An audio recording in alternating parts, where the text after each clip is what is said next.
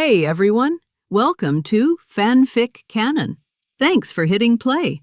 I'm thrilled to bring this fan-made story to life for you. If you enjoy the ride and want more narrated fanfics, smash, subscribe, and tap the bell so you never miss an episode. And if you want audiobook of a novel of your choice, join my Patreon. Request any title that's freely available online, and I'll produce a full narration just for you. Now, let's dive into today's adventure. Chengdu Region, New Bark Town, Xia Fan. Have you decided which one of Chikorita, Cyndaquil, or Totodile you want to choose as your partner? In Professor Utsugi's laboratory, Professor Utsugi looked at the boy in front of him with a kind face. At this moment, the young man was a little dazed and looked a little trance. Xia Fan looked at the professor in front of him, not knowing how to describe his emotions at the moment. 2 days ago, as the Pokémon AR game cabinet developed by Tiantian Technology was released to the world, countless Pokémon enthusiasts rushed to buy it up. Xia Fan, one of the loyal fans, also got it. But when the game was officially opened at 7 o'clock tonight, an accident happened. All the players who logged into the game were trapped in the game and could no longer exit. After spending 2 hours to accept this fact, Xia Fan followed other players to Professor Utsugi's laboratory to receive their Earl Dervish partners. Just now, when the professor was about to introduce Pokémon to him, his mind suddenly prompted system binding. Binding of the mythical beast system. The system gave him 4 abilities. The first one is the power of the master. Any Pokéball ball that passes through his hands will have a 100% chance of catching a legendary Pokémon. The second one is the power of legendary Pokémon. As long as you catch a legendary Pokémon, you can gain one of their skills. The third one is the charm aura, as long as they become his Pokémon. Their various ability values can be increased without limit. The fourth one is the perception of legendary Pokémon. He can sense the existence of legendary Pokémon within a 1-mile radius. And the closer he is, the stronger the perception. But the reason why he was stunned was not because of the system binding, but the fact that the next second after the system introduced all the abilities to him, he sensed that a Pokémon was attracting him. What are you daydreaming about? Hurry up and choose. There are many people waiting behind you. There were many players behind Xia Fan waiting in line to get the big 3. Seeing Xia Fan in a daze, they couldn't help but feel resentful. After coming to his senses, Xia Fan said, "Professor, can you give me a few empty Pokéball balls first? Let me catch wild ones. You don't want to choose a partner from us, but want to catch wild ones by yourself." Professor Utsugi was very surprised. "Well, please, Professor, please give me a few Pokéball balls," Xia Fan said firmly, seeing Xia Fan so determined. Professor Utsugi stopped trying to dissuade her. He picked up 5 strung-together Pokéball balls from his desk and handed them to Xia Fan, saying something at the same time, "If you fail to subdue him, you can come back to claim your partners." "Thank you, Professor," Xia Fan thanked him, picked up the Pokéball ball and ran outside. When passing by some players, their taunts were endless. "This guy really makes me laugh to death. He doesn't even want the 3 starter Pokémon, but directly uses 5 empty Pokéball balls to catch wild ones. Does he think he has a master ball? Or does he think Pokémon are all idiots and can be caught directly by just throwing them? Don't laugh, his guy must have never played before. So he's so self-righteous. Haha, forget it, I can't help it, haha. Everyone please line up first. I'll follow him to take a look and then line up again." After leaving the laboratory, Xia Fan followed the instructions of his perception and came to a lawn. At this time, there were many children playing with some Pokémon on the lawn. There are Nidoran, Oddish, Growlithe, and so on. Xia Fan relied on her perception to finally come to a bird Pokémon Pidgey. This Pidgey is playing with some Oddish. Seeing Xia Fan coming over, Oddish was scared away. Only Pidgey looked at Xia Fan with a puzzled look, because it didn't understand why the person in front of it was shaking all over and swallowing saliva when looking at it. "Is it Mew? It's Mew, it should be Mew. My divine beast perception shouldn't mistake a real Pidgey for a divine beast for me to perceive." Xia Fan looked at the Pidgey in front of him, who was tilting his head and looking at him in confusion. And his thoughts were spinning rapidly, ha ha ha. What are you doing, kids? You're not going to just use your Pokeball to catch all the contest condition Pidgeys. Are you at this time? The guys who had mocked Xia Fan in the laboratory just now also ran over, seeing that Xia Fan was actually very excited about a Pidgey. They laughed so hard that they couldn't breathe. Xia Fan glanced at them and reached for the Pokeball hanging around his waist. He took one out and threw it at Pidgey without hesitation. A red light flashed from the Pokeball, and Pidgey was caught in the Pokeball. The Pokeball fell to the ground and began to wobble, with a red light flickering in the middle. System, I hope you are not trying to trick me. Xia Fan murmured anxiously in his heart. You actually threw the Pokeball like that, you are a genius. Hello. Those guys couldn't help but start laughing again. But the laughter only lasted for 3 seconds before it stopped abruptly. Because after the Pokeball swayed left and right 3 times, it actually stopped. Xia Fan was ecstatic, and quickly picked up the Pokeball and ran away, as if he was afraid that they would follow him. 10 minutes later, Xia Fan ran into an empty grove. He looked around and breathed a sigh of relief when he found no one was following him. He looked down at the Pokeball and pressed the white button in the middle, and a pink cat-like Pokémon emerged from it. This Pokémon has a pair of triangular ears and a pair of big blue eyes. When it came out, it tilted its big head and looked at Xia Fan. It meowed twice and its voice was like a cat, which was extremely cute. Mew, it's really Mew. Xia Fan was ecstatic and almost jumped up with excitement. This is a legendary Pokémon that has the genetic genes of all Pokémon. Since it can turn invisible at will, it won't be noticed even if it gets close to humans. Because it can use all Pokémon's moves, many scholars believe it to be the ancestor of Pokémon. Ding successfully captured the legendary Pokémon Mew. Please select one of the skills as your skill. In Xia Fan's Minda system, prompt sound suddenly rang. And at the same time, a system panel that only he could see popped up in front of him. Phantom Pokémon Mew gender, nuns. Ability synchronize transmit your own poison. Perilous Zean burn contest condition to rival. Carrying items Lumberry after carrying it. It can be used when Pokémon falls into a chaotic contest condition to remove abnormalities and chaotic contest conditions. Skills are as follows: Earthquake, Big Earthquake. Mega Punch, hit rival with a powerful fist. Ancient Power, 10% chance to double your own power. Aura Sphere generates wave power from the body, and then sends it to rival. The attack will definitely hit. Future Sight, send out a ball of confusion, attacking the enemy at some point in the future. Mew has many skills, and the series of powerful skills dazzled Xia Fan. But Xia Fan did not hesitate to choose a skill instead. He said in his mind without saying anything, I choose Mew's transform skill. Well, the next second, Xia Fan felt as if he had turned into a Pokémon, with an extra skill in his mind. Looking at Mew, Xia Fan's mouth corners gradually rose. This skill, which doesn't sound like a contest, is actually a magical skill to him. He can transform any Pokémon into something new and use all of their skills. So if he can transform Mew, doesn't that mean he has all the skills? 3 seconds later, the Mew tilted its head, and when it saw Xia Fan turned into the same kind as itself, it was suddenly startled and shrank its head back. After a while, it seemed to accept Xia Fan as its own kind and floated to Xia Fan's side curiously. Meow, are you a human or my kind? After transform Mew, Xia Fan can also understand Mew's growl.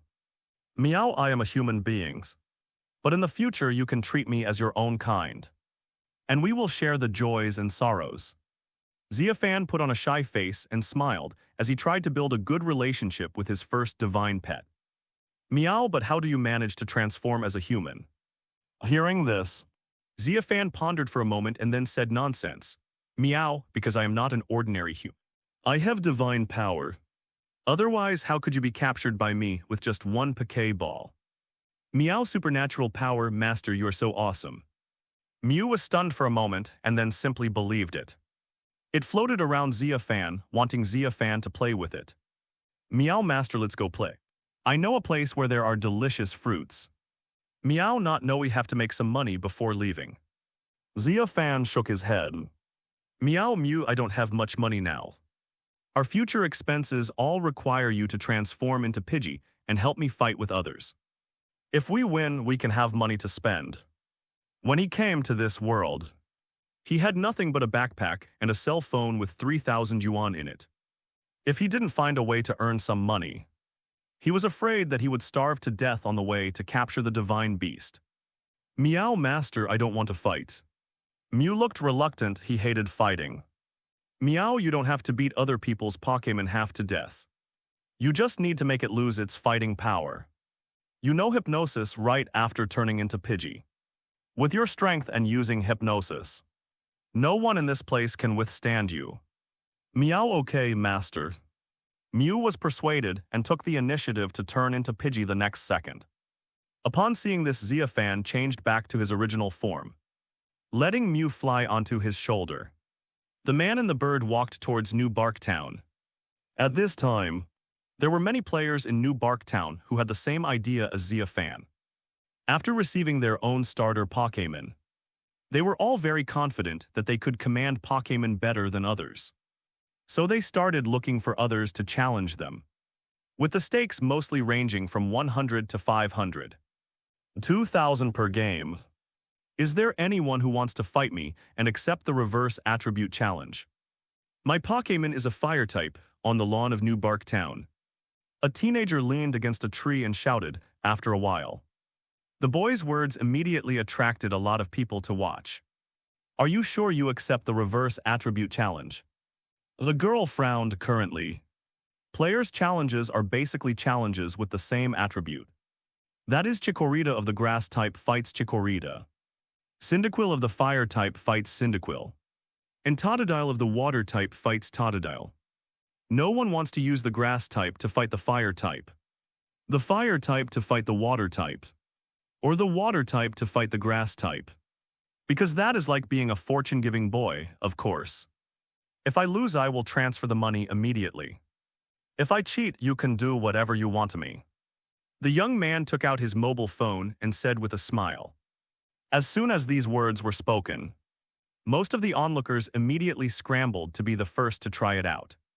Only a few people were wondering why the fortune-bringing boy in front of them was not a water-type Pokémon, so that they, the grass-type Pokémon, could also participate. Finally, the boy chose the girl who had asked him the question just now. Come out, Totodile. The girl who was drawn released her Pokémon without saying a word. A red light shot out from the Pokéball, and a playful Totodile appeared, wally wah. After Totodile came out, it jumped and circled around its owner. The girl hugged it, then turned to look at the boy opposite her. Take out your Pokémon. The boy smiled slightly and took out his Pokéball from his waist. A red light flashed and a Pokémon that no one expected came out. Come out, Typhlosion. A Pokémon with flames bursting from its neck and its body standing upright appeared. As soon as it appeared, the temperature around it immediately became a little hotter. Everyone looked at it and was shocked. The girl opposite was the most surprised. You. How come your Pokémon is Typhlosion? She thought it was Cyndaquil at first, but she never expected that what the other party took out would be the final evolution of Cyndaquil. How could a Totodile possibly beat this? There is a world of difference between evolution and non-evolution. What's more, this confrontation took place after 2 evolutions. Even with the attribute restraint, it is still not enough when facing Typhlosion, unless his Totodile is also the final evolution. Feraligatr, why can't I be Typhlosion?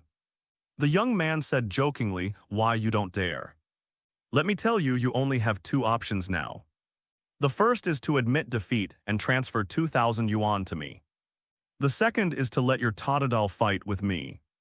Let my Typhlosion enjoy the thrill of the battle, and then transfer the money to me. You are shameless and despicable. You actually set a trap here on purpose. The girl was furious. If he had told her earlier that his Pokémon was Typhlosion, She would never come near him even if she was beaten to death. Then it's your own fault for wanting to take advantage of others. The young man sneered, then took out his phone.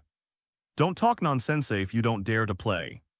Then just transfer the money. What I hate most is people who don't admit their losses. As he said, Thaith snapped his fingers. And Typhlosion beside him took a step forward, staring at the girl fiercely. The flame on his neck was a little hotter than before.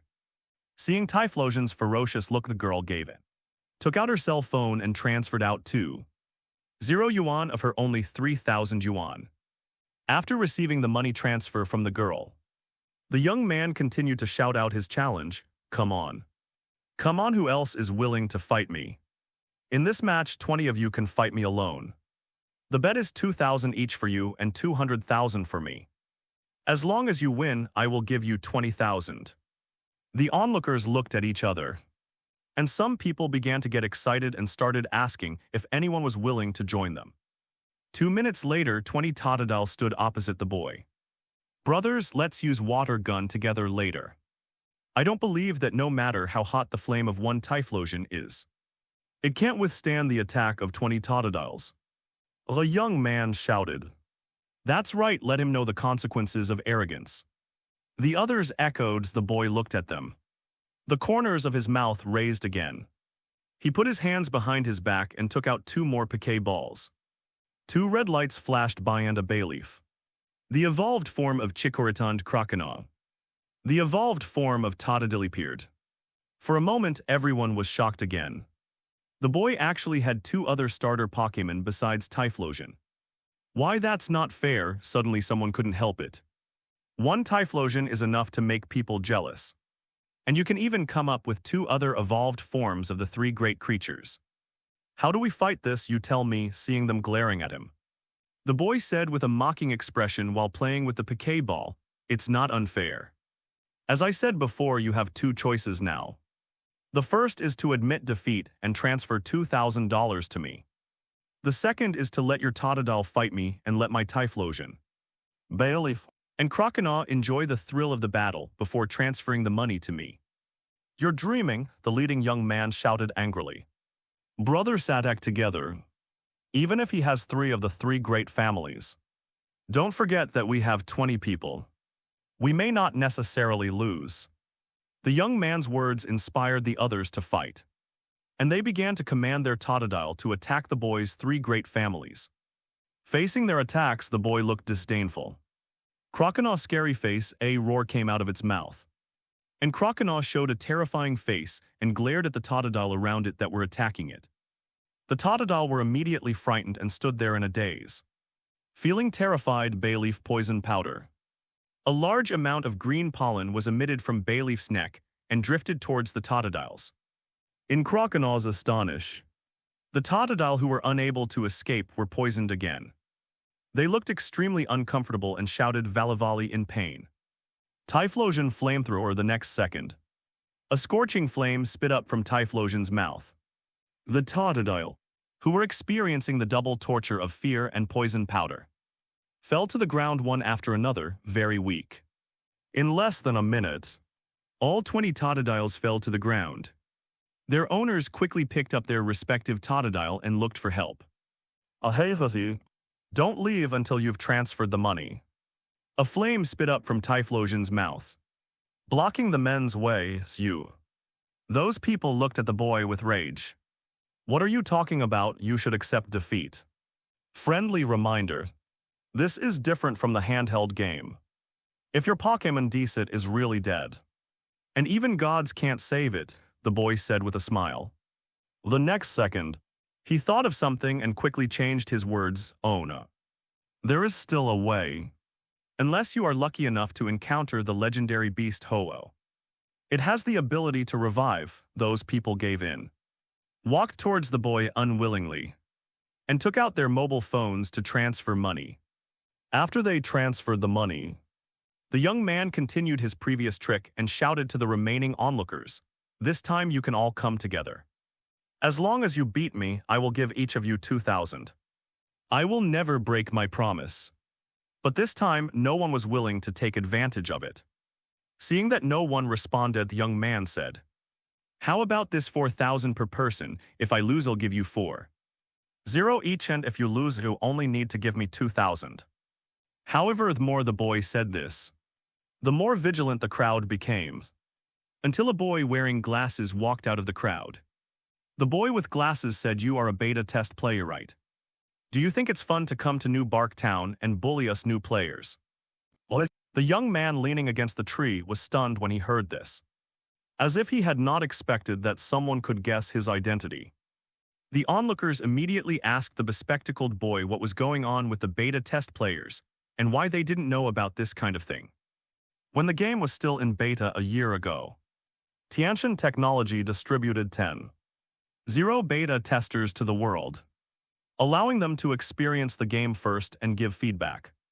The boy with glasses finished explaining and turned to look at the boy. As a beta tester blocking new players in the novice village, aren't you afraid that Tiantian Technology will reclaim your account? The boy sneered, "Recycle boy. You may have forgotten that the game has crashed and cannot be exited. This means that no one can stop me from doing this.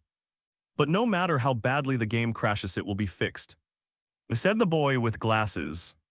The boy laughed as if he had heard the funniest joke. "To tell you the truth, the game cannot be repaired.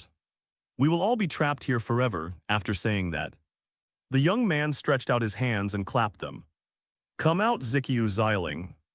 Now that someone knows about our existence, it won't make much sense for me to continue teasing them like this." After a while, a man and a woman walked out from the crowd. They each took out a Pokeball and released their Pokémon, a Charizard and a Venusaur, the final forms of the Kanto region's three main pets, Charmander and Bulbasaur. As soon as these two Pokémon appeared, they walked to both sides of the crowd, blocking their way. "Okay, I won't waste any more time. I came here to block you this time for only one purpose, which is to rob you while you are still weak." The young man smiled at the people in the crowd and said arrogantly, "Everyone, I won't rob you of your extra money. 2,000 per person will be enough. I will let you go immediately after the transfer. If you don't transfer the money, then release your Pokémon for us to kill." Under a tree in the distance, Xia Fan looked at the players who were surrounded not far away. With a raised brow when he first saw Typhlosion, he thought that someone was just like him and was lucky enough to get a system. As a result, he didn't even dare to come out and challenge others to make money.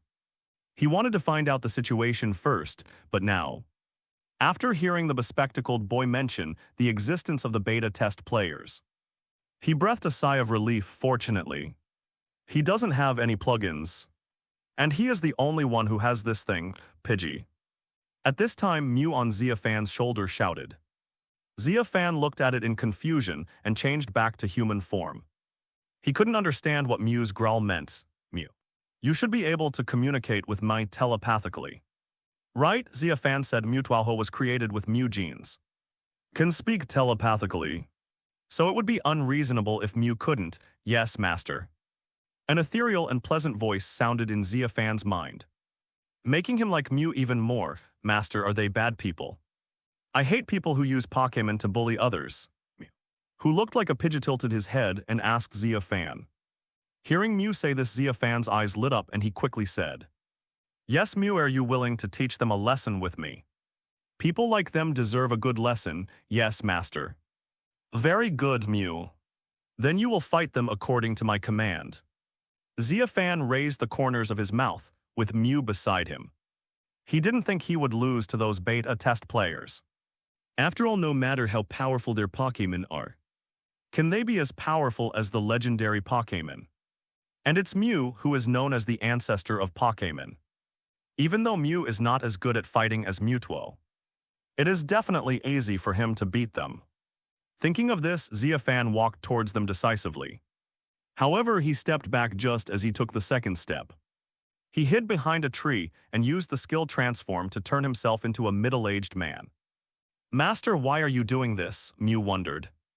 "I am doing this to better save people," Xia Fan said calmly. "Mew, let me tell you, saving people also requires methods and ways. Because people's hearts are complicated. If I take you with me to fight them off in my true identity, if someone finds out that you are Mew, it will definitely cause a lot of trouble afterwards. So it's best to change to a false identity. Even if they find out, it won't affect me at all. Mew tilted his head and blinked. You'll understand later. Xia Fan smiled and said nothing more.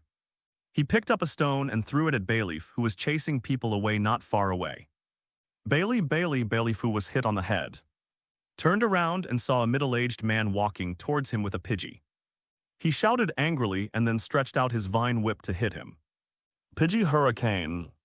Mew fluttered up from Xia Fan's shoulder, first flapping his wings to blow away the vine whip from Bayleaf, then flew to the Bayleaf, sky-flapping his wings quickly. Soon, 4 strong storms swept towards Bayleaf in all directions, leaving Bayleaf no chance to escape. Bayleaf screamed and fell to the ground under the skill Hurricane, losing his combat ability. Flying-type skills have a natural restraint on it. A grass-type Pokémon, Bayleaf. The battle between Mew and Bayleaf naturally attracted the attention of the 3 beta testers, especially the youngster who was the dominant one among the 3. Seeing that his Bayleaf was defeated by a Pidgey that had not evolved yet, he was immediately very angry and waved his hand to let Typhlosion pass. Then he took out the Pokeball and took back the Bayleaf, looked at Xia Fan and said coldly, "Uncle, are you trying to meddle in other people's business?" "Ha ha ha, I'm just so happy to see the prey." Xia Fan clapped his hands acting like a naughty boy. "You 3 are so powerful, can you compete with me? You want to have a bounty fight with us?" The young man raised his eyebrows. He thought the uncle was here to stop them from robbing. "But it's okay this way, as I just haven't felt the addiction to Pokémon battles yet." "Okay, uncle, how big of a bounty fight do you want?" The young man said with a smile. Xia Fan spread his hands, "Everything but all our money. If you win, I will give you all the money if you win." "Give me all the money." The boy frowned and asked, "Are you sure?" "Sure." The 3 of them looked at each other. And finally the girl next to the boy spoke up, "Then tell us how much money you have. If all the money you have on your body is less than..." "Don't ask me how much money I have." Before the girl finished speaking, Xia Fan interrupted her with a proud look on her face. "Because I want to fight 3 men alone. I just want to ask if you dare." The 3 of them looked at each other again. Xia Fan's words made them a little confused. Could this person be cheating? How could such a good thing happen in this world? The girl asked cautiously, "Zyq is right. I suspect that man might be an internal test player like us. Maybe his friends are hiding in some corner, ready to rob us." The man who had been silent among the 3 spoke. After listening to this, the boy turned his head and looked around. "You don't even dare to fight 3 against 1. Are you a man? Do you have some blood in your veins? If you still don't dare, then the 3 of you can come together, and I will fight you with a Pidgey at this time." Xia Fan said again, his eyes going straight to the young man in the middle. After all, he was young and easily got carried away. When Xia Fan said this, the boy could no longer bear it and said angrily, Come on. Anyone who loses and refuses to admit his defeat is a coward." After that, the boy turned to his companions and said, "You are not allowed to help me. I will use Typhlosion to roast his Pidgey and ate it." Typhlosion sunny day. Typhlosion let out a howl, and the flame on his neck suddenly became hotter than before. It seems more dazzling than the sun. The surrounding temperature instantly rose to a level that could roast people. Typhlosion flamethrower. As the temperature rose, Typhlosion began its offensive under the boy's command. A mouthful of flamethrower that was even stronger than before was spit out from Typhlosion in the air. With the blessing of the skill Sunny Day, this flamethrower was even more powerful than before.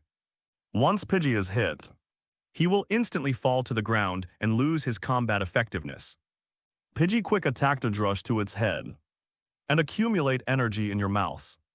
Xia Fan commanded calmly, boom tilde. A Z-shaped spark flashed by, and Mew easily dodged the attacking flamethrower and rushed towards Typhlosion. with sharp eyes like a proud god of war. Normal arrived above Typhlosion's head in an instant. At the same time, a dark energy ball condensed in his mouth. Pidgey used the destruction ray. What? How is this possible? The boy was wondering what skill Pidgey was condensing. But when he heard the words destructive death ray, he was suddenly shocked. Typhlosion, get out of the way. Typhlosion was about to jump away upon hearing that. But it was too late, facing Mew who had turned into Pidgey. Its reaction was still a little slow. A beam of black energy came out of Pidgey's mouth accompanied by a loud noise. The next second, a violent explosion sounded and thick smoke filled the surroundings. No one knows what the outcome of Typhlosion will be. Only when a breeze blew by did they see Typhlosion lying on the ground. Unable to moving, the flames on his neck had all dissipated. Typhlosion. The boy panicked and rushed forward to check Typhlosion's condition. Don't worry, he's not dead. He's just been beaten and can't fight anymore. My Pidgey is much more humane than you. Xia Fan reached out and stroked Mew who was back on his shoulder. Not forgetting to flatter him, boom. Mew cried out in delight, why? Why can your Pidgey use skills like Destruction Ray? The boy collected Typhlosion with a piquet ball. Stood up and looked at Xia Fan coldly. He found it hard to understand how a Pidgey could use an ultimate skill like the Destruction Ray. Guess, Xia Fan asked jokingly, you. The boy suddenly became angry. Xia Fan, don't talk nonsense. If you don't dare to continue fighting, then transfer the money to me immediately and get out of here. The boy gritted his teeth and turned to look at his companions. Although he didn't want to ask for help, he only had one Croconaw left. He didn't think his Croconaw could defeat Pidgey, which could use the Death Ray. So he had to ask other Pokémon to team up. More importantly, he didn't believe that the Pidgey could use the Destruction Death Ray several times in a row when it was beat up. The boy's companions saw the look in his eyes, understood what he meant, and immediately recalled their respective Charizards and Venusaur, no longer caring about the novice players they had captured. Without Charizard and Venusaur blocking the way, most of the novice players immediately dispersed, except for some brave guys who couldn't resist their curiosity and stayed to see how the godlike Pidgey would fight against the two giants of the Kanto region's big three. Charizard and Venusaur, the battle is about to begin. On the left is a trio of beta test players. Charizard flapped his wings and flew in the air, spewing out ember from his mouth. Venusaur stretched out its vines and waved them in midair, waiting for its master's order to deliver a fatal blow to the enemy. Croconaw opens its huge mouth full of fangs, waiting for the enemy to fall to the ground, and then swallows it. On the right there is only Xia Fan. In front of him was Mew who had turned into Pidgey. The two of Themon Man and one bird were looking at the three Pokémon opposite them with great calmness. Croconaw's scary face, the boy gave the order first, attempting to use Croconaw's hideous face to make Pidgey fall into a brief state of fear and lose the ability to move. However, he thought too much. Facing Croconaw's ferocious face, Pidgey did not react at all. Instead, he flapped his wings and hit Croconaw with a yawn. The sarcasm was palpable.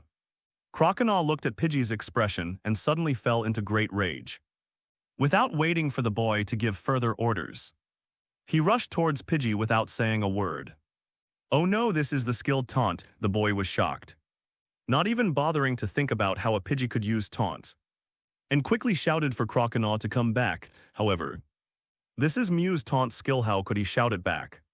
At this moment, Croconaw's mind was filled with Pidgey's mocking expression. He just wanted to bite Pidgey into pieces and swallow him into his stomach to relieve his hatred. Charizard, go help Croconaw. Once that Pidgey uses Destruction Death Ray, you spit him with Flamethrower, the young man's companion. The man named Zai Kiyu said hurriedly. Charizard roared and rushed over with the flap of his wings. Venusaur Sun Blazy, as soon as that Pidgey starts to attack, you and Charizard will attack it together. The young man's companion girl named Xiling also spoke up. The giant Venusaur nodded to show that it understood. And then the sun's light began to gather with tangible force towards the huge open petals on its back. looking at Charizard and Venusaur, and Mew, who was gathering strength to attack him. Xia Fan raised the corners of his mouth, whispered a few words at first, and then began to shout orders. Pidgey double team, charge at each of them, Mew screamed. And then its body split into three, rushing towards Croconaw, Charizard and Venusaur respectively. Croconaw water gun, Charizard flamethrower. The young man and the man named Zyq quickly gave orders. A column of water and a burst of fire instantly separated the two Pidgeys. Fake body. Everyone quickly turned their eyes to Pidgey, who was running straight towards Venusaur. Since those two are fake bodies, the real body can only be this one. Then they heard Xia Fan's voice. Pidgey, destroy the death ray. The young boy and the man named Zyq quickly looked at the girl. Xiling, quickly order the sun flame to fire while it is still gathering energy. Said the young man, Brother Suzhang, don't be impatient. Sunflame takes time, but I promise it will be faster than its Pidgey. The girl said, wiping the cold sweat from her face. 2 seconds later, Venusaur condensed a ball of light that looked like a small sun. Venusaur, Sunflame, quick, the girl ordered hurriedly. The next second, a strong and dazzling beam of light rushed towards Pidgey, who was gathering energy in the air. For a moment, everyone seemed to see Pidgey being melted under the beam of light. Oh, what a pity such a powerful Pidgey is gone. It only blames itself on following the wrong owner. The onlookers sighed. How great it would be if they had a Pidgey like this. They would definitely treat it like an ancestor and make it their main pet. He was able to learn such a magical skill as the destructive death ray without evolving at all. And he was able to fight against the final evolution of the big three in this way. What will happen if he evolves in the future? I'm afraid I could fight even if I met a divine beast. And maybe I could win, haha, it's over. Your Pidgey is gone according to the bet. You should transfer all your money to me. Seeing the annoying Pidgey disappear into thin air, although he felt a little sorry, the boy still laughed, taunted Xia Fan, and stretched out his hand to let him fulfill the bet. Do you really think it's over? Looking at the young man's complacent look, Xia Fan calmly said something that puzzled everyone. What do you mean? The young man Su Zheng's smile suddenly stopped and he frowned. Clatter, Xia Fan raised his hand to the sky, and a crisp snap of his fingers was heard in everyone's ears. Then a loud noise was heard in the air. Everyone looked up. In midair, they actually saw a Pidgey swooping down towards ground, spitting out a beam of black energy from its mouth. Its target was the Venusaur on ground that was about to claim credit from its master. Before anyone could react, there was a loud explosion. Afterwards, all people saw was a Venusaur lying on the ground, not knowing whether he was dead or alive. How is this possible? Why is it up there? Su Zheng was horrified. He couldn't understand why Pidgey, who had clearly been melted by the flames of the sun, would rush out from up there. Because sunshine and flame just hit substitute. Xia Fan said jokingly. The secret he had told Mew before was to have it use the skill substitute when using Shadow Clone to create a fake body that could withstand damage, so as to achieve a lifelike effect. The main body lets Mew use its own invisibility skill to lie dormant in midair, waiting for the opportunity for him to order the launch of the destructive death ray. Substitute, it can actually use the skill substitute. Su Zheng could no longer describe his shock at the moment in words. Is this a mythical beast or a Pidgey? In addition to being able to use the destructive death ray, it can also use the skill substitute. The qualifications are so exaggerated that it is unbelievable. I kill you at this moment, Venusaur's master.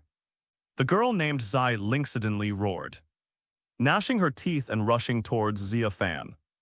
But the next second he was grabbed by the man named Zyq. Sister, calm down.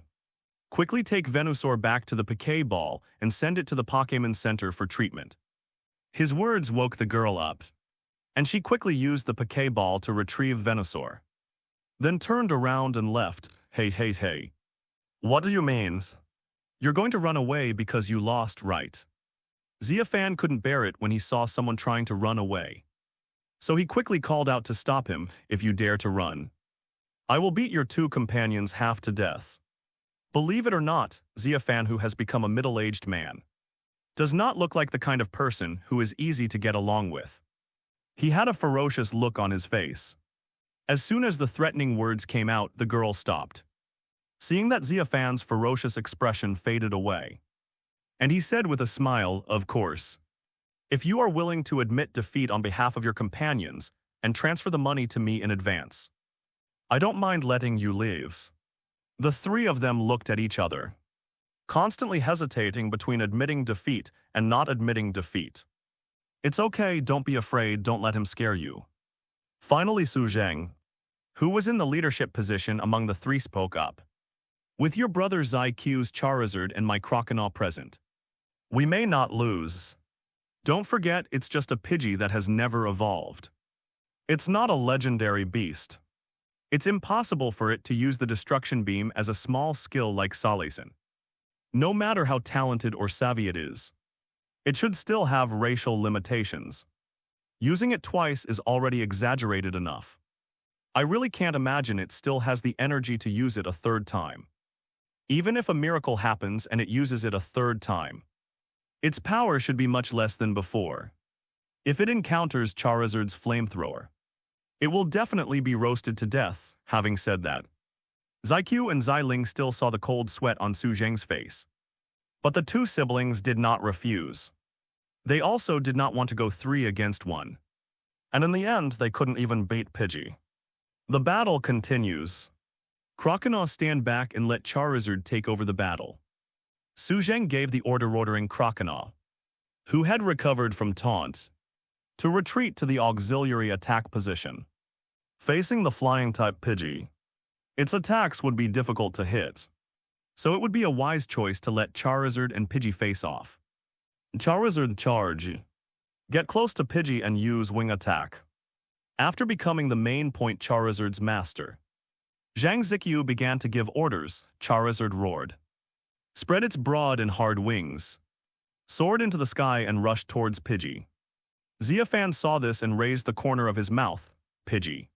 Steel wing, boom tilde. Pidgey spread his wings, and his thin wings suddenly became as hard as Orberg, reflecting the sunlight. Pidgey charged at Charizard without fear. A crisp tackling sound was heard from under its and Charizard's wings. Pidgey is not at all inferior. The onlookers could no longer sit still. Steel wing, it can actually use steel wing.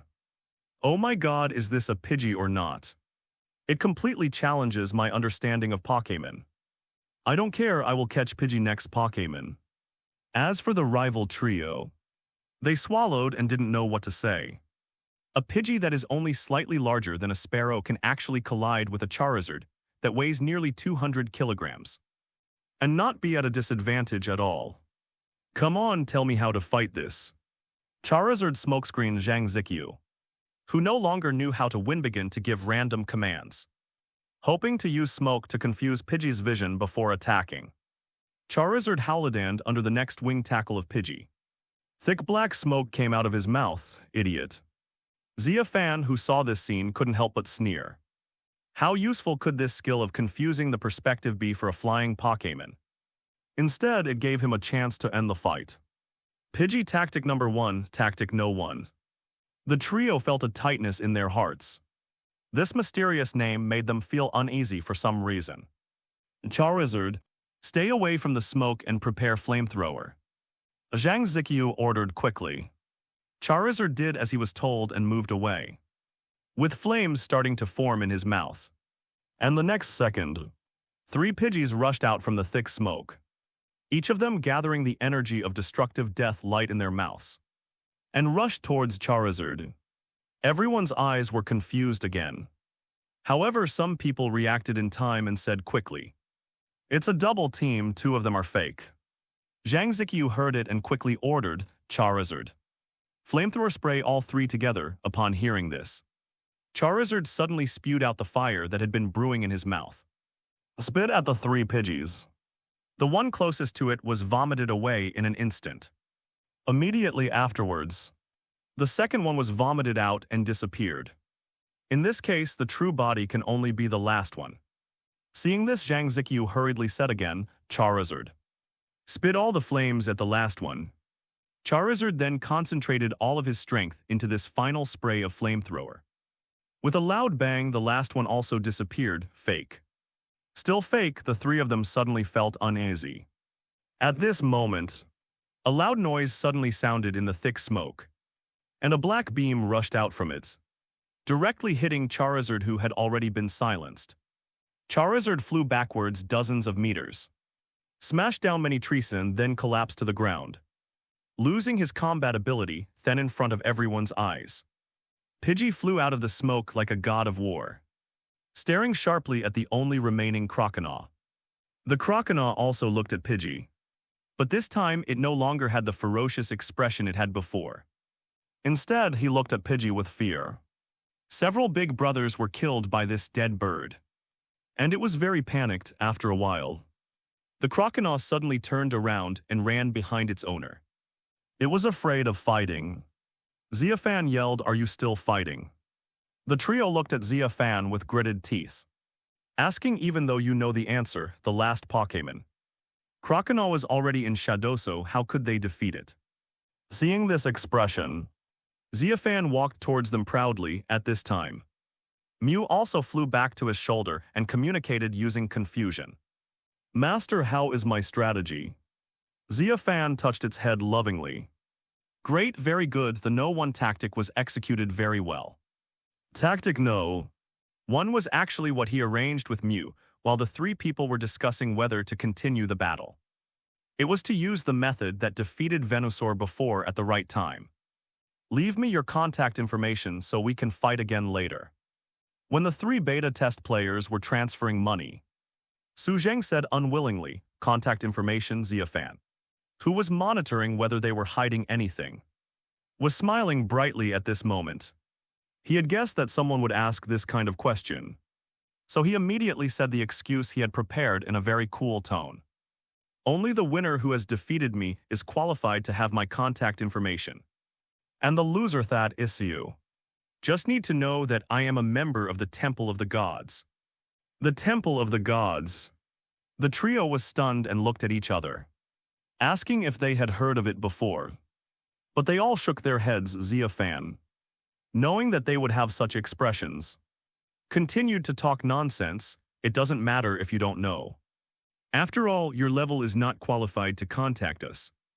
But it doesn't matter now that our Pantheon has been born.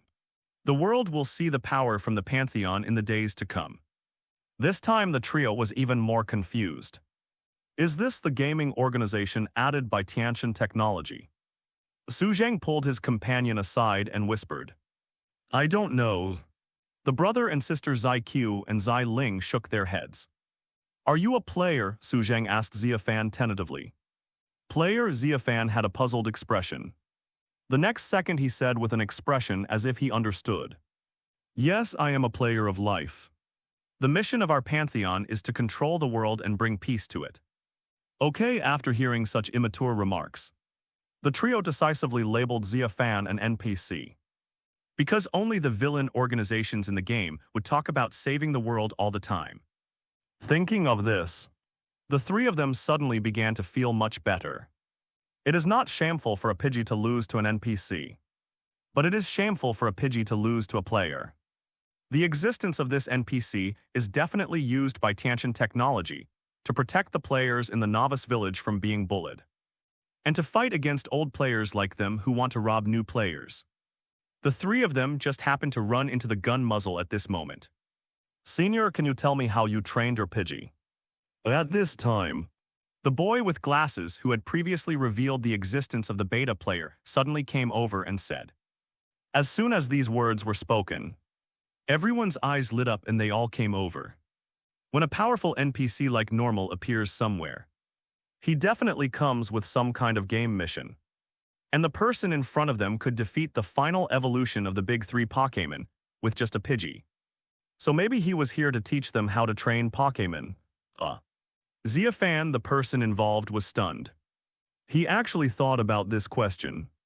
It would be unreasonable for such a powerful NPC to appear in a place like this without bringing some important information. Fortunately, Xia Fan was quick-witted and reacted quickly. And he quickly got over his momentary shock. Since you asked, I'll tell you. Xia Fan continued to talk nonsense in the tone of an NPC. It's very simple. First you have to eat and live with it. And then train with it. For example, when it practices destroying the death ray, you have to prepare a ton of water and drink and vomit with it. When it practices steel wing, you accompany it to hit the tree. When it practices substitute, you practice schizophrenia to teach it how to control its own substitute. It practices. Everyone felt confused before they even finished listening. The NPC in front of them was talking about training Pokémon. When practicing the destruction ray, I had to drink a ton of water with him. When practicing the steel wing, I had to crash into trees with him. What's even more exaggerated is that when practicing the substitute, I had to suffer from schizophrenia with him. What kind of magical training method is this? Fortunately, the chaotic mood of the crowd did not last long, and they finally heard an important message from Xia Fan. I caught this Pidgey on the night of the Mickey Festival on August 10th in Recruitment City. In Recruitment City, everyone's eyes lit up. Isn't that a city closely related to the mythical-based Ho-Oh? Thinking of this, everyone began to keep the matter of going to Recruitment City on August 15th firmly in mind. They believed that since the NPC told them about this, according to the game routines, there would be a Pidgey with the qualifications comparable to a divine beast appearing in Recruitment City on August 15th this year. Xia Fan looked at the secretly excited expressions of these people and quickly pursed her lips. He wanted to laugh and could hardly hold back his laughter. So, after checking whether the three people really transferred all the money to him, Xia Fan took a deep breath. Pidgey.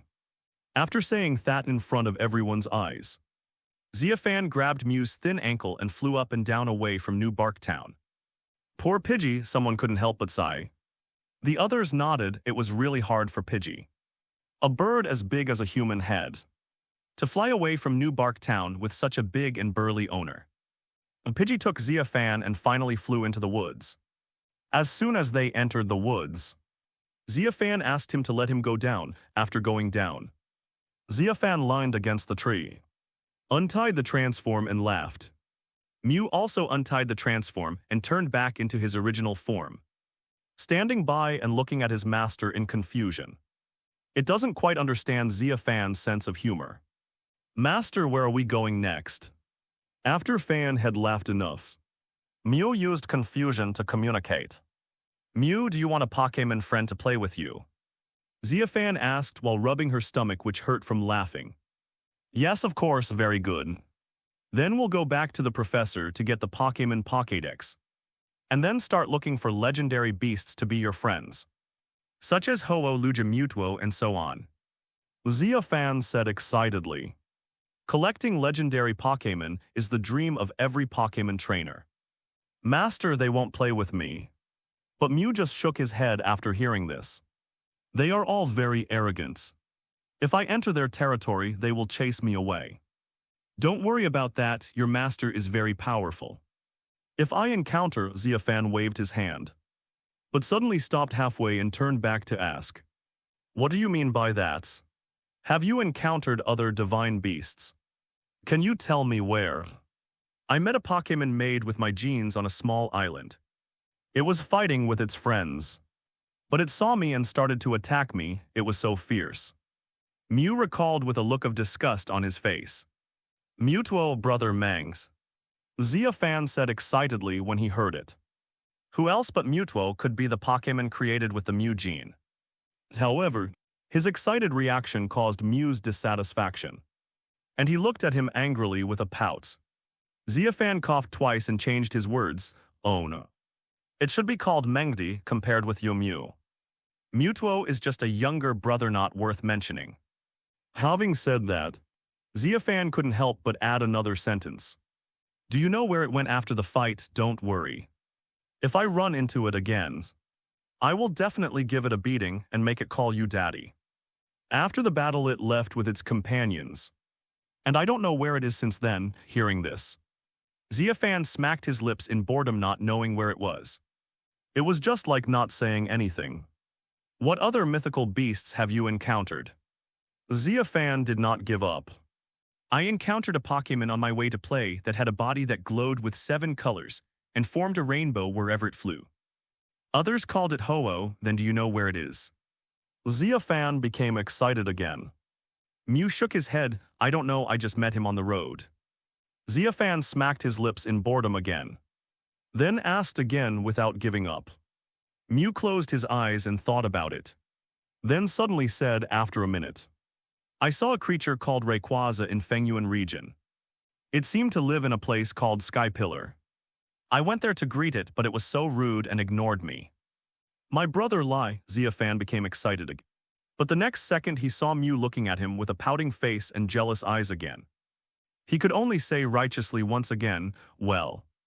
You're right, how rude, not even responding to a greeting.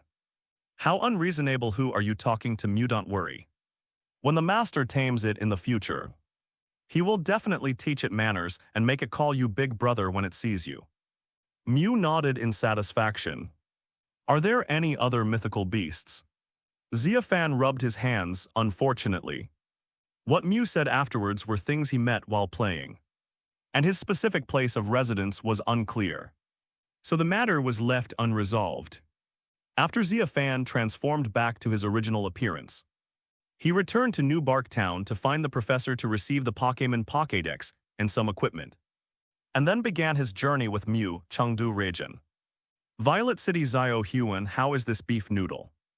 Isn't it delicious? In a corner of a beef restaurant, a young man had just finished eating beef noodles and was holding his stomach to enjoy it, while there was another bowl of beef noodles next to him.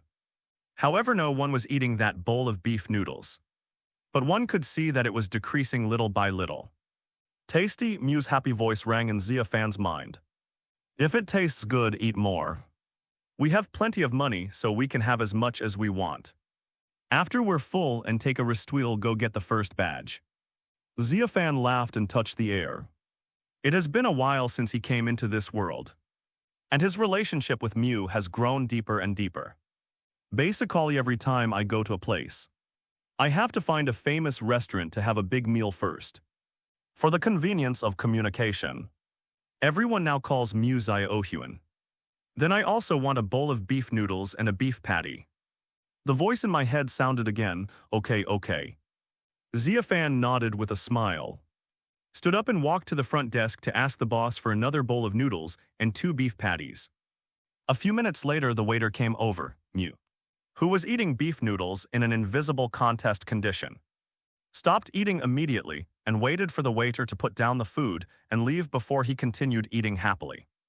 Xia Fan watched the beef noodles begin to disappear bit by bit, smiled and shook his head, too lazy to say anything else. Mew is very obsessed with eating. Under normal circumstances, he is willing to transform into the appearance of other Pokémon. Only when eaten Jevon, if it is troublesome, he will change into his original appearance and then start eating, because it feels that this is the only way it can be considered as having eaten. 20 minutes later, Xia Fan and Mew, who had eaten and drunk their fill, left with their hands on their stomachs satisfied. They then planned to take a leisurely stroll to the gym entrance and then begin the first gym challenge. Half an hour later, Xia Fan and Mew walked slowly and arrived at the flying gym in Violet City.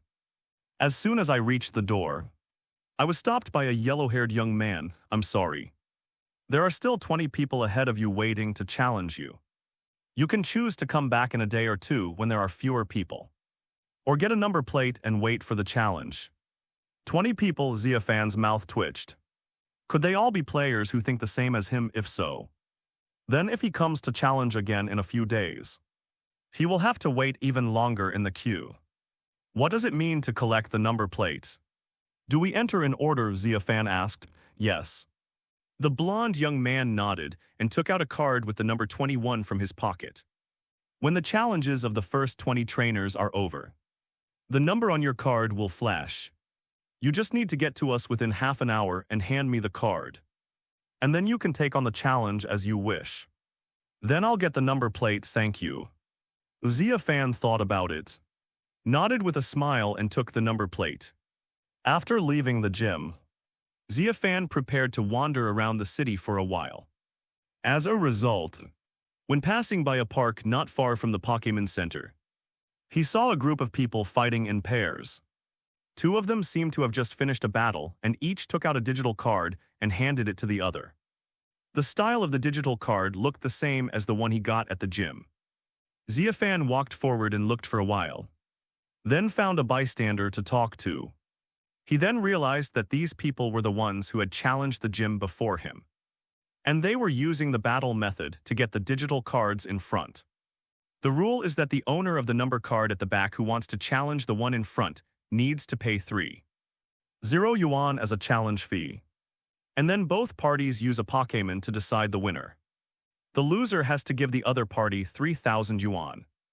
And the winner does not have to pay and can directly exchange number cards with the other party. Zio Huan, let's do this too. You first put the Pokéball, and then follow my instructions to transform. After learning this, Xia Fan decisively chose to join in. After taking out the Pokéball and muttering to himself in the air, the Pokéball opened automatically, and an invisible object drilled into it 1 minute later. Xia Fan found the trainer of the number card 18. According to the rules, he could challenge at most 3 numbers, namely 20, 19, and 18, and could not challenge the one with the highest number card all at once. At this time, the trainer with the number card 18 has just failed in challenging the number card 15. According to the rules, if he wants to challenge again, he needs to accept a challenge from a number card behind him. If he wins, he can challenge the number card in front again. If he loses, he will exchange number cards with the one behind him. Come on, I won't let you take my number cards away. The trainer holding the number card 18 is a young man with an annoyed look on his face. He was originally the holder of the number card 6. But after joining this for greed, he fell all the way to his current position and cannot go back even if he wants to. Seeing his expression, Xia Fan smiled, took out a Pokéball from her belt, whispered a few words, and pressed the switch of the Pokéball. Come out, Pikachu. A red light flashed, and a yellow electric mouse with a signature red spot on its cheek appeared. Pika Pika Pikachu. As soon as Pikachu appeared, some girls who were watching the show immediately screamed. In this city, wild Pikachu is rarely seen, so it is considered a rare Pokémon. On the other side, the young man was stunned. After seeing Pikachu, he immediately felt like vomiting blood. Because his Pokémon is a water type, it is just restrained by the electric type Pikachu. But he had no choice but to take out the Pokéball. Come out, Totodile. A red light flashed, and Totodile appeared, jumping up and down. Totodile rush over to Water Gun, get close and bite. As soon as he appeared, young man hurriedly gave orders, hoping to catch Fan off guard. Wally Totodile Wally sit, and a mouthful of Water Gun suddenly came out of his mouth, and he rushed towards Pikachu while spitting. However, he was overthinking. After Xia Fan saw Water Gun, he knew what he was going to do. Pikachu, quick attack. Avoid the Water Gun and move closer to Totodile. Xia Fan gave the order decisively. A spark flashed by, and Totodile's Water Gun was easily dodged, and it approached Totodile at a very fast speed. When he was 1 meter away from Totodile, Xia Fan gave the order again. Pikachu Thunderbolt. Connect to Iron Tail. As soon as the words fell, a lightning bolt as thick as a human thigh suddenly burst out from the surface of Pikachu's skin, which was running at full speed, and struck Totodile. And the tail behind it also transformed towards Orberg at the same time. At such a close distance, Totodile couldn't dodge and could only take it head-on. 1 second later, a severe electric shock sound came out of Totodile's mouth. 2 seconds later, spark disappeared. Pikachu jumped into the air, turned 360 degrees in the air, and then used the skill Iron Tail to hit Totodile's belly heavily. It was directly shot into a park pond several dozen feet wide. The onlookers who were watching the excitement hurried over to see what was happening, and saw Totodile staggering, shouting Wally, and then falling into the pool, losing his ability to fight. The young man could only reluctantly exchange number cards with Xia Fan. Put Totodile into the Piquet ball and run to the Pokémon Center. Let Totodile recover before looking for someone to fight. After getting the number card 18, Xia Fan led Mew, who had transformed into Pikachu, to look for the owner of the number card 15. 2 minutes later, Xia Fan found the owner of the number card 15. It's a girl. She was challenging someone. The Grass-type Bayleaf challenging the Fire-type Charmeleon. A few minutes later, the result was naturally a defeat due to attribute restraint. After transferring the 3,000 challenge fees to the other party, she saw Xia Fan standing aside and Pikachu on his shoulder. "You want to challenge me?" the girl said with a raised eyebrow. Xia Fan nodded. "Let's get started." The girl motioned for Fan to go to the other side. "Why don't you send your Bayleaf to the Piquet ball for treatment before coming back?" Xia Fan asked in surprise. The Bayleaf was badly beaten by Charmander just now. "No matter how you look at it, it doesn't look like we can fight again." "Who said I only have one Pokémon?" the girl said with a smile. Taking out a Piquet ball, come out Breloom. A red light flashed, and a Pokémon the size of a kangaroo with a mushroom-shaped head appeared. "Sorry, I still have a grass-type Pokémon. It won't be too late to go to the Pokémon Center after I win your money to make up for my loss just now." The girl looked confident about her Breloom. Xia Fan shrugged since she was so confident. She could only feel embarrassed. "Come back, Pikachu." Walking to the other side, Xia Fan took out the Piquet ball and took the Pikachu off his shoulder. After whispering a few words, he pretended to take out a new Piquet ball from his backpack. Come out Quilava the next second.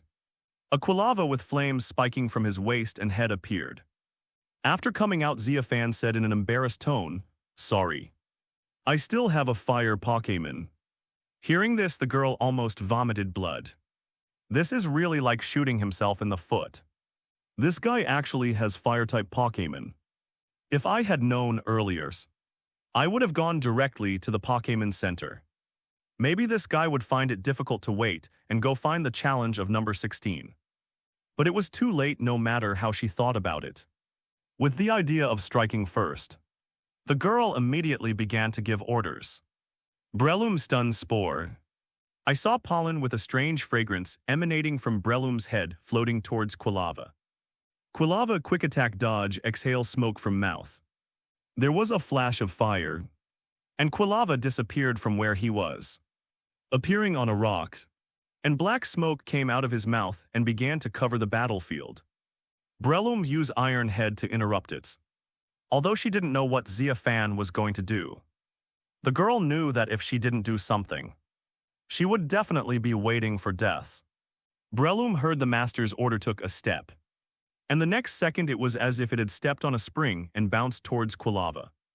The mushroom head emitted a strong cyclone under the powerful impact. Xia Fan said calmly, "Quilava quick attack dodge." And smokescreen doesn't stop until the entire venue is covered. After saying this, Quilava began to dodge around the challenge venue. Breloom is hot on their heels about 6 seconds later. The entire competition venue was shrouded in smoke and was completely invisible. Quilava and Breloom awaited instructions from their respective masters. But Breloom's owner was confused, because she couldn't see the situation inside clearly, and she didn't know how to command Breloom to fight next. Only Xia Fan said calmly, "Quilava, implement tactic number 2, tactic no 2. The girl opposite frowned slightly, looking uneasy. After a while, she heard the miserable growl from Breloom in smokescreen. I was suddenly extremely anxious, but there was nothing I could do. I can only stand outside and wait. As Breloom's miserable growl grew bigger, the girl couldn't stand it anymore and finally shouted that she gave up. Xia Fan then shouted to smokescreen, "Quilava is ready." As soon as the words were spoken, there was no more miserable growl of Breloom inside. After a dozen seconds, the smoke dissipated. A scene that made the girl stunned appeared. Because Breloom was completely unharmed, just standing there at a loss. Quilava was lying on the ground beating yawn. What's going on?" the girl asked in shock. Xia Fan smiled and didn't answer in a hurry, instead. He used the Pokeball to collect Quilava before speaking. It's very simple. Because the screams just now were all made by Quilava. My Quilava has a talent for language and can mimic many Pokemon's growl. The screams just now were all made by it. The girl felt like something was stuck in her throat. Is there such a thing? She couldn't accept it. It was as if nothing had happened to Breloom, and she was the one worrying for nothing. A few seconds later, the girl, who was getting angrier and angrier, said angrily, "Just wait. I will definitely get back at you." After saying that, she took out the number card 15 and exchanged it with Xia Fan. Then left angrily. This feeling of being teased made her feel that it would be worse than being beaten up. We have to go to the Pokémon Center later anyway. Looking at the back of the girl rage, Xia Fan expressed that he couldn't understand why the Pokémon was safe and sound. So why did he have to beat them up to be satisfied? A woman's heart is as deep as the sea, Xia Fan sighed. Picked up the token and began to look for the owner of the number card 12. But his answer just now was nonsense. Where did Mew get the talent for cross-species language? The real situation was that Mew used the transform skill in the smoke to change from Quilava to Breloom, and then screamed until the other owner couldn't stand it and surrendered. This is the so-called no-2 strategy, which is one of the strategies he came up with. This is also Mew's favorite tactic, as it allows him to avoid causing damage to other Pokémon. Xia Fan, the owner of the number 12 card, searched for 10 minutes and finally found it after asking the owner of a card whose number had just dropped from 12 to 14. The challenger with card number 12 is a bit smart. As long as he knows that the opponent's Pokémon restrains him, he will challenge someone else and only challenge those who are restrained by him. When Xia Fan found him, he was challenging number 11. Because the owners of the number cards of numbers 10 and 9 were both water-based, while he was fire-based and did not dare to fight. Just like that, while challenger no. 12 was still dueling, Xia Fan could only stand by and wait. After waiting for 2 minutes, I didn't get the challenge of number 12. But the challenge of number 17 came. Since number cards 14 and 16 went to the Pokémon Center, he could only challenge Xia Fan. Xia Fan agreed. After all, there is money to be made in being challenged. 2 minutes later, the two found a place to fight. The boy with number 17 couldn't wait to take out the Pokeball. "Come out, Croconaw." Xia Fan looked at Croconaw opposite him, and then looked at the challenge field with the number 12 on the card not far away. I found that the battle over there seemed to be in a stalemate. Even with the advantage of attribute restraint, the battle could not be resolved in a short time. So I started to feel like playing. After picking up the Pokeball and mumbling a few words, he said, "Quilava, come out." The Pokeball glowed red, and he once again had Mew appear in Quilava form. When the boy on the opposite side saw that Xia Fan also sent out Quilava, he excitedly said yes. And then he hooked his finger at Xia Fan, taunt, "Come baby." Xia Fan looked at his confident look and couldn't help but said with a joking expression, "Quilava smokescreen connect to play number 2. He planned to replicate the winning method he used last time.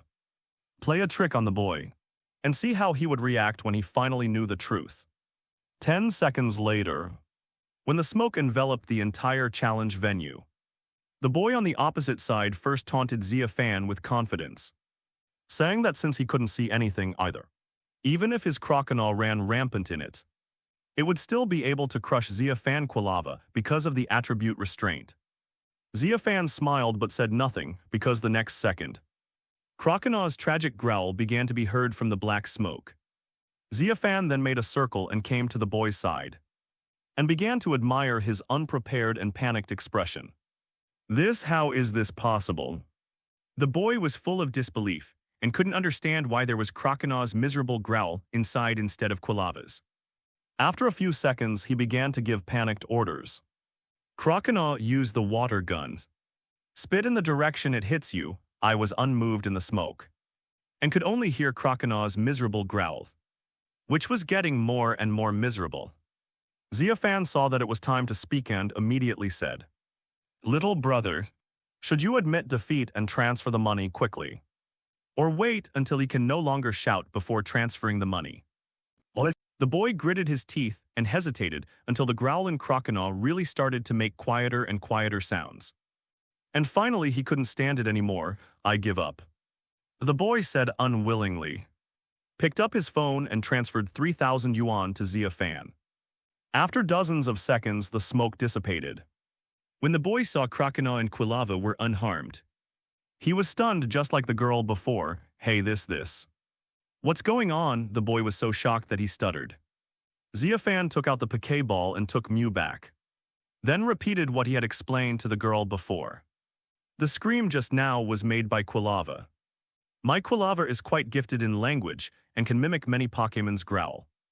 It just lay on the ground and mimicked Crocodile's growl scream, but didn't attack it. So when you ordered Crocodile to attack the Quilava that heard it, it was unmoved and didn't know where to attack." The young man took a deep breath after hearing this, and then he suppressed his rage and said, "Just wait. I will never be fooled by you again. After I complete a challenge, I will challenge you again. Don't worry. My Crocodile will definitely beat your Quilava even worse than before in the next match." Xia Fan shrugged, didn't say anything, turned around and left calmly. If he could still fight himself, he would not let Mew transform into Quilava, but directly transform into a grass-type Pokémon that counters Crocodile. At this moment, Mew's voice sounded in Xia Fan's mind. "Master, let's use tactic number 2 in the next game. It's more fun." Xia Fan smiled, picked up the Pokeball and whispered, "Then let's just keep using strategy no. 2 until someone doesn't fall for it." "Okay." Mew responded happily. Back to the challenge venue of number card 12. It just so happened that the battle between the two had just ended. The trainer with number card 12 defeated the trainer with number 11, and the two exchanged their number cards. This means that Xia Fan's challenge target has become the trainer who fell from no. 11. What Pokémon are you? When the trainer heard that Xia Fan wanted to challenge him, he did not rush to agree but asked tentatively. Xia Fan raised his eyebrows when he heard this, picked up the Pokeball, murmured twice and said, "Come out." Magikarp. A red light flashed, and a red carp with a gold bottle cap on its head appeared. When the trainer saw it was Magikarp, he excitedly accepted the challenge, ran over to the other side, took out the Pokeball and released his Pokémon without saying a word. "Come out, Ariados." A red light flashed and a red poisonous spider appeared. But the next second the trainer paused, because the Magikarp on the opposite side disappeared, and Quilava stood there instead. "Where's your Magikarp?" The trainer frowned. "Of course I took the Magikarp back. I took out the Magikarp just to say that I had it. But I didn't say that I would use it. I'm not stupid." Xia Fan joked. "Little guy, you're still trying to play tricks on him. If he just took out Quilava, this guy would probably just run away under the pretext of going to the Pokémon Center and wouldn't be in such a hurry to fight him." "Are you?" The trainer felt like he had something stuck in his throat. Finally, he couldn't find any words to refute and could only admit defeat and fight against Xia Fan. The battle lasted only 2 minutes. Ariado's trainer was just like the other two. After hearing Ariado's miserable growl from the smokescreen, he immediately panicked. In addition, Xia Fan was standing by and saying some disturbing words. In the end, he was scared and exchanged number cards to admit defeat. After the smokescreen dissipated, I looked at the intact Ariados and listened to Xia Fan's explanation. Ariado's trainer was so angry that he vomited blood. He said something harsh and left. "You are so cruel, kid. I admit defeat this time. I hope you can continue to use this clever trick to win in the future." He was afraid that if he stayed any longer, he would jump up and strangle the B*****D, who had cheated him of his number card. "Very good. At this rate, it won't be long before we get the number 1 card." Xia Fan, who got the number card No 12, was in a good mood and started looking for a trainer with the number card No 9. After searching for about 5 minutes, I finally found it in the corner at the very edge of the park. The trainer with the number 9 card is currently battling against the trainer with the number 7 card. Xia Fan waited quietly by the side, But after waiting for a while, a man and a woman came over. "Brother, do you want to have a fight?" The boy pushed Xia Fan's shoulder. Xia Fan turned his head and raised his eyebrows, because he saw that the girl next to the boy was the Breloom trainer who was fooled by Mew using the no. Two strategy before. Are you unwilling to accept your defeat and are looking for someone to retaliate? Xia Fan looked at the girl jokingly. The girl said angrily, "Don't talk nonsense. I just want to ask you if you dare to have a fair fight with my brother." Xia Fan shrugged, "Of course, but since it's a duel, there should be some stakes, right? Is it a bounty or a number card? Let me tell you if it's a bounty. I hope it's 10,000 so that the duel will be more interesting. If it's a number card, I will only accept challenges with number cards from 1 to 8. As soon as he finished speaking, Xia Fan saw the boy calmly take out the number 2 card. "I don't know if this one is qualified to challenge you," the boy said sarcastically. "The owner of the number 1 card has entered the gym to challenge. As long as you can beat me, you will be the next one to enter the gym to challenge. Of course, if you lose, I don't want you to pay me. I just want you to exchange your Quilava with my sister's Breloom. How about it, do you dare?" Xia Fan chuckled after hearing this, after all this time. "I didn't want to retaliate, but I was attracted by his Quilava. Of course you can, but it'll cost extra money if I win. In addition to the number 2 card, I'll also get the bounty." Xia Fan couldn't help but feel a lot of bad thoughts. If they dare to ask for his Mew, he will not stop until he has tricked these 2 siblings to death. How much? The boy did not refuse but asked the amount. "All of it if I wins. I want all your money except the number cards," Xia Fan said. "How about it, do you dare? After all, I'm using my main Pokémon and your sister's useless Pokémon as a bet." After saying that, Xia Fan looked directly into the boy's eyes. As long as he showed the slightest hesitation, he would immediately provoke him. Cans. What surprised Xia Fan was that the boy agreed without any hesitation and very decisively. This reaction made Xia Fan hesitate, and her eyes began to shift back and forth between the boy and his sister. This girl wouldn't have given all the money to her sister. Otherwise, why would she agree so readily? The boy saw the suspicion in Xia Fan's eyes, then took out his cell phone and showed her his savings of 148.0 yuan. Xia Fan immediately accepted the challenge without hesitation. Not making money is a sign of cerebral palsy. Since he didn't give the money to his sister, that means he has a Pokémon under his command that he thinks is very powerful. Otherwise, he would never dare to be so arrogant, however. No matter how arrogant he is, can he be as arrogant as Mew? Unless he also has a divine beast, but this is impossible. If he had a divine beast, he would not be interested in this Quilava, just like him. With the legendary Pokémon system, he only sees legendary Pokémon, and other Pokémon are just trash in his eyes. That's right, they are all small fry. The mentality is so arrogant. 2 minutes later, Xia Fan followed the brother and sister to an empty space, and the boy took out his Pokémon first. Come out, Feraligatr, a red light flashed, and a blue-skinned upright crocodile with a sturdy body. A mouth full of fangs and serrated red bone plates on its head. Back and tail emerged. It is the final evolution of the water-type Totodile among the 3 starter monsters in the Chengdu region. It has extremely terrifying bite force, and it is rumored that a light bite can kill rival. No wonder he is so confident.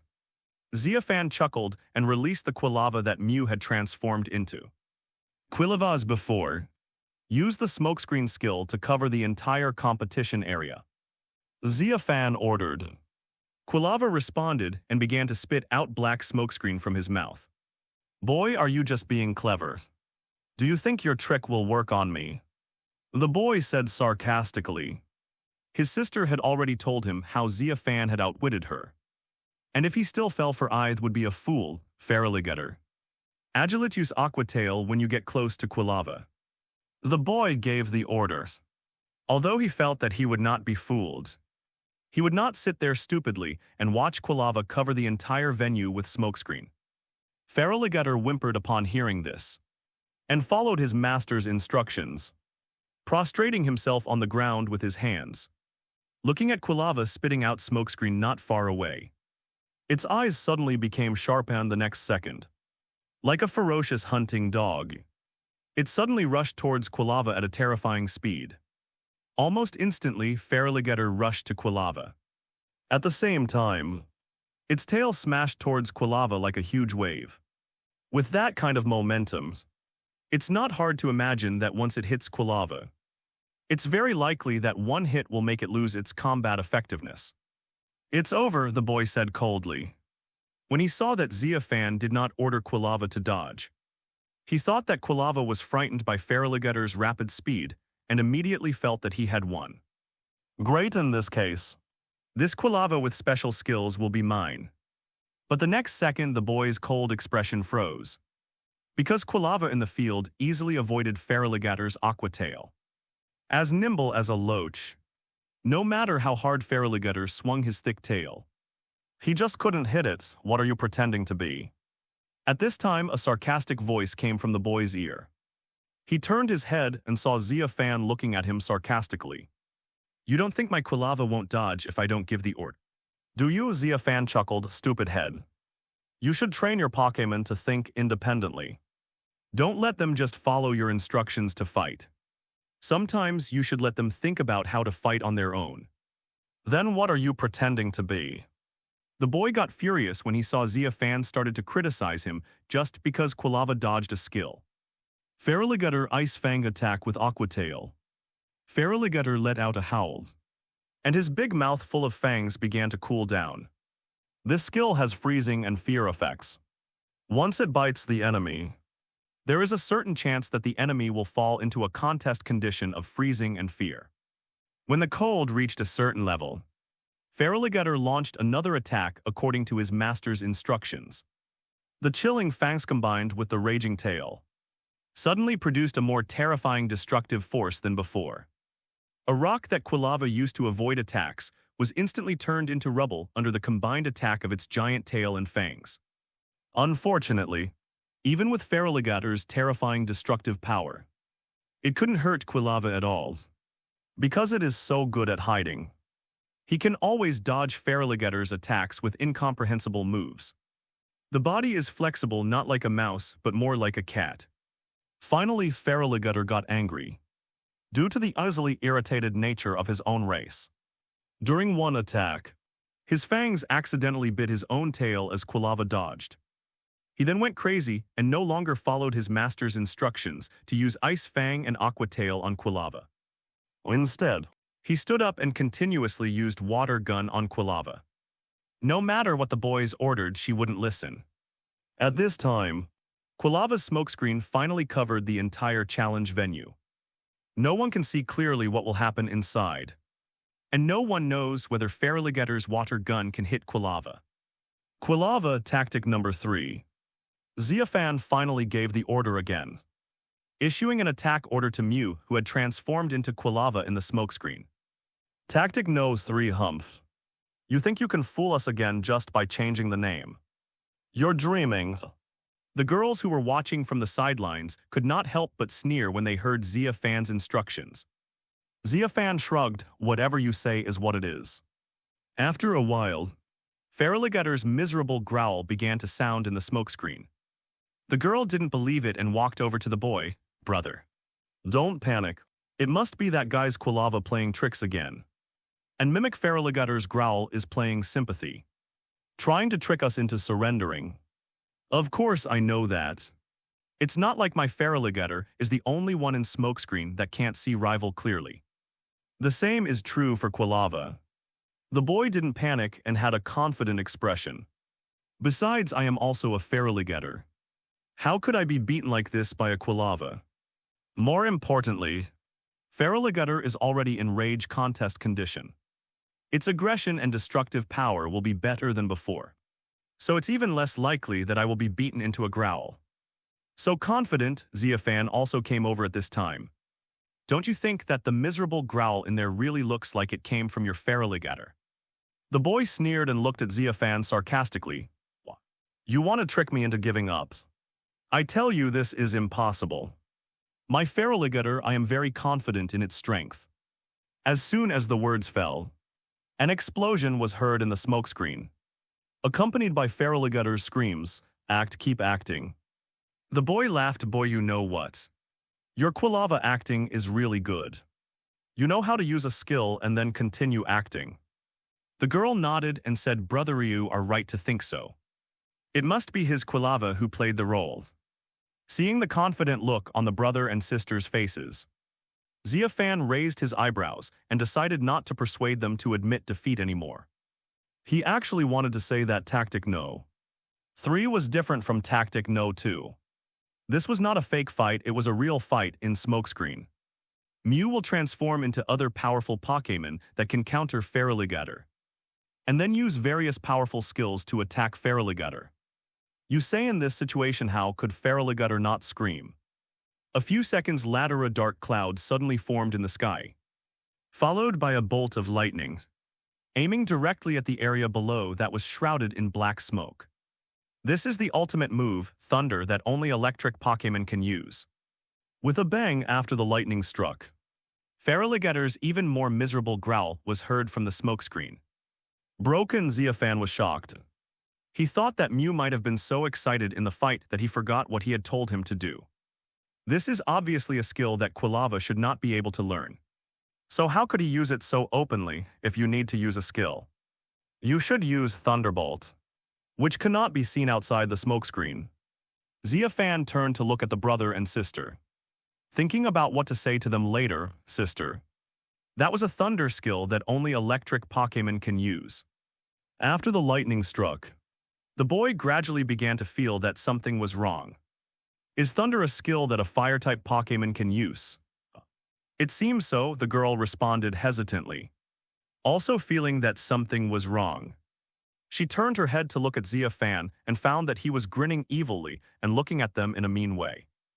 The girl saw it and said quickly, Brother, don't believe it. That is definitely not thunder.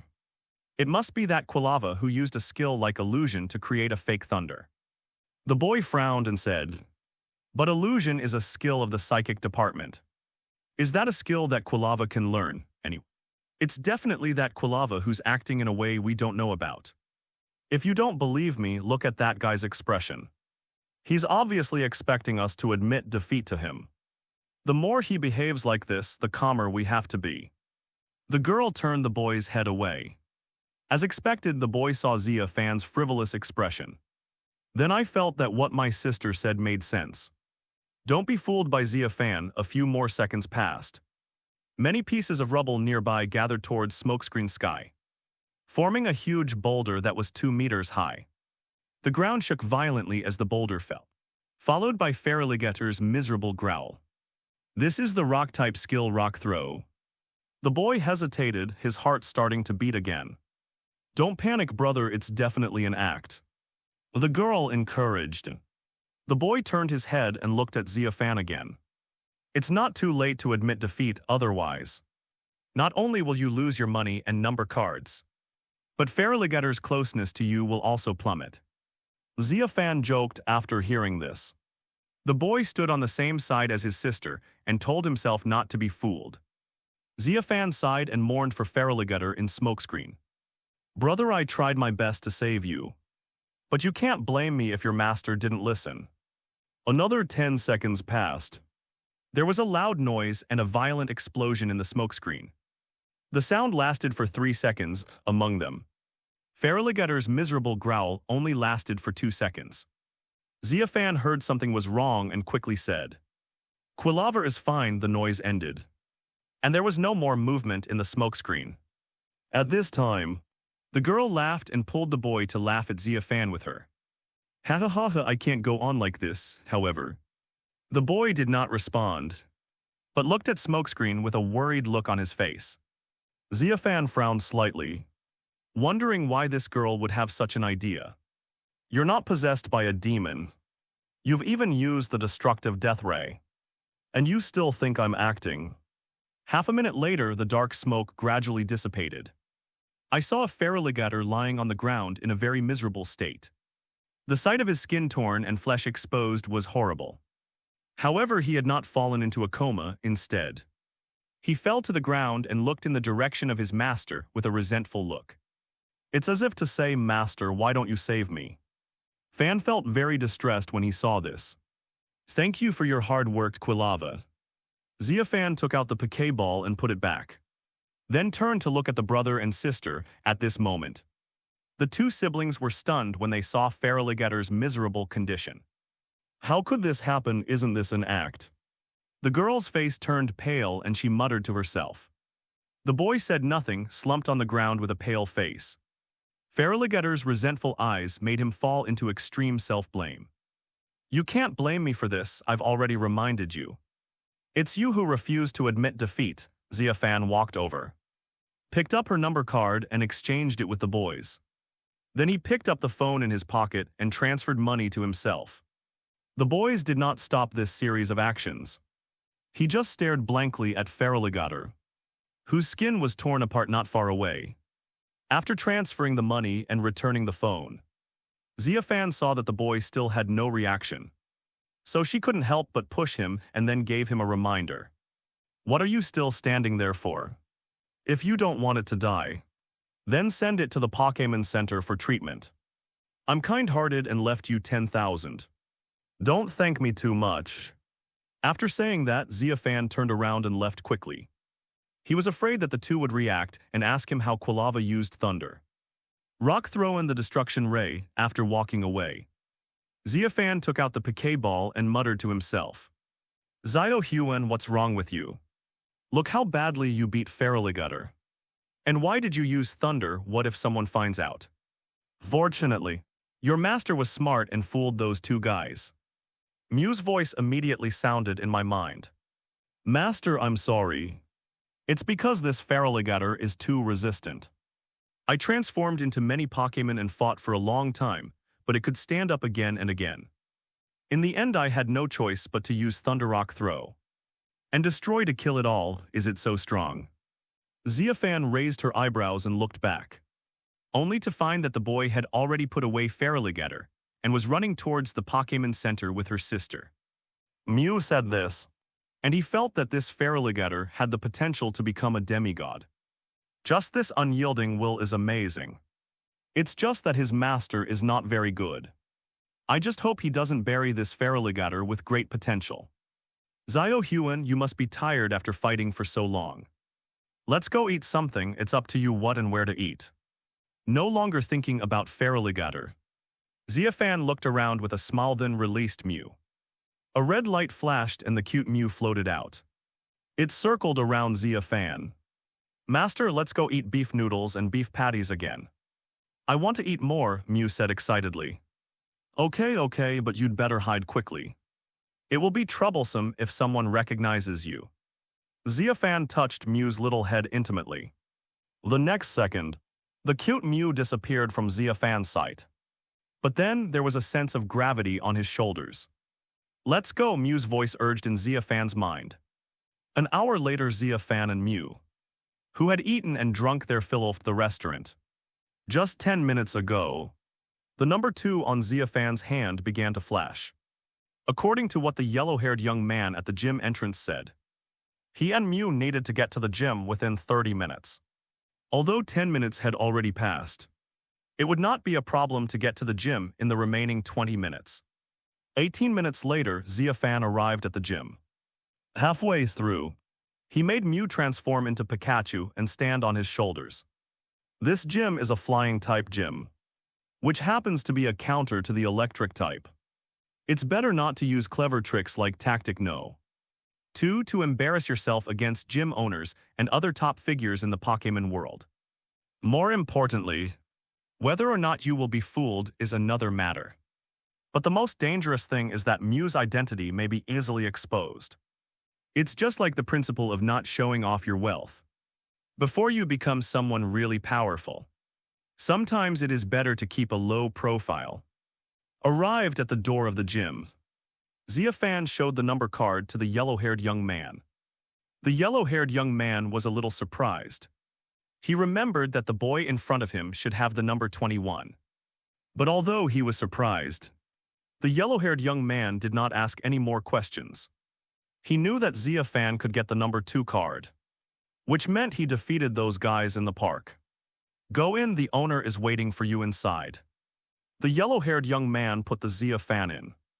The battlefield inside the gym was a square, where a young man with short blue hair was waiting for Xia Fan. He stood on the fighting platform, looking a little tired. The constant challenges from the trainer over the past 2 days had made him very sleepy.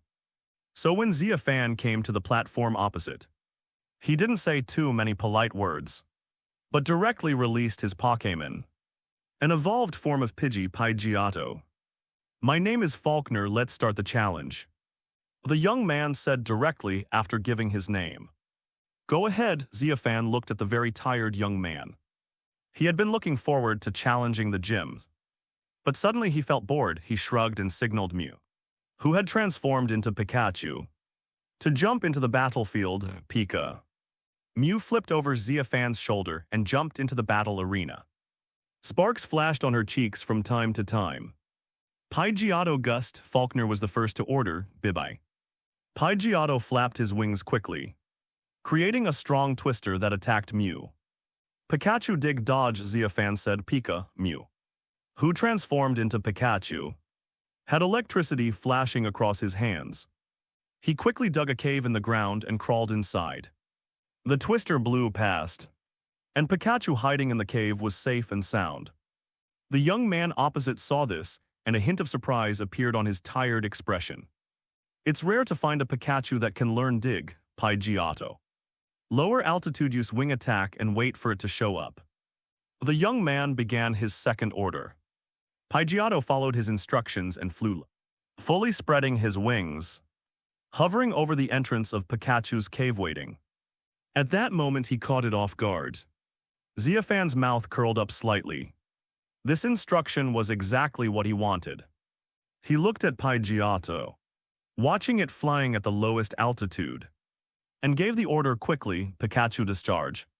The next second after the voice fell, Mew, who received Xia Fan's command, instantly poked his head out of the hole. And Jellicent's cheek suddenly burst into a dazzling thunder shock. It was like a thunder shock feast with a very wide range. And Pidgeotto was flying at low altitude, was immediately enveloped in it 2 seconds later. Pidgeotto had no resistance to electric skills, fell into the ground. The electric current remained between its wings, but it did not lose its fighting power facing Pikachu. It tried hard to flap its wings and fly again. It's okay, Pidgeotto on the platform. Faulkner decisively used the Pokeball to take Pidgeotto back. As the gym leader, he knew that his Pidgeotto had no chance of winning and would only be ravaged if he continued to fight. You win, the flying medal is yours. Faulkner took out a box from his pocket and waved to Xia Fan on the opposite platform, motioning her to come over and get it. Is it over already? Xia Fan was very surprised. He remembered that the gym leader should have to take out at least 2 Pokémon, but he had just finished killing one with doubts. Xia Fan walked down the platform and went to the opposite side. After arriving at Faulkner's side, Xia Fan asked the question in her mind, where are your other Pokémon? Faulkner pulled out 5 Pokéballs from his waist and threw them out. Come out everyone, 5 red lights flashed. And Beautifly Pidgey Skarmory Pidgey. And Pidgeotto appeared in the air. As the first stop of the Chengdu region's challenge gym, you only need to defeat my Pidgeotto and Pidgey when you come here. Beautifly Skarmory and Pidgey are not what you need to face. Your Pikachu is amazing, with the ability to learn discharge and dig. You already have the power to defeat my Pidgey and Pidgeotto, so there's no need to fight any further. Faulkner explained the meaning is simple. As long as you have the strength to defeat his Pidgeotto and Pidgey, you can get his medal here. As for the other 3 that have finally evolved, they are not for them to challenge. Xia Fan raised his eyebrows when he heard this and reached out to take the medal. At this moment, the yellow-haired young man guarding the gym entrance ran over and came to Faulkner and said, Gym Master Roan of the 3 sacred beasts Suicun, the incarnation of the North Windas, appeared on Route 32. It's fighting someone. Do you want to go take a look? Suicun, are you sure? Faulkner's expression was shocked. He was so tired that he could hardly open his eyelids just now. But the tiredness disappeared instantly and turned into excitement. He turned around and was about to apologize to Xia Fan and ask him to leave. He had important things to do and would not chat with him. However, as soon as he turned his head, the words that were about to come out of his mouth were choked. Because Xia Fan, who was standing opposite the last moment, now appeared at the door of the gym holding Pikachu. Rushed out like mad, it's like the family won the lottery. Brother, which way does Route 32 go? Here. Okay, thanks brother, on the streets of Violet City. A young man got directions from a passerby and ran wildly in one direction. He kept muttering to himself, Suicun, you'd better hold on and don't let anyone catch you. Violet City in the dense forest on Route 32 at this moment. A Pokémon that was completely blue slender. Had white diamond-shaped spots on its torso. And a huge hexagonal sky blue crown on its forehead was being surrounded by several Pokémon under a tree. Suicun, give up resistance. Following us is the best choice. A young man on the back of a Charizard reached out his hand to the Suicun under the tree. Follow us, we will take you to the top of this world.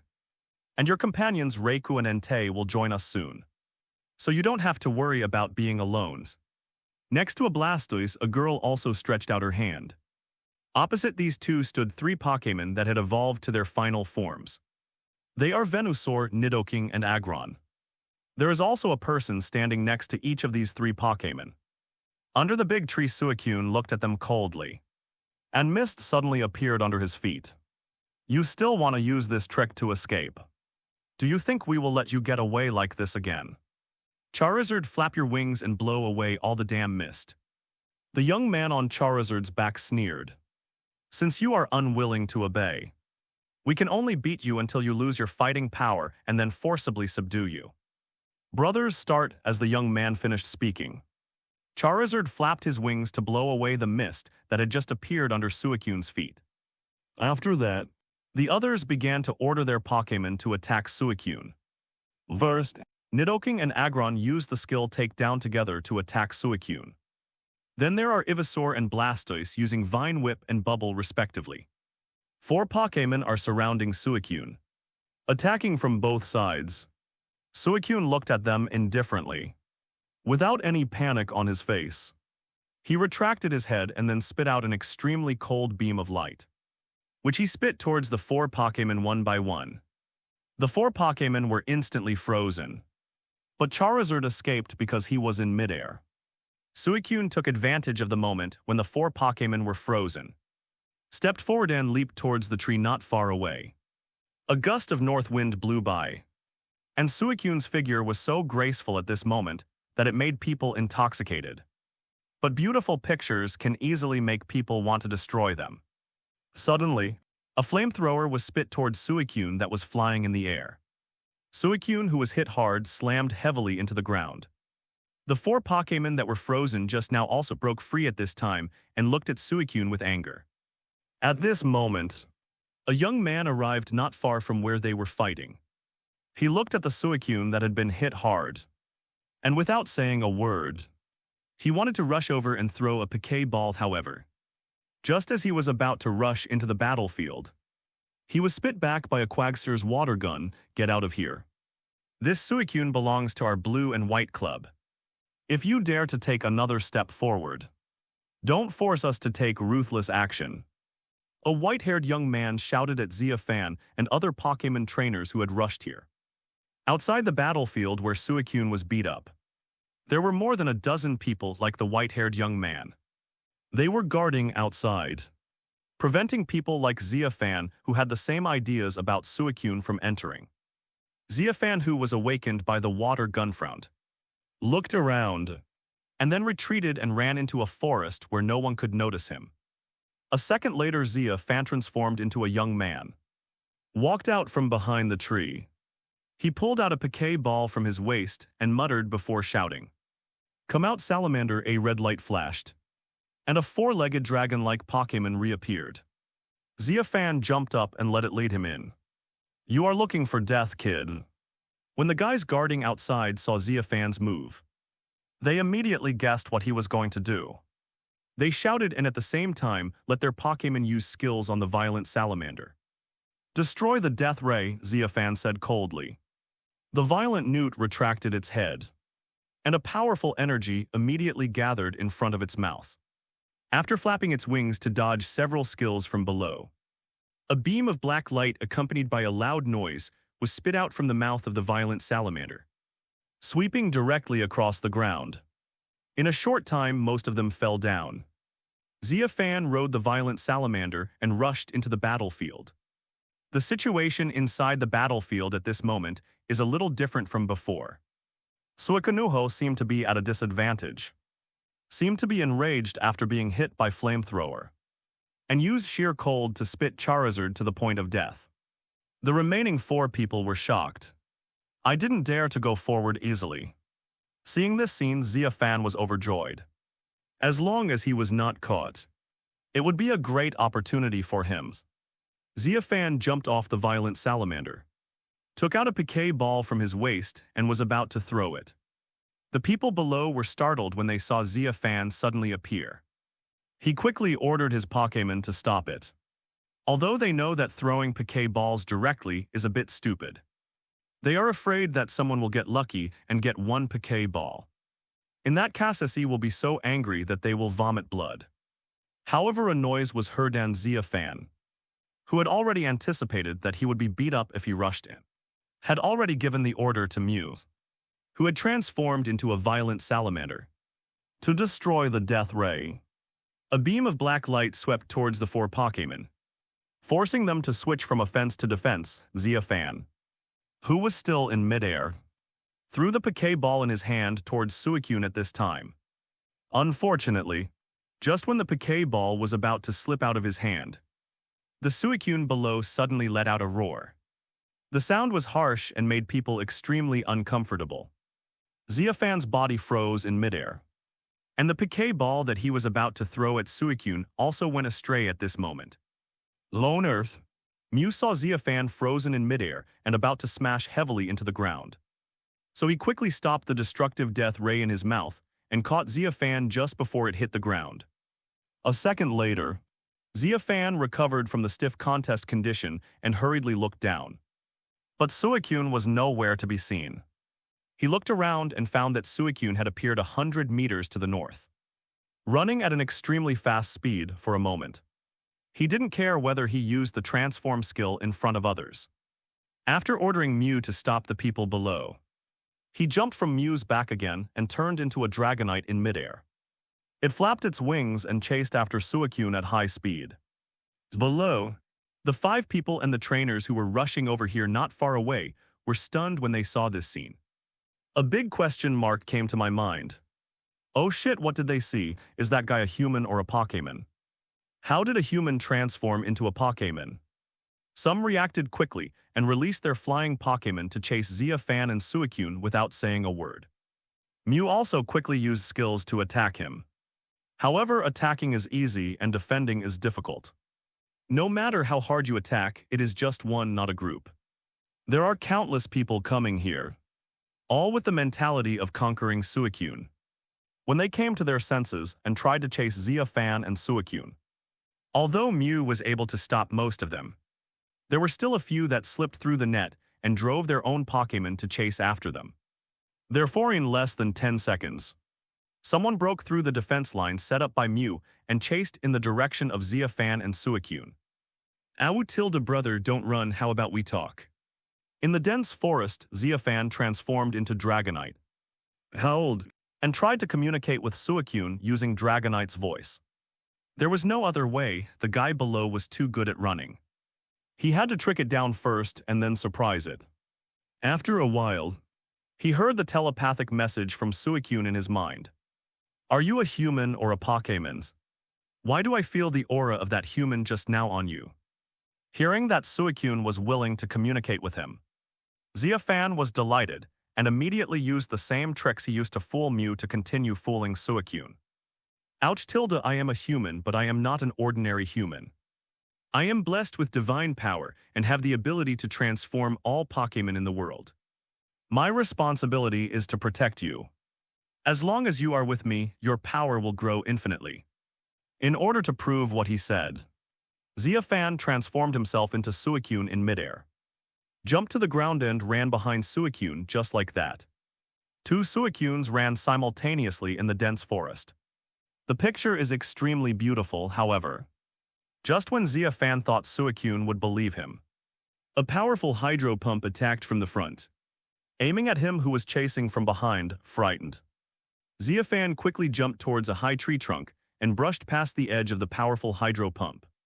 If it was a moment later, he would have been hit directly and forced to cancel the transformation.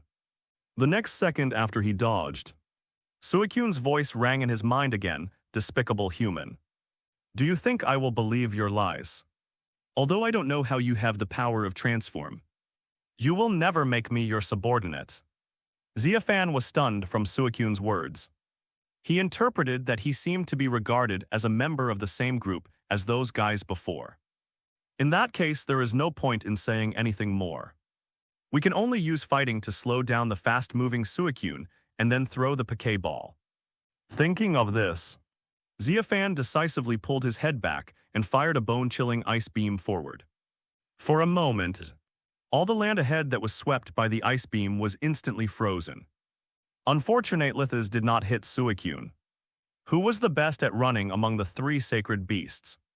Gradually, Xia Fan, who was chasing behind, began to realize that even though he had transformed into Suicun, his running speed was still slower than the opponent. If he continued running like this, he would be left behind sooner or later, after a while. Xia Fan transformed from the cool and elegant Suicun into the extremely cute Mew. From Mew's many skills, Xia Fan directly uses teleport. In an instant, he disappeared from midair. The next second, he appeared dozens of meters away. After 8 consecutive teleports, Xia Fan finally appeared right above Suicun again. At the same time, a blue aura sphere condensed in both hands. Xia Fan threw it towards the running Suicun without hesitation. Suicun felt the fluctuations in the sky and looked up. When he first saw Mew, his pupils shrank and he was very surprised. Then he saw the aura sphere that was attacking him, and he panicked again, because he could not avoid this attack and could only stop and take it. So the next second, Suicun stopped, raised his head, and a semicircular transparent protective shield emerged. Aura sphere hit the shield and the attack was directly negated.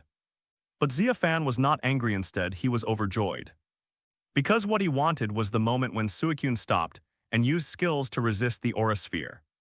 In a flash, Xia Fan decisively cancelled the transform and threw the Pokeball. But at this moment, a beam of scorching flames suddenly struck Xia Fan's back. He was knocked to the ground without any defense and almost had his transformation cancelled. Go Pokeball! Then a Pokeball was thrown downwards before Xia Fan could come to his senses. A red light flashed and Xia Fan, who was still in Mew form, was taken in directly. In midair, 5 young men appeared, riding 5 flying Pokémon, led by a silver-haired boy standing on Dragonite. He looked at the violently shaking Pokeball below with an excited expression, and kept muttering, Amitabh Ha, God bless Jade Emperor bless. I must succeed, I must let me catch Mew. Due to their excessive focus on Mew, the boys and their companions no longer paid attention to another legendary Pokémon. Suicun, his eyes were fixed on the shaking Pokeball. 2 seconds later, the red light reappeared, and the Mew that was caught in the Pokeball reappeared. When Mew came out, he looked around angrily, and found that Suicun was gone. He was so angry that he hammered ground with both hands. Looking up, he found several unfamiliar teenagers looking at him with greedy eyes. You bastards! I'm going to beat you to death for throwing Pokeballs at me. Xia Fan was so angry that he kept muttering to himself while gritting his teeth. Damn it, he was about to capture Suicun. But these guys came out and attacked him, throwing Pokeballs at him. It is true that you can tolerate your uncle but not your aunt. Brothers, surround Mew and don't let it run away. This is our biggest unexpected gain in the Chengdu region. Don't let it go, this is probably your only chance. It will be almost impossible to run into Mew like this next time. In midair, the young man standing on Dragonite gave an excited order. The other boys nodded in agreement and commanded their Pokémon to surround Xia Fan. Xia Fan looked at them coldly and was about to condense the aura sphere with his hands again. But suddenly he sensed a powerful and hot creature rushing towards him not far away. Then he turned his head and looked towards the cliffs of a high mountain in the northwest. A huge Pokémon with orange-red hair and lion-like features appeared there.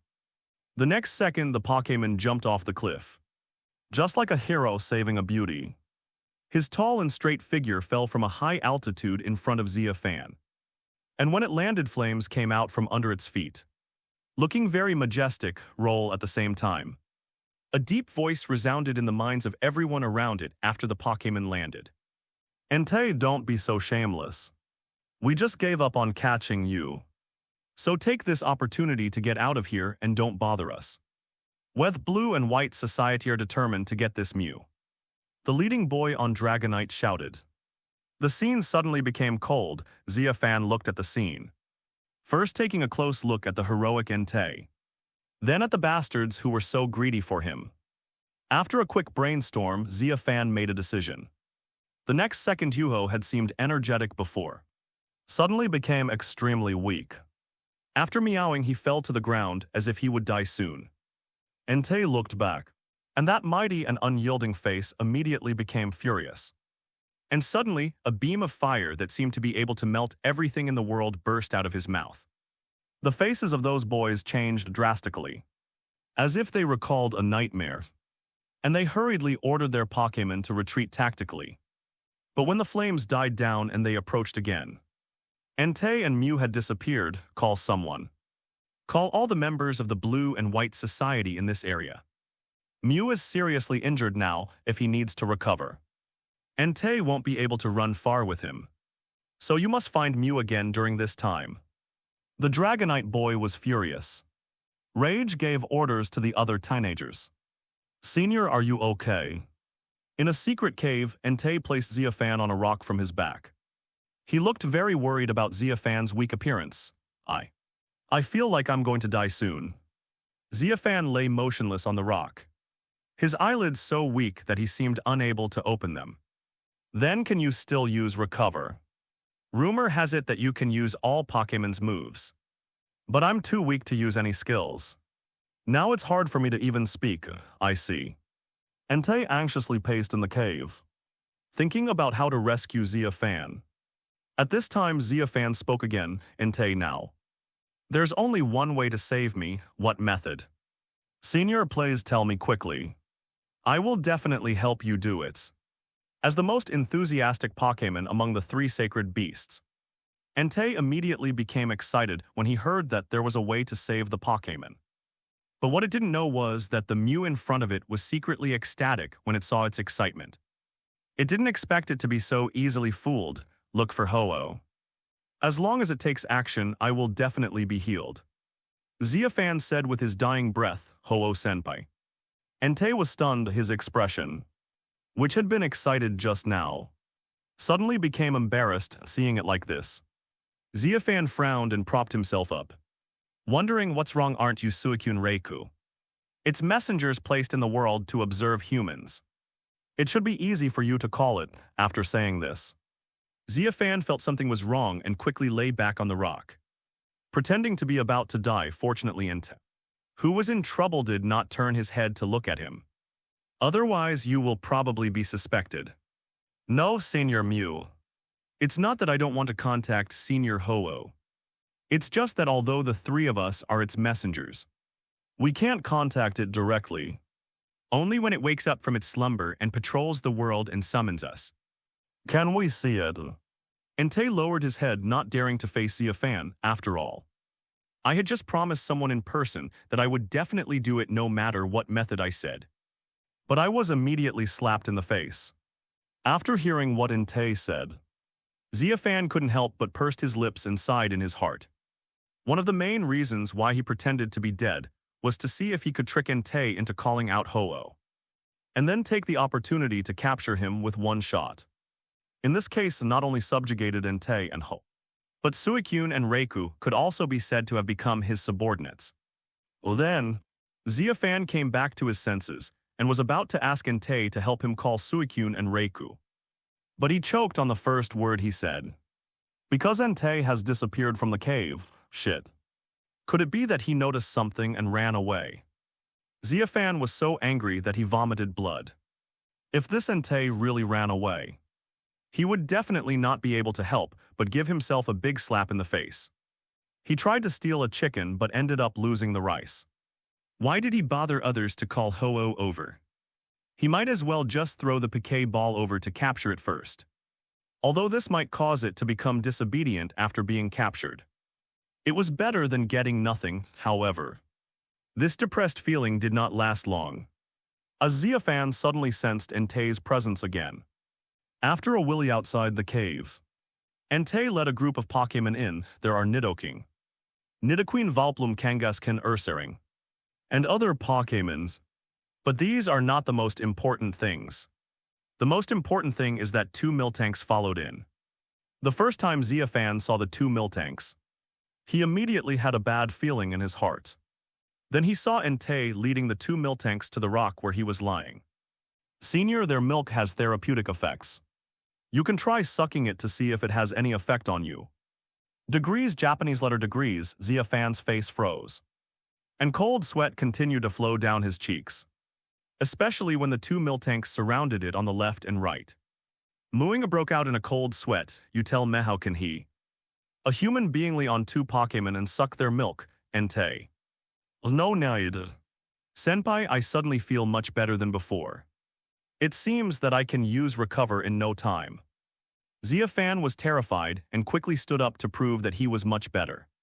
But there was a pair of cow hooves that were obviously faster than him. With a snap, Miltank on the left suddenly hugged him into his arms. Without giving him any chance to refuse, she fed the milk into his mouth. Xia Fan's eyes widened and he immediately started whimpering. Entei nodded in satisfaction at the sight. Then he saw Xia Fan waving at him continuously, thinking that he was inviting it to drink with him. Senior, you can drink all this milk by yourself. The more you drink, the faster you will get better. If you think it's not enough, I can find a few more for you. Entei said in an understanding and kind tone. Woo woo woo tilde tilde, Xia Fan kept shaking his head. Actually, he wanted to say that he was fine and wanted the cow to go away. He really wants to die now. He really wanted to remove the transform and tell Entei that he was a human. But if he did that, a loyal and honest tough guy like Entei would definitely feel severely deceived and hate him. Even if you catch it with a piquet ball, it probably won't listen to him, fortunately. Mew is not here. Otherwise, my reputation in his eyes would be ruined. Xia Fan sighed in his heart. This was the only thing he could be thankful for. If Mew saw what he looks like now, he might as well just die. It would be a social death, however. It may be that what you think about at night will appear in your dreams during the day. It may also be that the flag was set too early. It is more likely that an inexplicable force has taken effect in the dark. Xia Fan's thought had just occurred to him within 3 seconds. Outside the cave, a violent salamander suddenly rushed in. Looking excited. Master, I followed your scent and finally found. The voice stopped abruptly before it was finished. The newt stared with wide eyes at Mew, who was lying on Miltank and sucking milk. The shock on his face was palpable. The Mew lying on Miltank sucking milk suddenly felt hot all over when he saw the violent salamander rushing in. Shamdas Grasimbarus meant humiliation, and a whole series of suicidal feelings instantly flooded his heart. Is your master here? The silence was broken first by Entei. It looked at the salamander that suddenly rushed in with confusion. The other Pokémon also looked at it in confusion. Mew opened his mouth, wanting to point out Xia Fan as its owner, but suddenly, Xia Fan, who was lying on Miltank to suck milk, came to it through a teleport, hugged its neck and shouted excitedly, Meow tilde master, I miss you so much. After saying that, Xia Fan affectionately rubbed his head against Mew, who was still in the form of a violent salamander. Mew was immediately confused. He lowered his head and looked at Xia Fan in shock. Why does the master call it master and even use its appearance?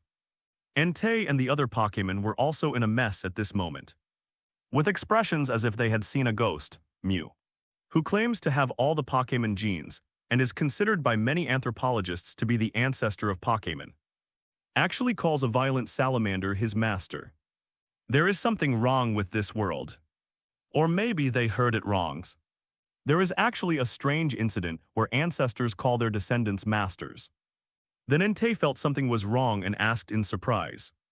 "Senior, are you feeling better, Meow-tilde-Akyak? Great Miltank's milk is very effective."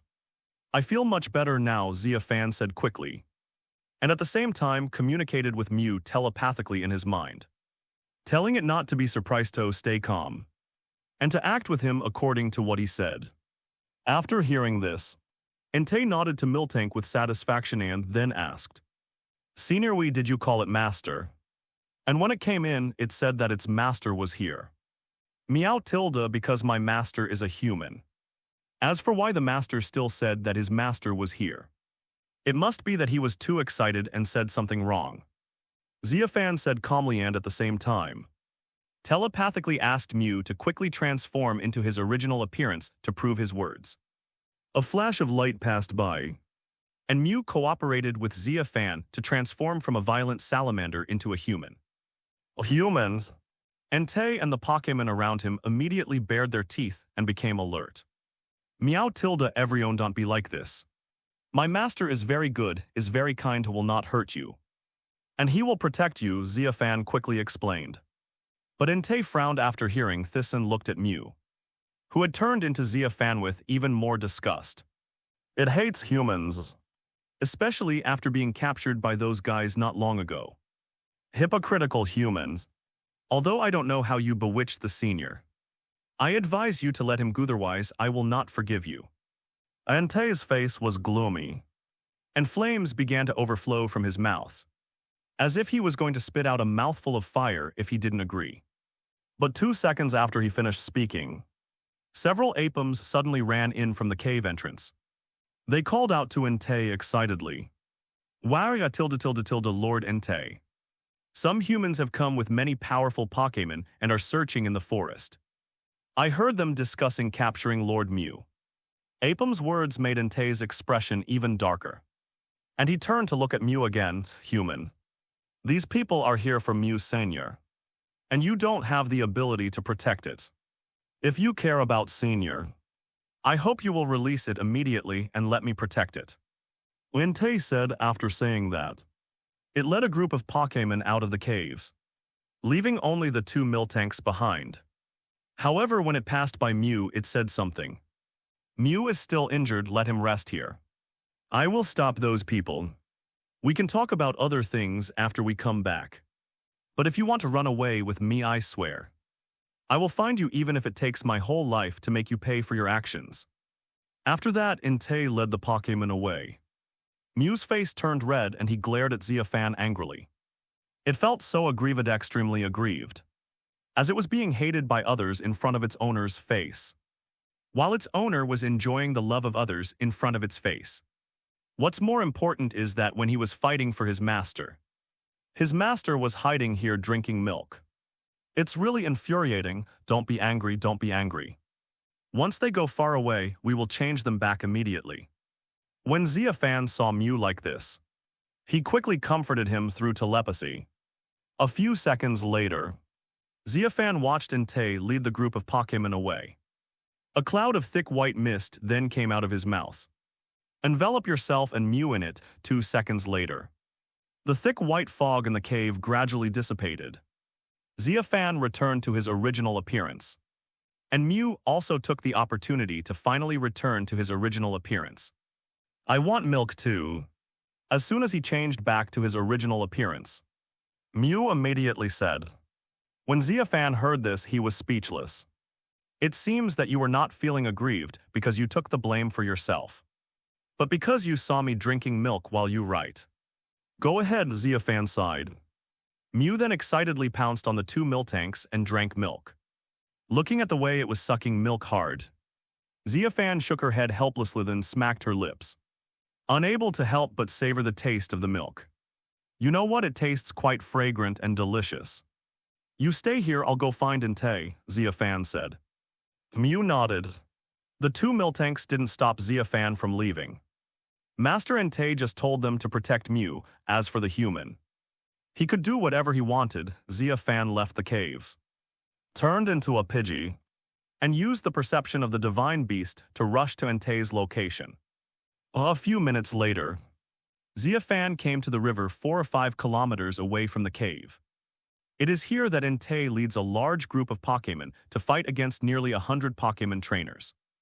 The fight was intense at the moment, however. After watching for a while, Xia Fan felt some differences in strength. Entei is very strong, as if he has the courage of 10,000 men, but after all, he is the only one who is strong. The other Pokémon he brought with him are basically no match for the Pokémon under the command of trainers. Some of them were even captured by Pokéballs after being injured. In other words, as the game goes on, Entei's teammates will become fewer and fewer, while the opponent's teammates will increase. Entei, there are only 2 options before you. Either obey me and hand Mew over to our blue and white society, or wait for us to capture Mew after we have beaten your companions and you have to death. In midair, a young man standing on Dragonite said coldly. You're dreaming, Entei roared, using the stomp skill on an Onyx that charged towards it, and then spit burning sacred fire at the Dragonite boy. Unfortunately, the Dragonite boy had anticipated this and had prepared Dragonite to dodge in advance. The powerful sacred fire could only spit out nothing. The beat-up Entei Pokémon around it then continued to attack it. Well, as expected, it is the toughest Pokémon among the 3 sacred beasts. On a tree, Xia Fan, who had turned into a Pidgey, couldn't help but feel admiration when he saw Entei below being beaten up continuously, but still gritting his teeth to insist on protecting Mew. If you don't make a Pokémon like this truly obey you, believe in you and recognize you, then even if you use a Pokéball to forcibly capture it, it's just a formality when it comes to a real fight. It will absolutely ignore you, and may even help others fight you. It's time for me to take action, Xia Fan thought to himself the next second. A white light flashed, and Xia Fan changed from Pidgey to Mew again, rushing towards the battlefield, while condensing an aura sphere with both hands and throwing it at a Tyranitar that was about to launch a destructive death ray at Entei. There was an explosion, and the aura sphere interrupted Tyranitar's destructive death ray. But it also attracted the attention of many people. They looked upend when they saw Xia Fan transformed into Mew. They became excited to the point of going crazy. They all shouted, Mew has appeared.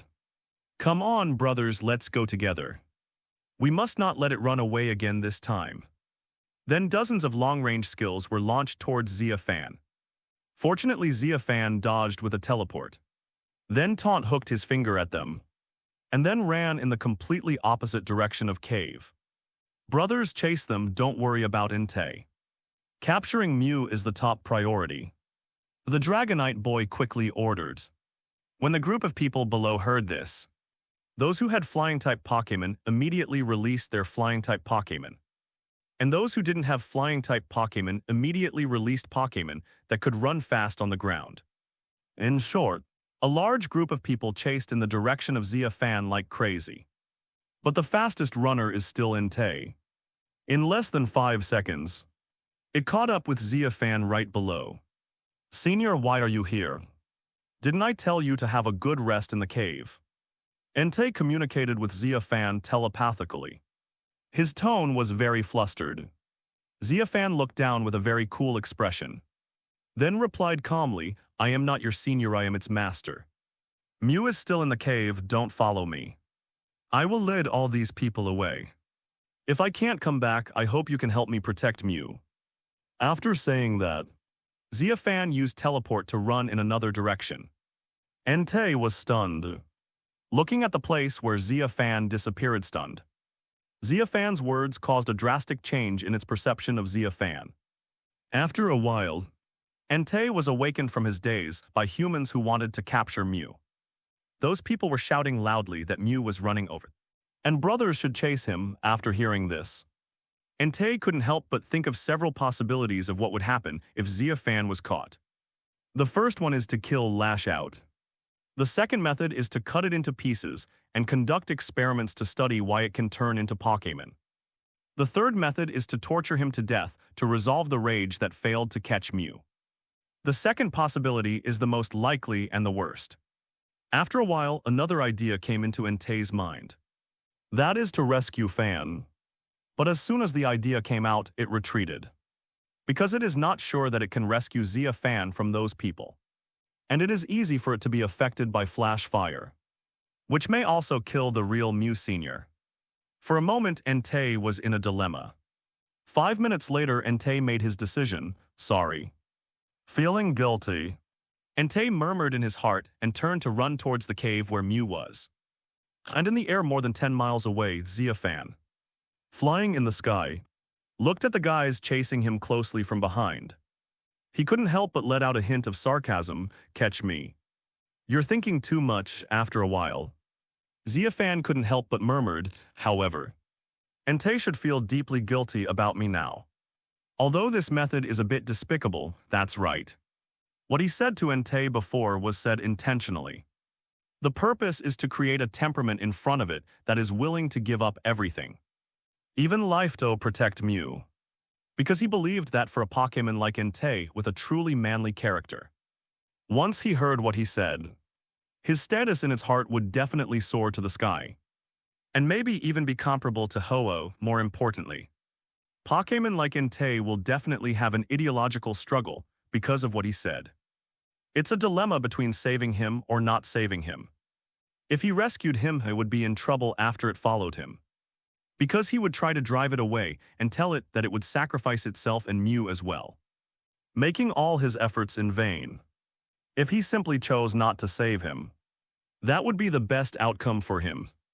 Because he believed that Entei would feel deeply guilty about him. This feeling of guilt for not helping a Pokémon in danger must be very painful for a Pokémon like this one that likes to protect the weak. Therefore, as long as it has this sense of guilt.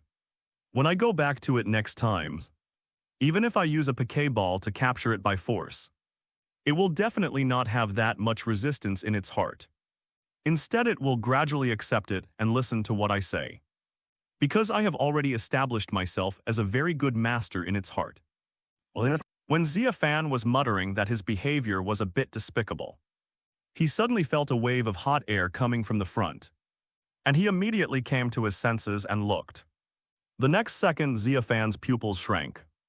Because a Charizard and a Flygon appeared right in front of it.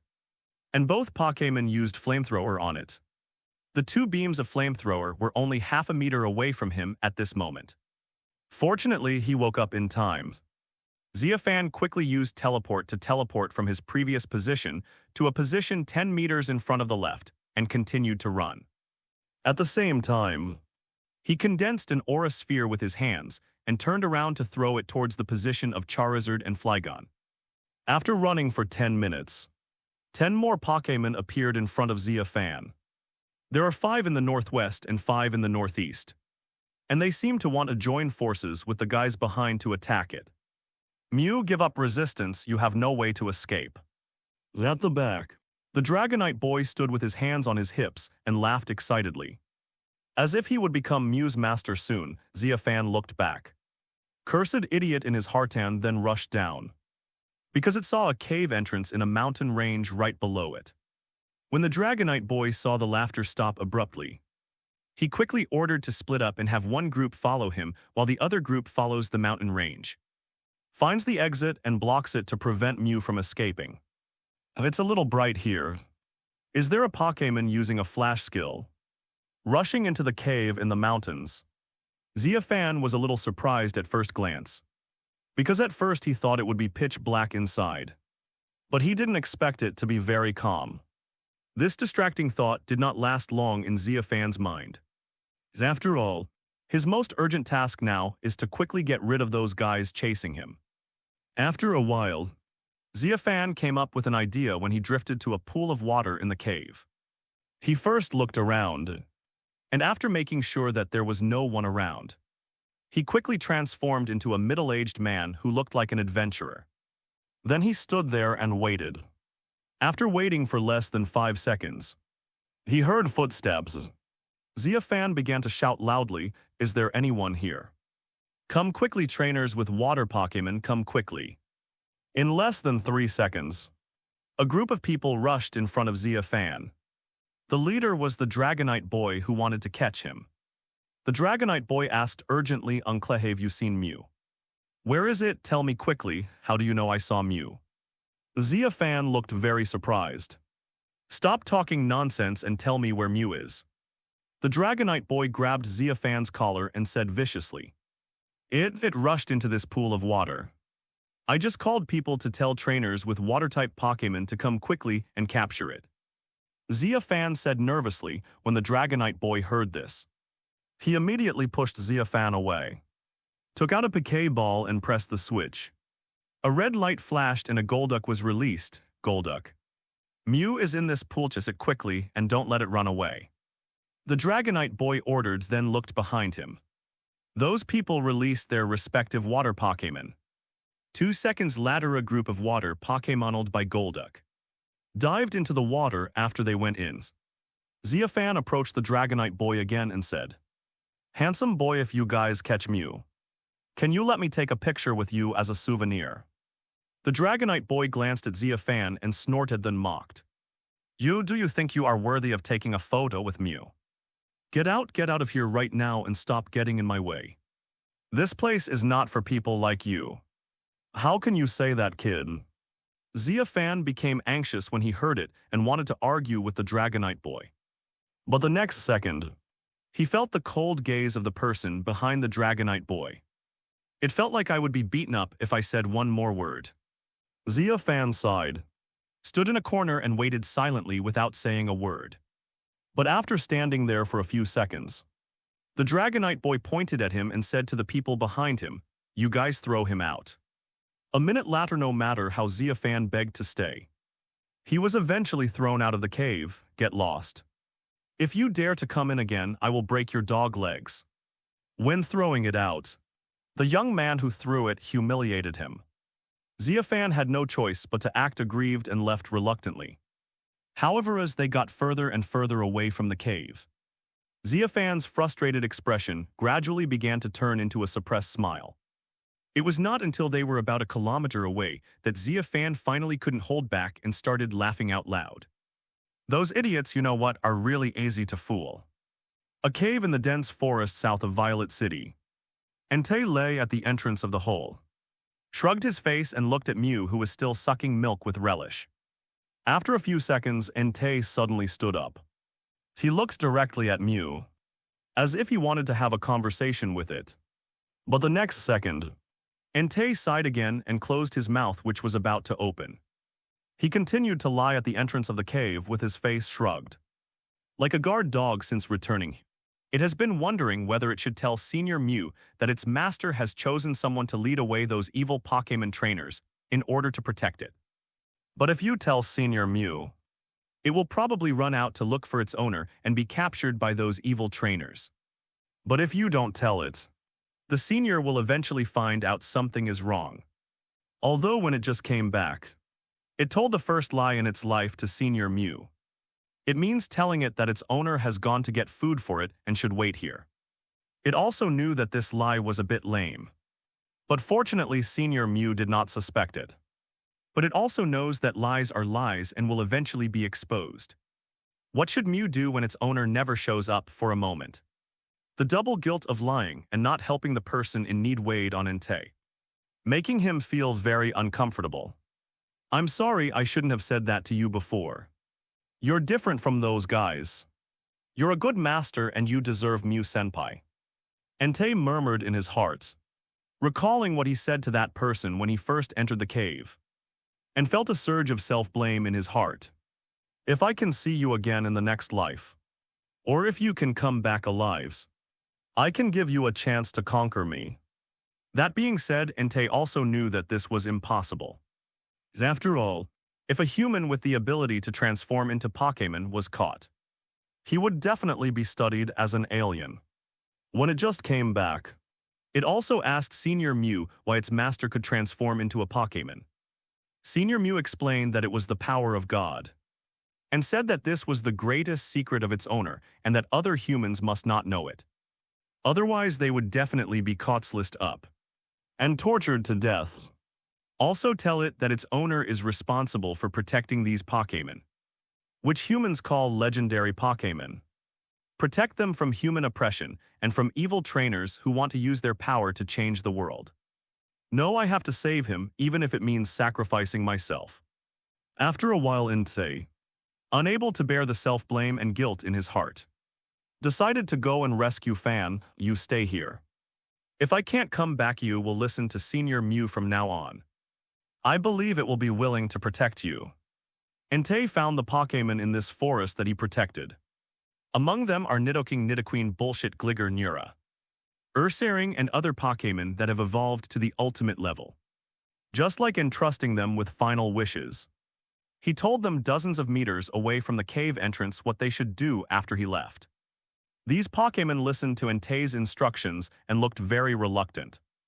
Because Entei is like their elder, and has been selflessly protecting them from being disturbed by human trainers since coming to this forest. You don't have to be like this, I'm just saying this. It's not that I really can't come back. Believe me, I will come back, Entei comforted them. And then found a few agile and high-flying Pokémon such as Apom and Pidgeot, and let them take on the task of reconnaissance. Once they find a human trainer approaching, they will immediately come back to inform the Nidoking and Nidoqueen, allowing them to take Mew away and find a new hiding place. 10 minutes later, just as Entei arranged everything and was about to leave, a figure appeared. This is Xia Fan. He was strolling leisurely in the forest, holding a beef patty in his hand. Entei was immediately shocked. I thought I had seen it wrong. He blinked several times to make sure he saw it correctly. Then he took a step and flew 20 meters to appear in front of Xia Fan. You came back alive. Entei was so excited that his words were a little incoherent. Xia Fan frowned slightly. Why did this sound so uncomfortable?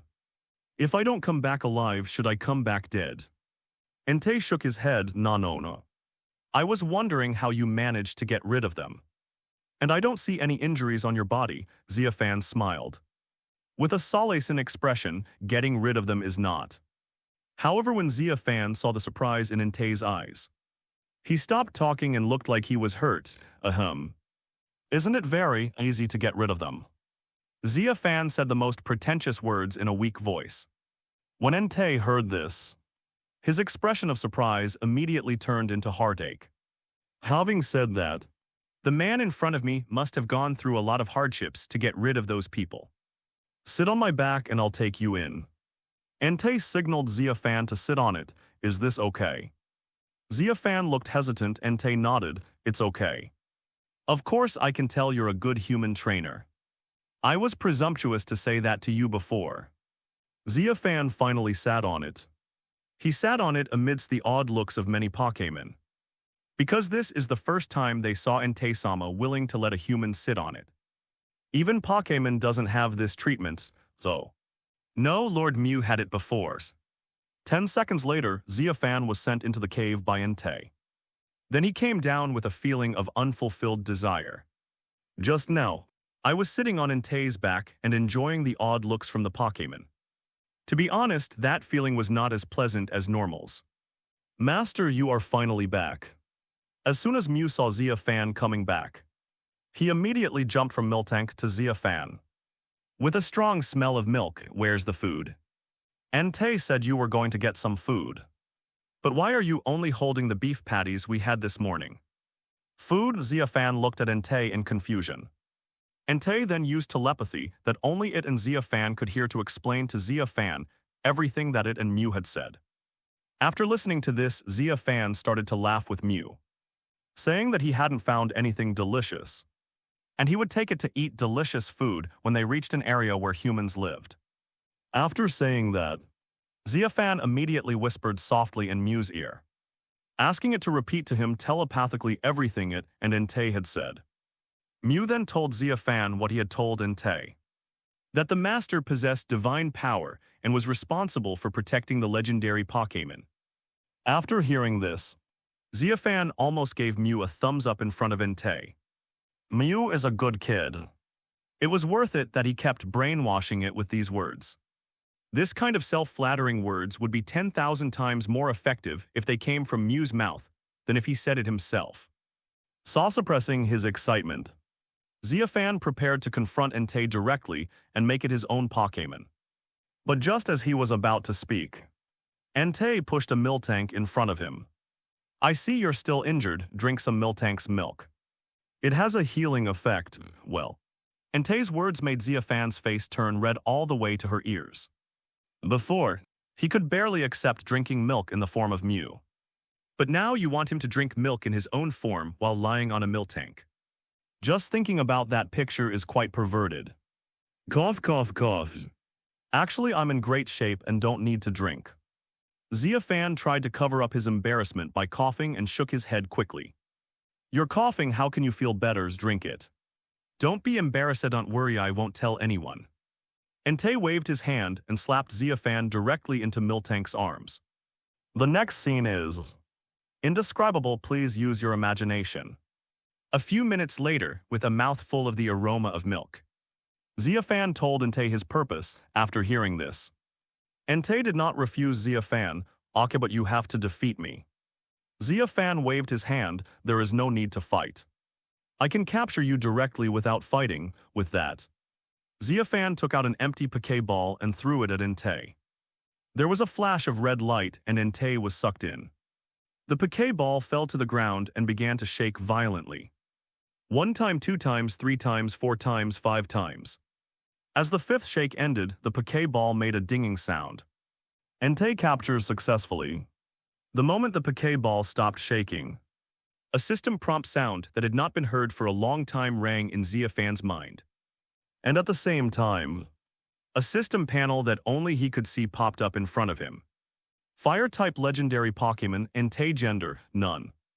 Ability, pressure, puts rival into a tense contest condition, with a 10% chance of skill activation failure. Carrying item, choice band after carrying. The first move attack of this Pokémon in each battle will be increased by 50%. Skills are as follows. Sacred Fire attacks with the mysterious flame, incinerate rival, sometimes causing rival to fall into the burn contest condition. Eruption erupts with rage to attack rival. This move changes with the contest condition. The better the contest condition, the stronger the power. Extrasensory emits invisible magical power to attack, sometimes causing rival to be afraid. Calm your mind and focus your attention to improve your special attack and special defense. Rest, go into hibernation when seriously injured. When you wake up again, no matter how serious the injury is, it can be healed. Entei also has a lot of skills. Although not as many as Mew, it is still enough to dazzle people. However, Xia Fan did not hesitate, as he had already decided what skills to choose from Entei. I choose Entei's extrasensory. Xia Fan answered in his heart, that's right.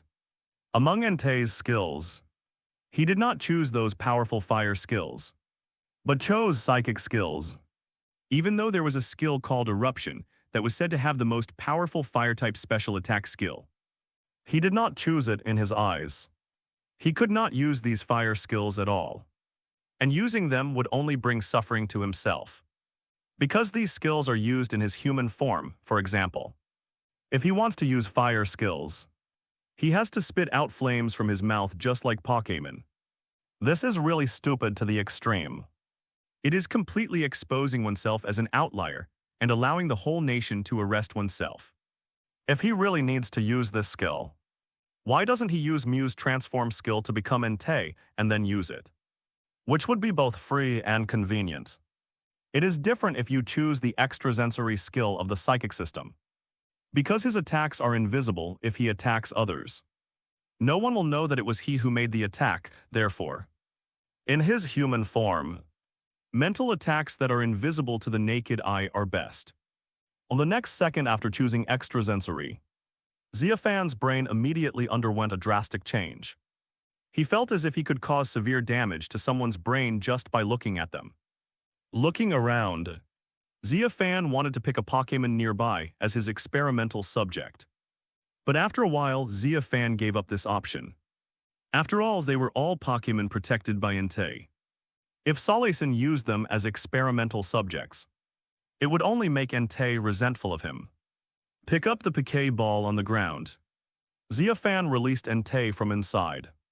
Why does your Pokéball make it impossible for me to resist? Entei asked Xia Fan as soon as he came out of the Pokéball. It has experienced being thrown Pokéballs by people when they meet it in the past. But there has never been a case like Xia Fan, which left it without even the ability to resist and could only be taken in by force.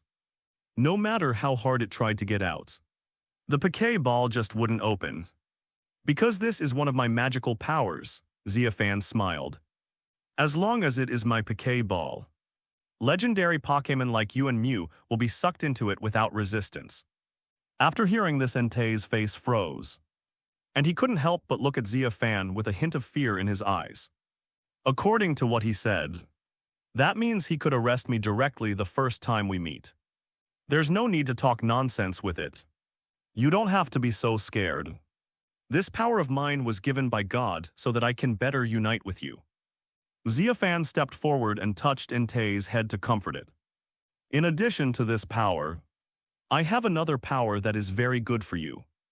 As long as you become my partner, your strength will continue to grow unlimitedly over time. What do you mean? Entei didn't quite understand. What this means is that in the days ahead, even if you don't have to do anything, you will become stronger and stronger. Even stronger than your Ho-Oh predecessor, really.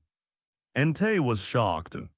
His usual calm demeanor was now overwhelmed by Xia Fan. Seriously, if you don't believe me, you can ask Xia. Xia Fan pointed at Mew, who was drinking milk again. Since it has been with mate, has done nothing but eating, drinking, defecating, and occasionally fighting with others to help me earn some money for food. It has not done anything else related to cultivation. Ask it if it feels that its strength is increasing faster than before. As soon as Xia Fan finished speaking, Mew, who was drinking milk, immediately stopped working, broke free from Miltank's arms, and floated to Xia Fan's side. Master, how can you say that to me? Although my strength is much stronger than before, it is also due to my hard work in training. Mew acted like he would be angry if you didn't apologize to me. I was wrong. Our Xia has actually put in a lot of effort to become stronger. He gets up at 6 o'clock every day to start strength training, and practices for 3 hours.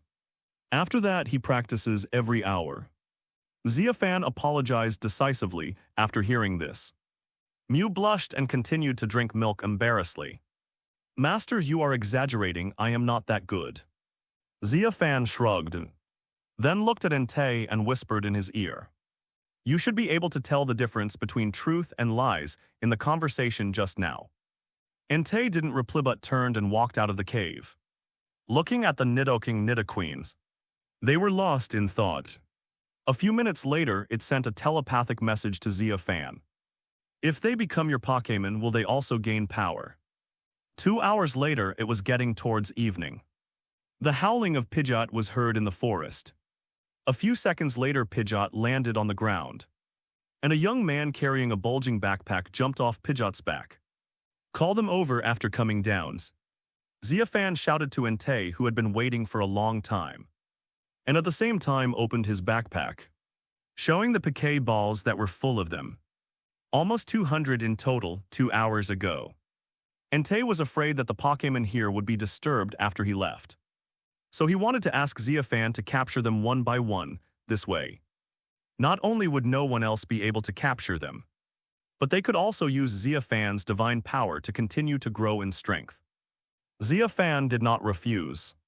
Although he would not gain any skills by taming them, he still agreed. After all, if you act like a saint in front of Entei, you have to actually act like a saint. Fortunately, he only captured Pokémon that were taken care of by Entei and some Pokémon whose groups evolved to the final contest condition. Otherwise, even if he used all his wealth to buy Pokéballs, he would not be able to capture all of them. Everyone comes here, line up in orders. The master will put you into the Poké Ball and then release you again. So don't worry about losing your freedom. Entei used telepathy to send a message to the Pokémon rushing towards the forest. Bibi tilde abo tilde nido tilde Kirby tilde hat tilde soon. The sounds of many Pokémon's growl could be heard in the forest, and they lined up in an orderly manner according to Entei's instructions. On Nidoking Nidoqueens, take this bag of snacks and give it to your children. The first and second Pokémon Xia Fan captured were Nidoking and Nidoqueen. After capturing them, Xia Fan took out 2 bags of Pokémon snacks from Pidgeot's back and gave them to them. Nido. Nidoking Nidoqueen took the snack and nudged Xia Fan's face affectionately with her head to show her closeness. Xia Fan smiled and patted their heads. Don't be like this. Although I can't take you away from here. From now on I am also your nominal owner. It is only right for me to give you some food, Nido. Nidoking Nidoqueen licked Xia Fan's face happily again before leaving. Xia Fan smiled and said nothing more. He shouted to Munchlax. Who was in third place? Munchlax, come here, Kirby. After a while, the cute Munchlax allowed Xia Fan to take out the Poké Ball to capture it without any resistance.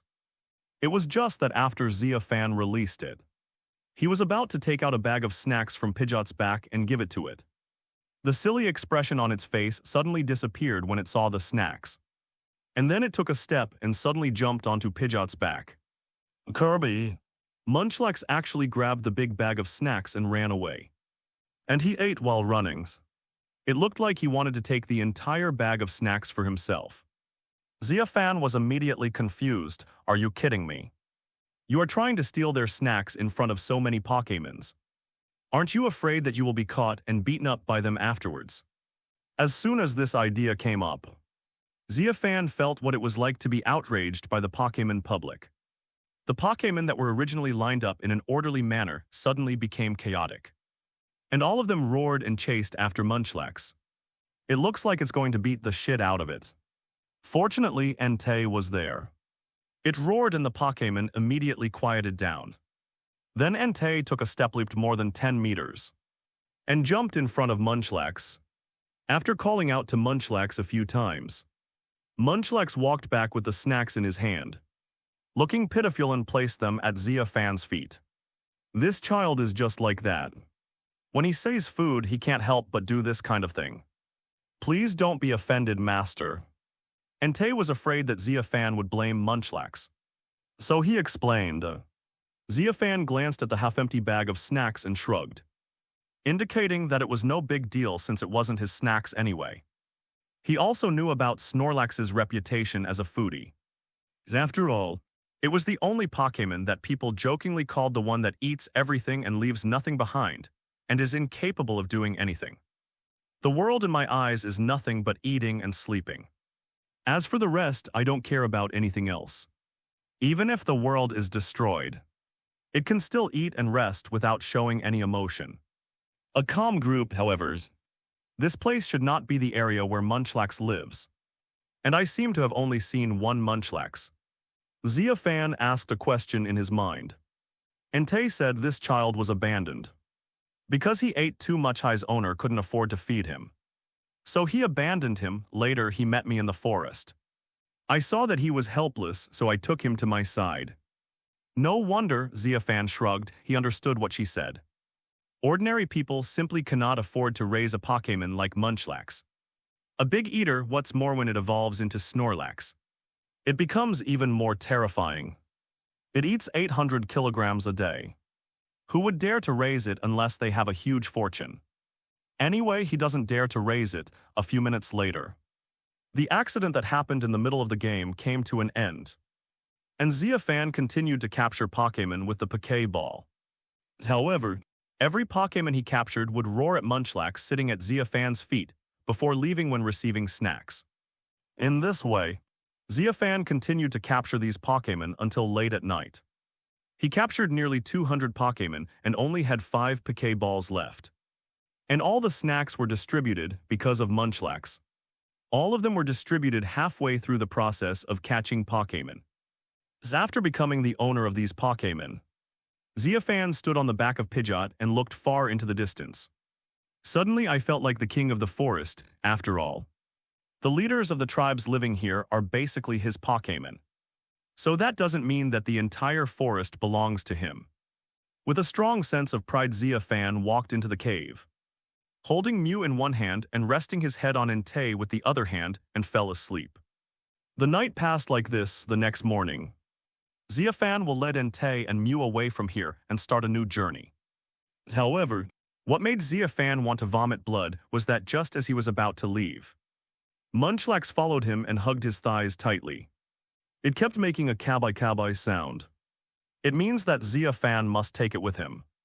Otherwise it will not let go. Oh my god. Xia Fan's face changed immediately when he heard this. Munchlax's daily food intake alone is equivalent to what he and Mew eat in half a month. And maybe even more. How can he, a poor guy who has to rely on bounty battles to make money, afford to feed him? However, Entei said, "Master, why don't you take it with you? This child has no friends in this forest because of its instinct to eat. If we leave, it may be excluded and even starve to death. I believe that the master will not be able to bear to see such a scene." Well, a drop of cold sweat fell from Xia Fan's forehead. He really wanted to say that he didn't have much money. But then Mew suddenly interrupted, "Of course you can. The master is rich and generous. When he took me to a human restaurant to eat, I could eat whatever I wanted. So if Munchlax wants to come, then come along." As soon as these words came out, Xia Fan's face froze, because this completely blocked his retreat. And it was a very blocked road, Kirby. When Munchlax heard what Mew said, he tilted his head and looked at Xia Fan with a smiling expression. Xia Fan lowered his head and looked at Munchlax, who was hugging his thigh. Although his heart was bleeding, he still forced a smile and said in a trembling voice, "Welcome, Munchlax, to be a member of our journey, Kirby." As soon as he finished speaking, Munchlax jumped from Xia Fan's thigh to Xia Fan's back, hugged Xia Fan's face and kissed her. Entei, who was standing by, watched the scene and nodded with satisfaction. As expected of its master, he has the same broad mind as its owner, wanting to protect weak Pokémon. By the way, Entei, do you have a way to contact Suicun and Rauku? There's nothing we can do. The three of us rarely meet. In the past, we would meet at the clock tower or when Ho-Oh Sr. summoned us. But since the last time we met, we ran into a group of guys who wanted to capture us. So we haven't met again. In the woods south of Violet City, a boy and a Pikachu were sitting on the back of a Pokémon that looked like a lion with orange hair. At this moment, the Pokémon was taking the boy and Pikachu through the forest at a high speed. In order to relieve the boredom of the journey, the boy started chatting with the Pokémon. "Do the guys who arrested you all call themselves the Blue and White Society?" Yes, it was them. They were the ones who wanted to capture Mew-senpai yesterday. They set an ambush near the clock tower to capture me, Suicun, and Rauku. When the three of us gathered together, they suddenly swarmed over us and ordered their Pokémon to attack us. If it weren't for the three of us being so strong and fighting to the death until we had the chance to break out, we would have been captured long ago. I see. Hearing Entei's somewhat aggressive tone, Xia Fan nodded. At this time, they heard the sound of a helicopter. Xia Fan looked up and found a helicopter flying in the northwest direction. Xia Fan wondered what the purpose of flying a helicopter in the forest was. However, despite its doubts, Xia Fan did not pay too much attention to it. After all, it was none of its business. So it let Entei continue on their way to their destination, Azalea Town. A few minutes later, Xia Fan gradually discovered that the helicopter seemed to be moving in the same direction as them. "Are we going to Azalea Town too?" Xia Fan guessed. However, a few minutes later, the helicopter suddenly landed in front of Xia Fan and his group. Xia Fan immediately asked Entei to stop and took out his phone to check the map. "I found myself in a place called Connection Cave. Just go through this cave and walk a little further to reach Azalea Town. But this place seems familiar to me." While checking the map, Xia Fan looked around and suddenly felt as if he had been to this place before. The next second, his eyes lit up and he remembered. This connection cave seems to be the place where he fooled the members of the Blue and White Society yesterday. To prove it, Xia Fan transformed into a Pidgey flying in the air. Looking down at ground from mid-airs, he finally confirmed that the mountain range was the place where he fooled those people yesterday. The only difference from yesterday was that there were already many people gathered at the cave entrance. Judging from the number of people, there seemed to be hundreds of them. It's really a big deal for Mew back on Entei's back. Xia Fan couldn't help laughing, and at the same time told Entei the news that the members of the Blue and White Society were just ahead. Entei, since they are blocking here, we won't go through the mountains through the cave entrance. We can just go directly across the outside of the mountains. Let these guys continue doing useless work here and don't disturb them. Xia Fan said with a smile, however. As soon as he finished speaking, the system's voice rang in Xia Fan's mind, ding. Feeling Entei's suppressed rage emotions. Now issuing a destiny mission for the host. Please lead Entei to defeat all members of the Blue and White Society here. Complete the mission and you will get a reward of 1 million and Entei's intimacy plus 20. The current intimacy is 30 when the intimacy reaches 100. Entei is willing to make all sacrifices for you, including giving his life. You can choose to challenge or not challenge this task. 1 minute countdown if the host does not answer. It will be considered as giving up. Of course I'll challenge you, it's 1 million. If a poor guy like me doesn't challenge me, I'd be out of my mind. Xia Fan responded quickly in his heart. Host accepts the challenge begins now. Limited time 72 hours. Current challenge progress 0/325. Isn't this a bit crowded? Xia Fan frowned slightly. Although making money is a good thing, he is afraid that he will need to make a good plan before he can start with your 325 people. Thinking of this, Xia Fan looked down at Entei and found that Entei was indeed as the system had just said, with a hint of rage in his expression at this moment. But he still chose to obey his orders and took him to cross the mountains. Xia Fan patted Entei on the back and said, Entei, stop. We are not going to leave. I suddenly feel that if I don't give these guys a hard time, it will be difficult to relieve my hatred for being chased by them all the way yesterday, and for you being beaten up by them. Entei was stunned when he heard this, and turned to look at Xia Fan with a hint of surprise in his expression. Master, do you really want to do this?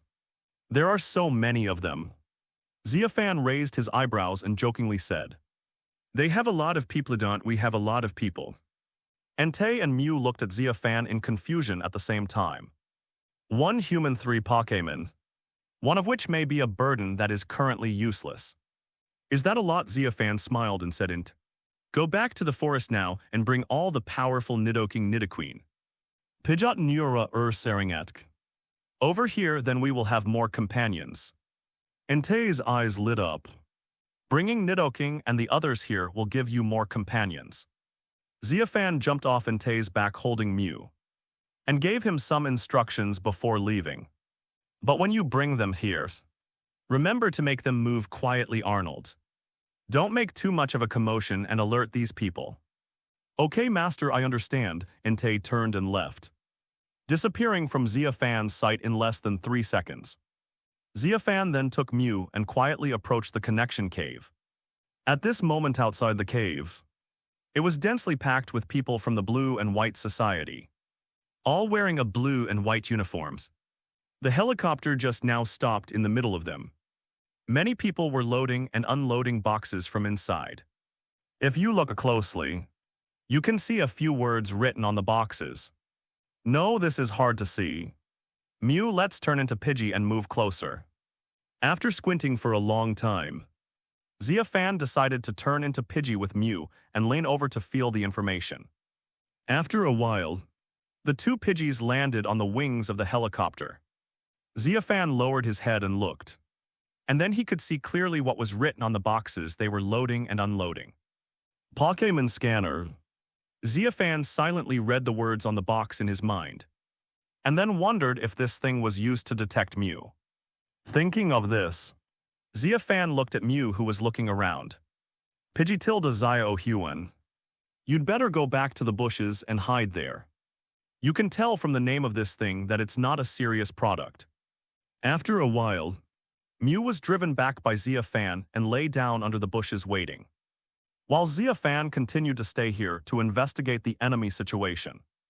A minute later, a guy who looked familiar to Xia Fan came out of the cave.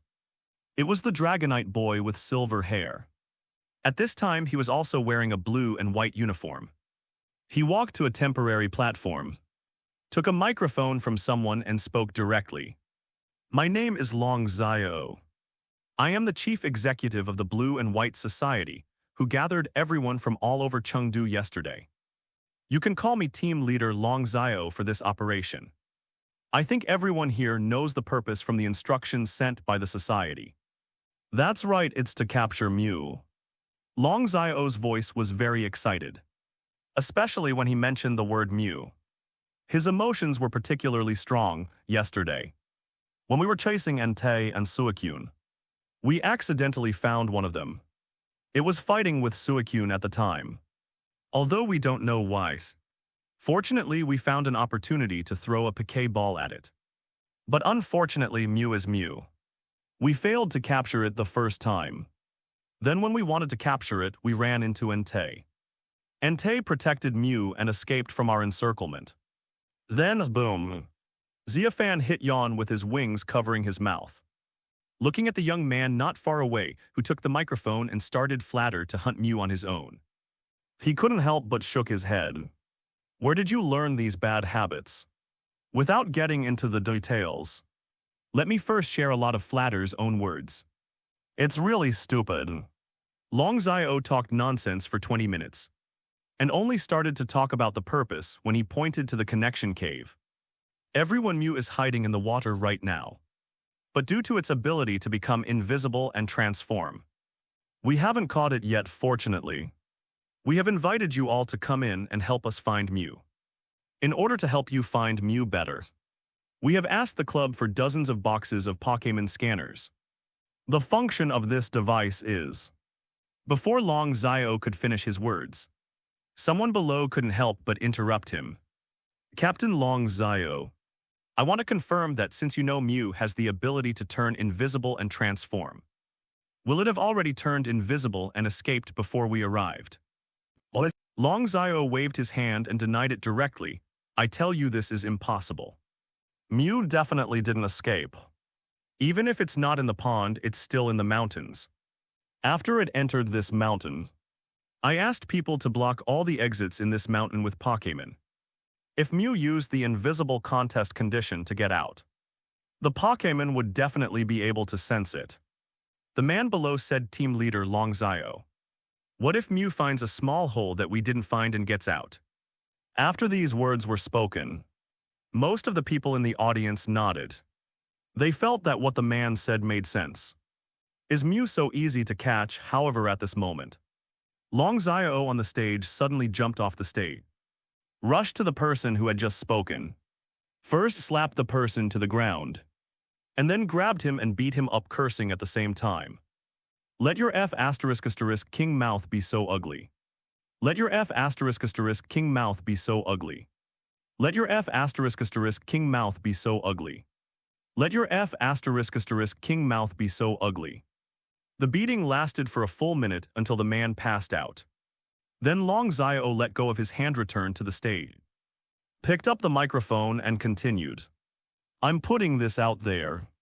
If anyone runs away from me again, this is what will happen to him. After saying that, he took a deep breath, returned to his previous passionate look of wanting to catch Mew, and asked the audience to bring over a box that had been unloaded from the helicopter. The box was opened, and Long Zio took out a fist-sized square block from it. This thing is called Pokémon Scanner. It was installed in the game by Tiantian Technology during the game's internal testing. Our president spent a lot of money to become one of the internal testing players who owns this machine.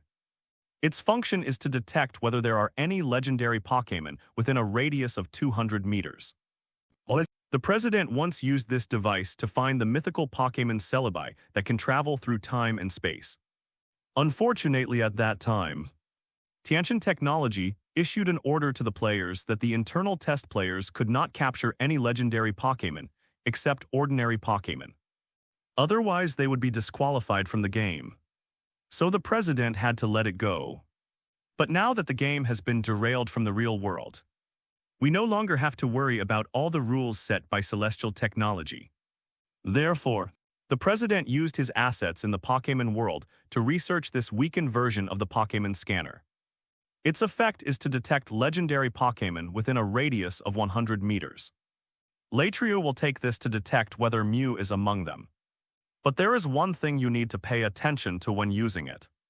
As he spoke, Long Zio pressed a button right above the square block. I saw a small projection projected from it. A white Pokémon that looks like a horse, a unicorn, or a centaur emerged from it, that is. You need to select the legendary Pokémon you need to detect when you turn it on. As long as there is a trace of this Pokémon within 100 meters, the projection will flash. For example, the first choice when the scanner is turned on is Arceus, who is known as the god of creation. However, we definitely don't have any trace of it here, so the projection will certainly not flash. Therefore, at this time we have to switch the projection, that is, switch to Mew's projection, because we know there is a trace of it here. Long Zio then demonstrated how to switch the projection. You can switch projections with a swipe of your hand, and stop when you switch to Mew's projection. 2 seconds later, Long Zio switched to Mew's projection. The projection flickers. Did you see it? It's that simple. As long as you see the projection start to flicker, it means Mew is in the area. Before he could finish his words, Long Zio, who was holding the square block, suddenly froze. Then he was seen looking at the projection with such excitement that his body was shaking, and he was breathing in and out continuously. Then he jumped down from the stage, grabbed the guy who asked what would happen if Mew wasn't there, and beat him up again. After fighting for a full half-minute, Long Zio walked back to the stage refreshed, spread his hands and spoke to the audience. Everyone now believe what I just said, Mew is in there. The audience looked at the guy who had been beaten to death, and then raised their arms and shouted, believe. Very good. Before we start, let me tell you about the reward the president has given us for this operation. Long Zio took out his cell phone from his pocket. As long as Mew is captured successfully this time, each person will be rewarded 20,000 during the search. Anyone who finds Mew's trace will be rewarded 100,000. During the capture process, anyone who successfully captures him will be rewarded 1 million. Now the president has transferred the money to my phone. After the capture is completed, I will send the money to all the brothers one by one. I will never break my promise. So I ask brothers, do you have confidence? Yes, yes, yes. When they heard that there was a financial reward, the members in the audience immediately became excited. Very good, now everyone go get the Pokémon detector. With a wave of his hand and after giving all the instructions, Long Zio rushed into the cave with the still flashing Pokémon detector in his hand. Looking excited, on the wing of the helicopter, Xia Fan, who witnessed all this, was now wondering in his heart. 325 people, 20,000 each, that's 5 million plus 100,000 each for those who found the trail. This number fluctuates. Let's assume he gave a budget of 500. And the successful arrest will get another 1 million. That means he has at least 8 million on him. Damn. He gave out at least 8 million as a reward for one operation. How can the Blue and White Society's president be so rich? Xia Fan's heart began to get agitated. 8 million if he wins all this money back. Thinking of this, Xia Fan flapped his wings and flew back to the woods. Zio Huan, I'll arrange an interesting job for you. Back in the woods, Xia Fan changed back to his original form and pointed to the connecting mountains towards Mew. Those guys still think you're hiding in the mountains, and they're looking for you with the Pokémon scanner. So you'll enter the invisible contest condition. Fly outside the mountain sand, run around from time to time. Just like walking a dog, keep them eager to catch you until your master lead and Tay to catch them all. If you get tired along the way, you can come back and rest for a while. Good. Mew entered the invisible contest condition and headed straight for the cliffs inside the mountains. After a while, many excited voices began to be heard in the cave, shouting that they had detected Mew, a bunch of idiots. An hour later, Xia Fan, who stayed under the bushes and waited for Entei to fight Yan, finally sensed its arrival with his divine beast perception. Then he stood up and rushed in the direction he sensed. 10 seconds later, he and Entei met 200 meters away from the connecting mountain range. Entei brought many powerful Pokémon according to Xia Fan's instructions. Nidoking Nidoqueen Valplum Parasect Sand/Ariados. Azumaril Scissorek as soon as they saw Xia Fan. They wanted to come up to him and get close to him. Xia Fan patted their heads affectionately, then waved his hand and prepared to issue combat orders when Entei spoke again. Master, besides them there are also the Beedrill clan, the Pidgeot clan, the Arbok clan, the Sandslush clan, the Breloom clan and the Butterfree clan. Before he could finish his words, Xia Fan interrupted him. Wait, why are the tribes here too? He just asked Entei to bring some powerful ones. But he didn't ask it to call all the tribes in the forest. Are they here to fight in groups? Or to migrate and occupy land? Master, I didn't ask them to come here. They wanted to follow me on their own initiative. Many tribes did not participate in yesterday's battle, so they felt very guilty. Now that they know that you want to take the lead in teaching those people a lesson, they followed me on their own initiative. I told them to leave, but they didn't listen. They said that since they have become your Pokémon, they should share your worries, Entei explained. Xia Fan pursed her lips, then accepted it with a wry smile. Since they value me so much as their master, I can't refuse their kindness, and take me to see them now. And I will arrange a battle plan a few minutes later. Entei led Xia Fan to a river with no people. I saw the Beedrill clan, the Pidgeot clan, the Arbok clan, and other Pokémon that basically live in groups. The moment they saw Xia Fan, they all shouted excitedly. If Xia Fan hadn't called out in time, the noise might have been transmitted to the connected cave. Akyake, I know you are happy to see me, and I am also happy that I chose to come here to help you.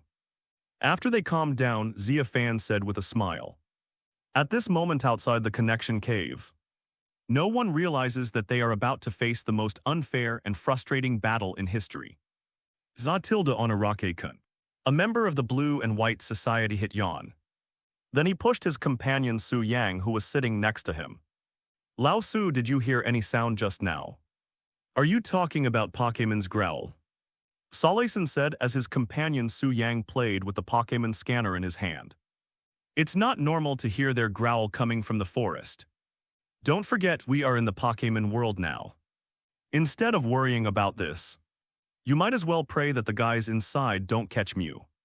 Even if they do, it's best to wait until our shift changes and then catch him. 1 million as a fellow beta player. I haven't earned 1 million in all this time. Yes, that's right, although he said so. There was a hint of contempt in Akun's eyes when he glanced at his companion Su Yang. After catching Mew, you are still thinking about the 1 million. He is truly a cowardly guy with no ambition.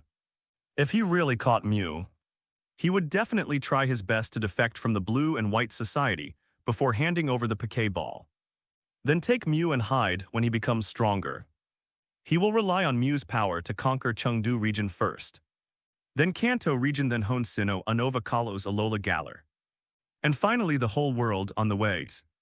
He will also bring the legendary beasts of each region under his command. Become the king of this world, and make everyone submit to his power. Thinking of this, Akun looked up at the cliffs connecting to the mountains, and began to pray that Mew would not fall into the hands of others before he entered. But the light was dazzling, and the moment he raised his head with his hands to cover his eyes, a pink-haired Pokémon suddenly flashed in his pupils. It bent its body and covered its mouth as if it was laughing. A Mew! Akun was shocked and blinked quickly to confirm whether he was hallucinating. But the next second, the Pokémon that had just flashed in the pupil disappeared in the blink of an eye. Hallucination. Akun frowned, then sighed in disappointment. It seemed that he was really obsessed with catching Mew. A minute later, his teammate Su Yang suddenly slapped his thigh. "Akun, look over there." Akun turned his head and looked. In the northwest, they saw a group of Pokémon flying towards them in a huge crowd. At first glance, they looked extremely frightened. Akun quickly took out his cell phone, turned on the camera mode and zoomed in. Only then did I see clearly that it was a group of Butterfree. There seemed to be a hint of rage in Butterfree's expression at this moment. But Kun wasn't sure if he had misunderstood the expression.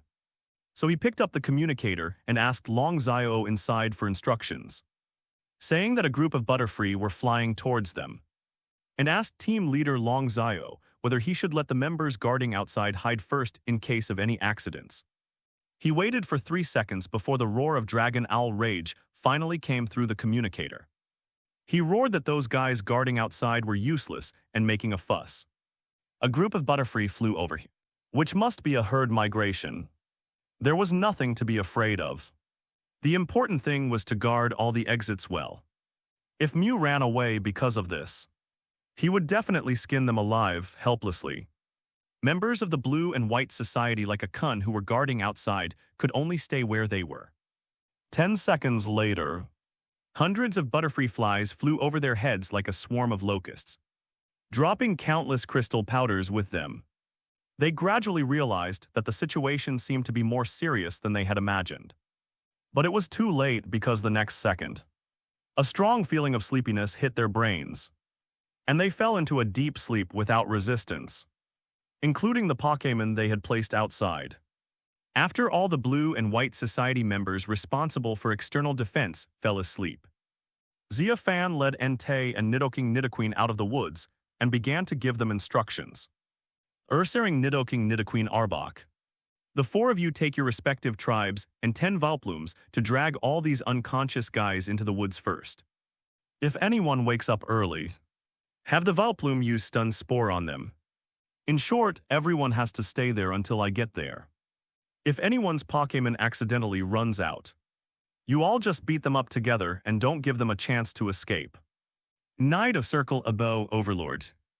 The Pokémon responded and started working according to Xia Fan's instructions. Some were dragging people, some were preparing stun spores. In short, everyone did their job and cooperated to drag the people into the woods. Very good, seeing how cooperative they were. Xia Fan began to give more orders with satisfaction. The rest of you Valplumayo and Ariados, Scissor and Apum, you take your respective tribes to guard here and block the door. If anyone comes out, you will immediately use Stun Spore and String Shot on them to make them lose their mobility. Then Apum and Scissor, you 2 tribes will safely send them to Nidoking and do a good job of protecting this place. Valplumariado's Scissor and Apum roared and began to work according to Xia Fan's instructions. Pidgeot Beedrill, you guys go along this mountain range and send all the Blue and White Society members who are blocking the exits to Ursaring. They should have been affected by Butterfree's sleep powder just now. Once you send them all to Ursaring, you and Butterfree will stay there together. If anyone comes out, let Butterfree use sleep powder immediately. Pidgeot and the Beedrill clan responded immediately, flapping their wings and leaving one after another. After arranging these main members, Xia Fan looked at the tribes behind him that had not yet been arranged. He crossed his arms over his chest, supported his chin with his left hand and thought for a moment, then separated and reassembled them one by one, and then divided them into several groups to assist the work of the 3 groups of Pokémon in front. After arranging them, Xia Fan called Mew back and asked it if it wanted to take a rest. It was okay to continue playing with those guys in the cave later. However, what surprised Xia Fan was that Mew was unwilling to rest and said he wanted to continue playing and teasing the Blue and White Society members in the cave. It could sense that those guys were annoyed because they could only detect it but not find it. In response, Xia Fan could only look at Entei, then shrugged helplessly and took Entei to Ursaring and the others. Oh, they haven't woken up yet. Walking into the bushes, Xia Fan asked Ursaring casually. Ursaring, Nidoking, Nidoqueen, they all shook their heads at the same time. Very good, since they haven't woken up yet. Let's wake them up. Xia Fan patted their heads affectionately, and then randomly picked out 3 of the unconscious guys.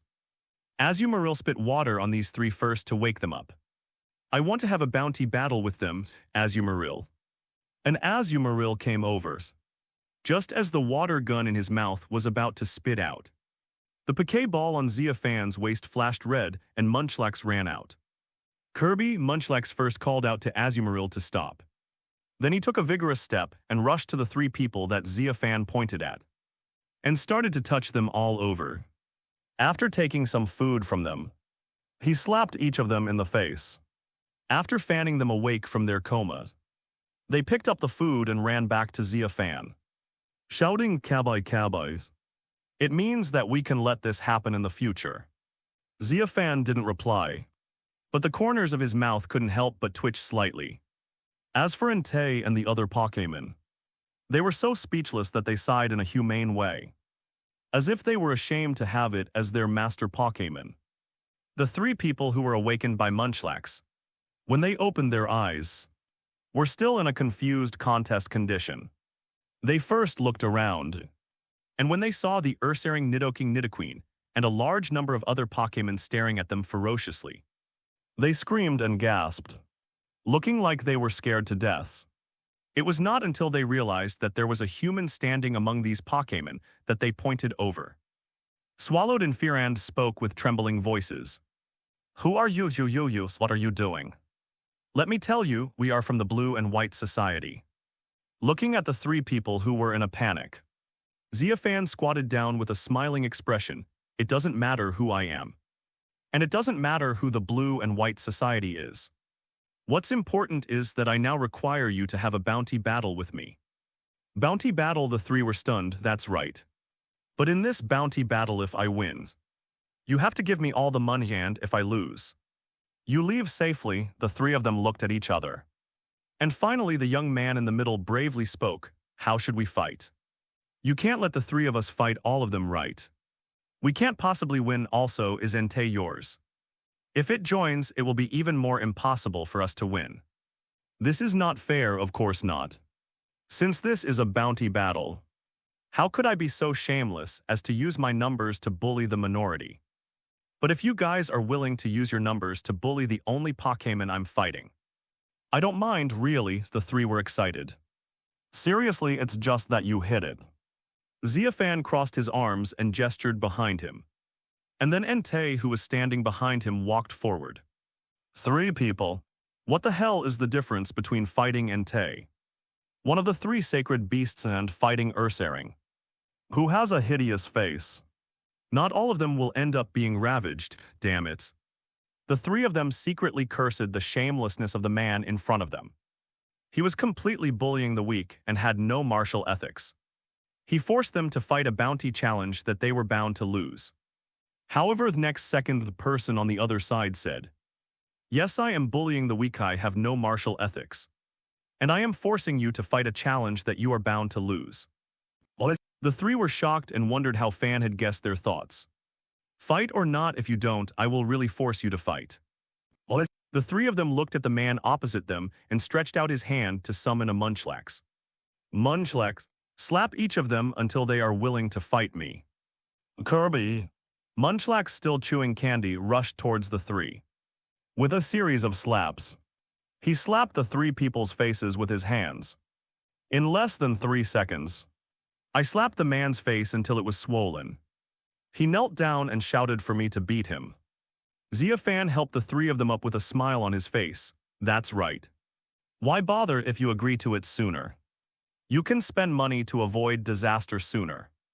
If you spend money to avoid disaster sooner, you can suffer less sooner." The 3 looked at Xia Fan. Immediately, he was equated with the devil. They are even worse than the people in the Blue and White Society.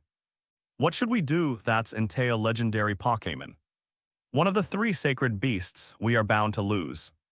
Surrounded by several Vileplume and Ursaring, the 3 followed Xia Fan and Entei, whispering to each other. The young man among them was sweating profusely and looked very pessimistic.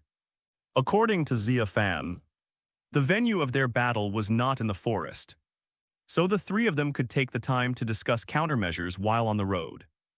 Don't be so scared, who says we will definitely lose? As the saying goes, two heads can make a huge liang smell worse.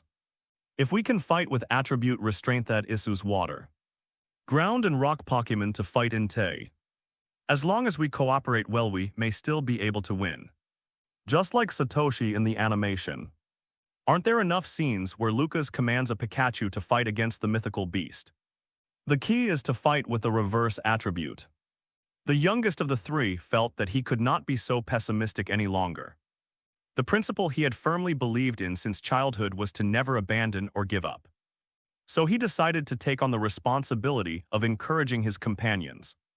So don't be pessimistic, what if Master Xia is possessed? After hearing this, the boy and the other girl gradually realized that this was the truth, and their mentality began to change for the better. Seeing them like this, the young man nodded with satisfaction and began to issue tactical arrangements. My Pokémon is Blastoise. Water counters fire and it does double damage. I'll let my Blastoise be a meat shield and rush to the front. Kanji and I remember you have a rock-type nonsense tree. Send it out. Rock counters fire and it also does double damage. This way we three will have two of the cobblers together. Now we only need the last ones. Zioling, I remember your Pokémon is. When the young man talked about the only girl among the three, he suddenly choked and then looked at her in horror. Letter FF9F de letter FF9F, hash letter FF9F de letter FF9F, hash letter FF9F de letter FF9F. Because he suddenly remembered that this woman's Pokémon were all grass-type. If she were hit by Entei's fire-type skill, she would die on the spot, so it appears to be 3 versus 1, but in reality it is 2 versus 1, which means there is 1 less than 3 cobblers. Oh shit, how can we fight this? The young man tried hard to persuade them not to be pessimistic. But he couldn't help becoming pessimistic himself. At this time, Xia Fan, who was leading the way, stopped and turned to look at the 3 people. Let's use this as the battlefield. You have been whispering for a long time. You can release your Pokémon now. In order to prevent Entei's flames from burning down the forest and affecting the ecology of the area, Xia Fan set the battle site beside an empty river. And before coming, several scissors cut down several giant trees at the edge in order to widen the area. Therefore, in this battle, Entei can fight freely without worrying about his fire affecting the surrounding ecology. The 3 of them looked at each other, and finally gritted their teeth and released their Pokémon. A Blastoise bullshit tree and a Meganium. The final evolution of Chikorita. Although his mentality was a little broken, the young man who was more thoughtful among the 3 still gave instructions to his companions. Zioling, your Meganium will hide behind Blastoise and Nonsense Tree and wait for the opportunity to use skills. Otherwise, Entei will definitely eliminate you first. Okay, I understand, Zioling agreed. The young man nodded, and then discussed with his other companion, Kang Jian, what the 2 of them should pay attention to and how to cooperate in time. However, halfway through the conversation, Xia Fan, who had been waiting impatiently, interrupted them.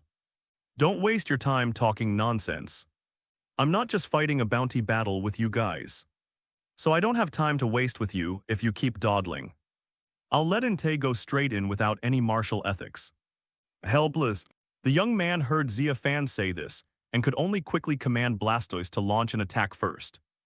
Blastoise used Hydro Pump attack on Entei, Kami. Blastoise lowered his body slightly and the next second, the 2 rocket launchers on his back suddenly fired a powerful Hydro Pump that was powerful enough to penetrate a thick iron plate. The target was directly aimed at Entei, who was standing on the rock opposite. Sudowoodo Rock Slide Meganium Poison Powder. At the same time, the young man's companions also echoed and gave orders. When encountering a strong enemy, it is always a good idea to attack me first, therefore. Under their command, Blastoise's Hydro Pump attack followed by Sudowoodo's Rock and the dramatic poison powder emitted by Meganium. On the other hand, Xia Fan was cracking melon seeds calmly, watching the attack coming from the opposite side without giving any orders to Entei. Because before the battle started, He had already discussed with Entei that he would just let the battle resolve itself. After Allah's a divine beast, and one that has lived for so long and has extremely rich experience in fighting humans. Does he still need to take command in a battle with humans? Haha, that was just a joke. If he was the one commanding the battle to win, Entei would have been captured long ago, however. Since Entei took on all the battles by himself, what should he? The master though, yes, that's right, just be a mascot. This is the good quality that a Pokémon trainer should learn when he has a legendary Pokémon, that he knows how to fight. Don't give orders blindly. Do you think you know how to fight better than these mythical beasts that have lived for a long time? You said it was Munchlax. Xia Fan lowered his head and looked with shining eyes at Munchlax, who was standing at his feet and had collected a large pile of snacks. Chinese letter, he bent down slightly.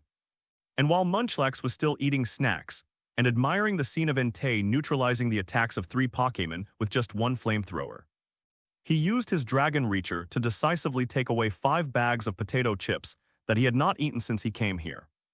With a click, Colbenus, a cute Arabic, while the chips tasted amazing. At this moment, a cry of surprise suddenly came from the opposite side. My Meganium, Xia Fan then looked at it intently.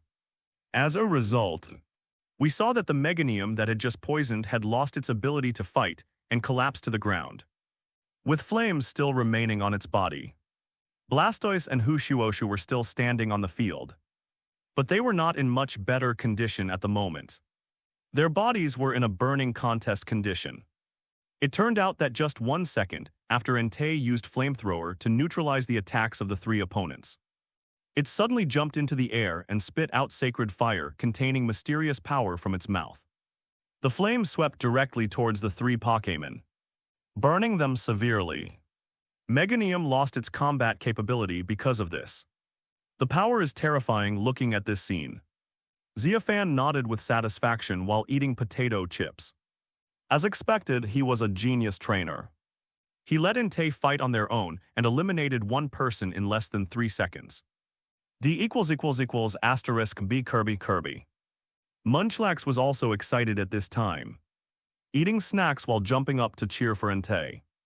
It was just that I had just finished the snack in my mouth and was about to get a new one.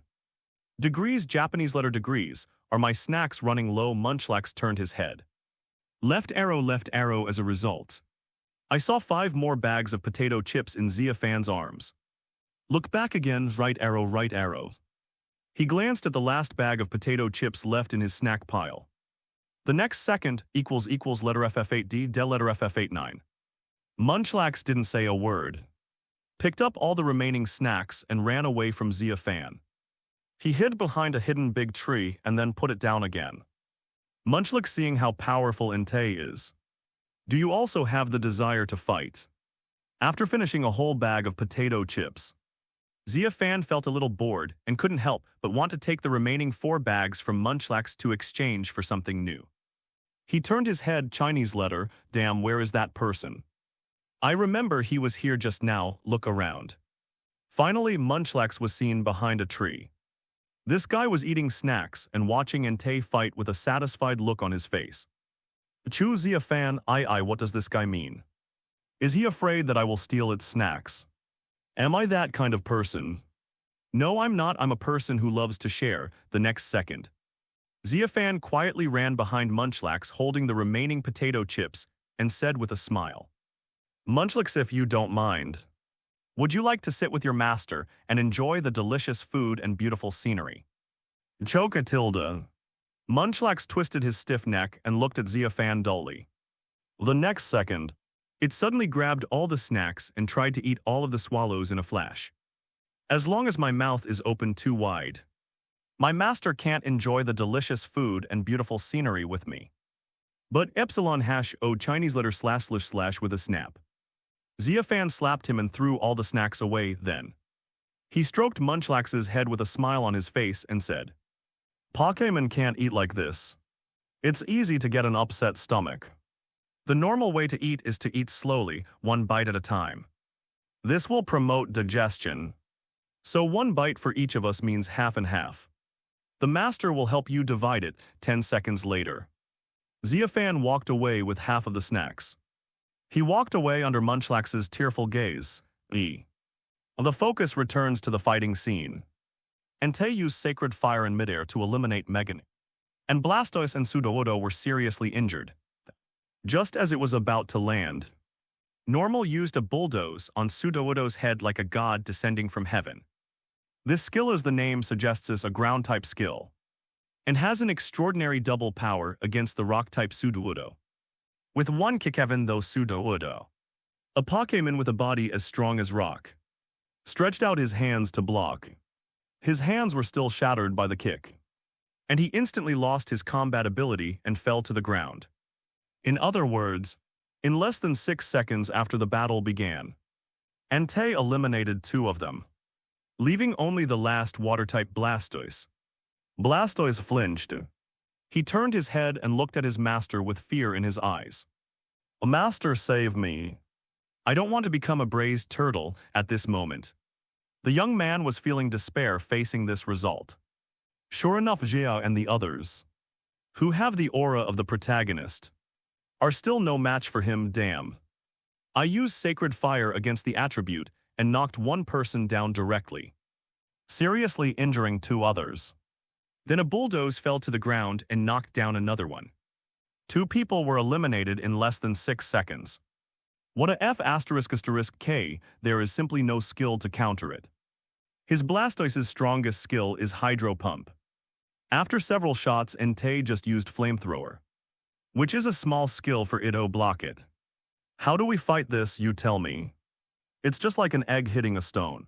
It breaks as soon as it hits. It's really difficult when the power levels are not at the same level. After some careful consideration, the young man shouted decisively when Entei was about to launch Sacred Fire again as the 3rd and final round of attack. Save your words, we admit defeat. Facing this shout, Entei swallowed back the Sacred Fire that he was about to spit out. Blastoise Yuho was shivering in front. Breathed a sigh of relief. Oh heart. My master still loves me, but the next second, the boy and girl next to the young man refused to do it and shouted, "Don't stop, Entei, we won't surrender. We'll fight to the death." Entei was about to turn around when he was stunned. What's the meaning? Don't you think being beaten by it isn't bad enough? Blastoise Yuho had just breathed a sigh of relief, suddenly felt his shell tighten, and he turned around. Allow letter EB6 de allow letter EB6. What do these 2 companions of the master mean? Can't you see that I can't defeat them? I won't be satisfied until I die here at this moment. The young man and the girl suddenly grabbed the young man's neck and roared. You son of a b*********, you asked us to fight. You said not to be pessimistic. What if Master Zhai is possessed? But now our Meganium and Sudowoodo have been beaten to death. And you told me you want to admit defeat. No way, I tell you. Zhangteng, your Blastoise must die today at the hands of Entei. epsilon#o Chinese letter / bang Chinese letter, bang. The boy and girl were so angry that their faces turned grim. They took turns slapping the young man, determined to force him to let Blastoise continue fighting. What is worrying is not the scarcity but the inequality. Our Pokémon are dead and yours should be like us too. Even if I don't die, I'll at least be seriously injured and fall to the ground. In any case, I won't be able to maintain the contest condition to fight. Looking at the enemy lineup in front of them that was in disarray. Looking at Blastoise, who was shaking with fear. Entei didn't know whether to continue fighting or not. So he turned back to find Xia Fan to ask his opinion. At this time, Xia Fan was returning from Munchlax with snacks in her arms. Happy and contented, only to see the people on the opposite side start a fight. He was stunned at first, then excitedly trotted over with the pile of snacks. He jumped onto the rock closest to the 3 of them and joined the spectators, cracking melon seeds and peanuts while shouting out the fighting manual. Do you 3 know how to fight? Do you know the 4 elements of a fight? 1. Grab the head 2. Grab the crotch 3. Poke the ice 4. Kick the balls. You didn't even use any of these wise sayings. You are really useless. The boy and girl looked at Xia Fan in surprise, then stretched out their evil hands towards the young man's head and crotch. That's right, you have to grab your head like this. Grab it hard. What men fear most is baldness. Yes. You have to grab the crotch forcefully like this, so that he can feel a sense of psychological crisis. At this time of the young man's, whose hair and crotch were severely injured because of Xia Fan's evil idea, looked at Xia Fan with rage and howled to the sky. I'm giving in's letter FF4F Chinese letter FF4F. Give up. Xia Fan was stunned the next second. He jumped off the rock and rescued the young man from the boy and girl. If you want to admit defeat, just say so earlier. I thought you were biting each other because you both think the other is useless. The young man looked at Xia Fan. Canada Cantainus. The price of your vegetables will definitely go up. I shouted several times after being beaten. Didn't you hear me? The young man wanted to cry. Xia Fan comforted him. Don't cry, don't cry. Men don't cry easily. This time I'm hard of hearing. How about this when I transfer the full amount later? I'll leave you 100 yuan, 100. Upon hearing this, the young man covered his swollen face, and the tears that he had been able to hold back suddenly flowed down uncontrollably. At the same time, rage looked at Xia Fan. $100. $100 can't even buy a Pokeball. You have the nerve to say that. $100 is enough. Look at them. Wait, there's not even $100 left. Xia Fan continued to comfort them. People should learn to compare themselves with others. Do you feel better when you compare yourself with them? He, the young man wiped his tears and sneered. No, I feel like my personality has been greatly trampled upon. So without saying anything, he took out his cell phone and threw it to Xia Fan. Don't keep a single cent. If you want to transfer it all. The password is 2****6. A man should live with ambition. I don't want your 100 yuans, which is equivalent to beggar's food. I have hands and feet, and it's not that I can't earn it back. Xia Fan took the phone and sighed. Young people are young peoples, and 100 yuan is still money. How can they be so disgusted with it? But the next second, Xia Fan's eyes widened. Because when he took this guy's phone and was about to transfer money to himself, he actually saw 65,000 assets. I have money. It directly broke his current record for single bounty earning. In the world of Pokémon, in order to make players better adapt to life here, Tiantian Technology has set all transaction payment methods to mobile payment. So the young asset Xia Fan can see it at a glance as long as he gets his mobile phone. After transferring all the 65,000, Xia Fan turned his attention to the other boy and girl. I hope these two are also small local tycoons. Faced with Xia Fan's expectant eyes, the boy and girl gritted their teeth, took out their mobile phones, and transferred all their assets to Xia Fan. One is 70,000 and the other is 56,000. After transferring the money, the two men turned around and were about to leave, leaving the young man behind. But they were stopped by a scissor just 2 meters away. The girl turned around angrily. What do you mean? The battle is overran. The money has been transferred to you. Why don't you let us go? Xia Fan didn't reply. But a butterfly suddenly flew onto his shoulder. It flapped its wings and emitted fluorescent bright powder dust towards the boy and girl. The next second, both of them began to fall to the ground drowsily. The young man who had just put Blastoise back into the Pokeball was horrified when he saw this scene. What else do you want to do? We have already given you all the monies. Before he could finish his words, the young man inhaled the fluorescent bright powder dust into his nasal cavity and fell to the ground like his two companions. Xia Fan then jokingly said, "Let you go and give you a tip-off." After saying that, Xia Fan directed Scissor to put the three of them together and keep them under guard. Then he put his hands behind his back, hummed a little tune, and led Entei back to the woods to continue looking for people to fight for the bounty. 2 hours later, the number of people challenging Xia Fan's destiny mission has reached 42. He defeated all the members of the Blue and White Society guarding the periphery and directly earned 1 million in challenge bounties, with each person contributing 50,000 to him on average. However, most people did not choose to fight Entei instead. They were scared after seeing Entei and the surrounding Ursaring Nidoking and their ferocious growl. They admitted defeat without saying a word and took out their money happily. This is also the reason why I was able to challenge 42 people in just 2 hours. Master, should we rush in with Ursaring and the others now? Or should we wait for the Blue and White Society members inside to come out one by one, and then wait for them to come? After challenging all the Blue and White Society members on the periphery, Entei followed Xia Fan to the entrance of the cave. During these 2 hours, 13 people came out of the cave one after another. However, as soon as they came out, they were paralyzed by Vileplume's stun spore and sent to Xia Fan to fight Entei. So Entei thinks this method of waiting and waiting is not bad. But in response, Xia Fan smiled and waved his hand, saying, "No need to go in, and no need to sit back and wait for them to come out one by one. Since we have already dealt with these peripheral Blue and White Society members in an unethical way, we must be unethical to the end." After saying that, Xia Fan turned around and looked at the scissors. "Scissor, go and call the leaders of Butterfree Vileplume Parasect." Brelume Pidgeot. 5 minutes later, several Butterfree Vileplume Parasect Brelume and Pidgeot came to Xia Fan.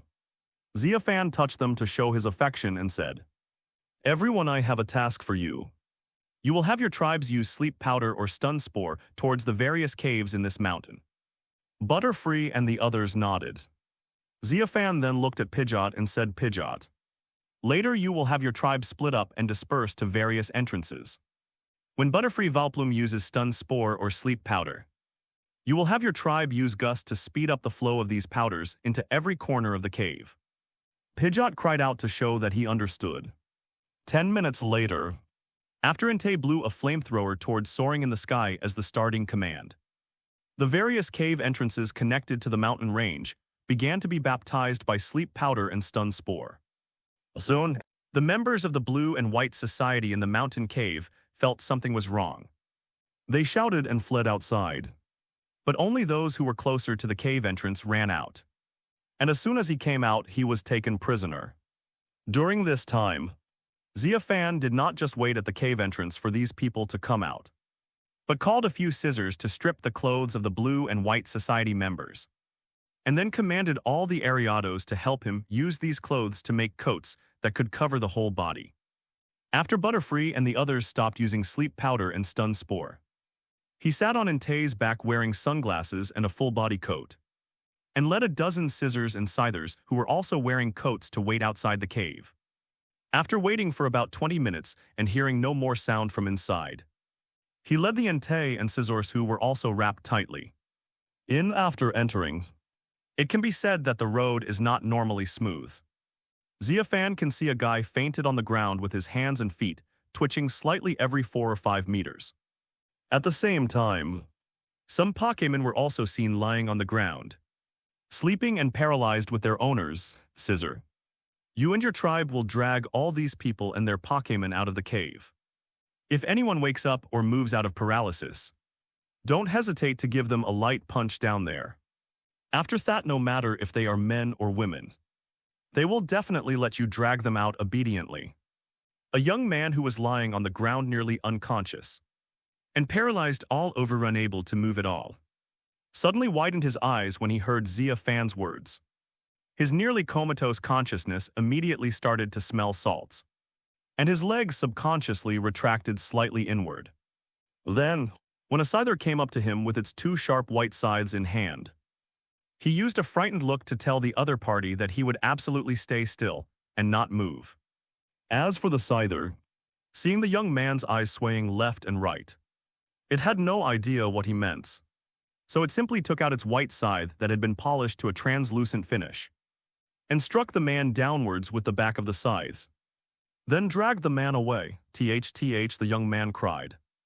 Tears were streaming down my face. Although his whole body was paralyzed and he couldn't feel any pain, he had a premonition that he would be gone in the future and that the man's masculinity would no longer care about him.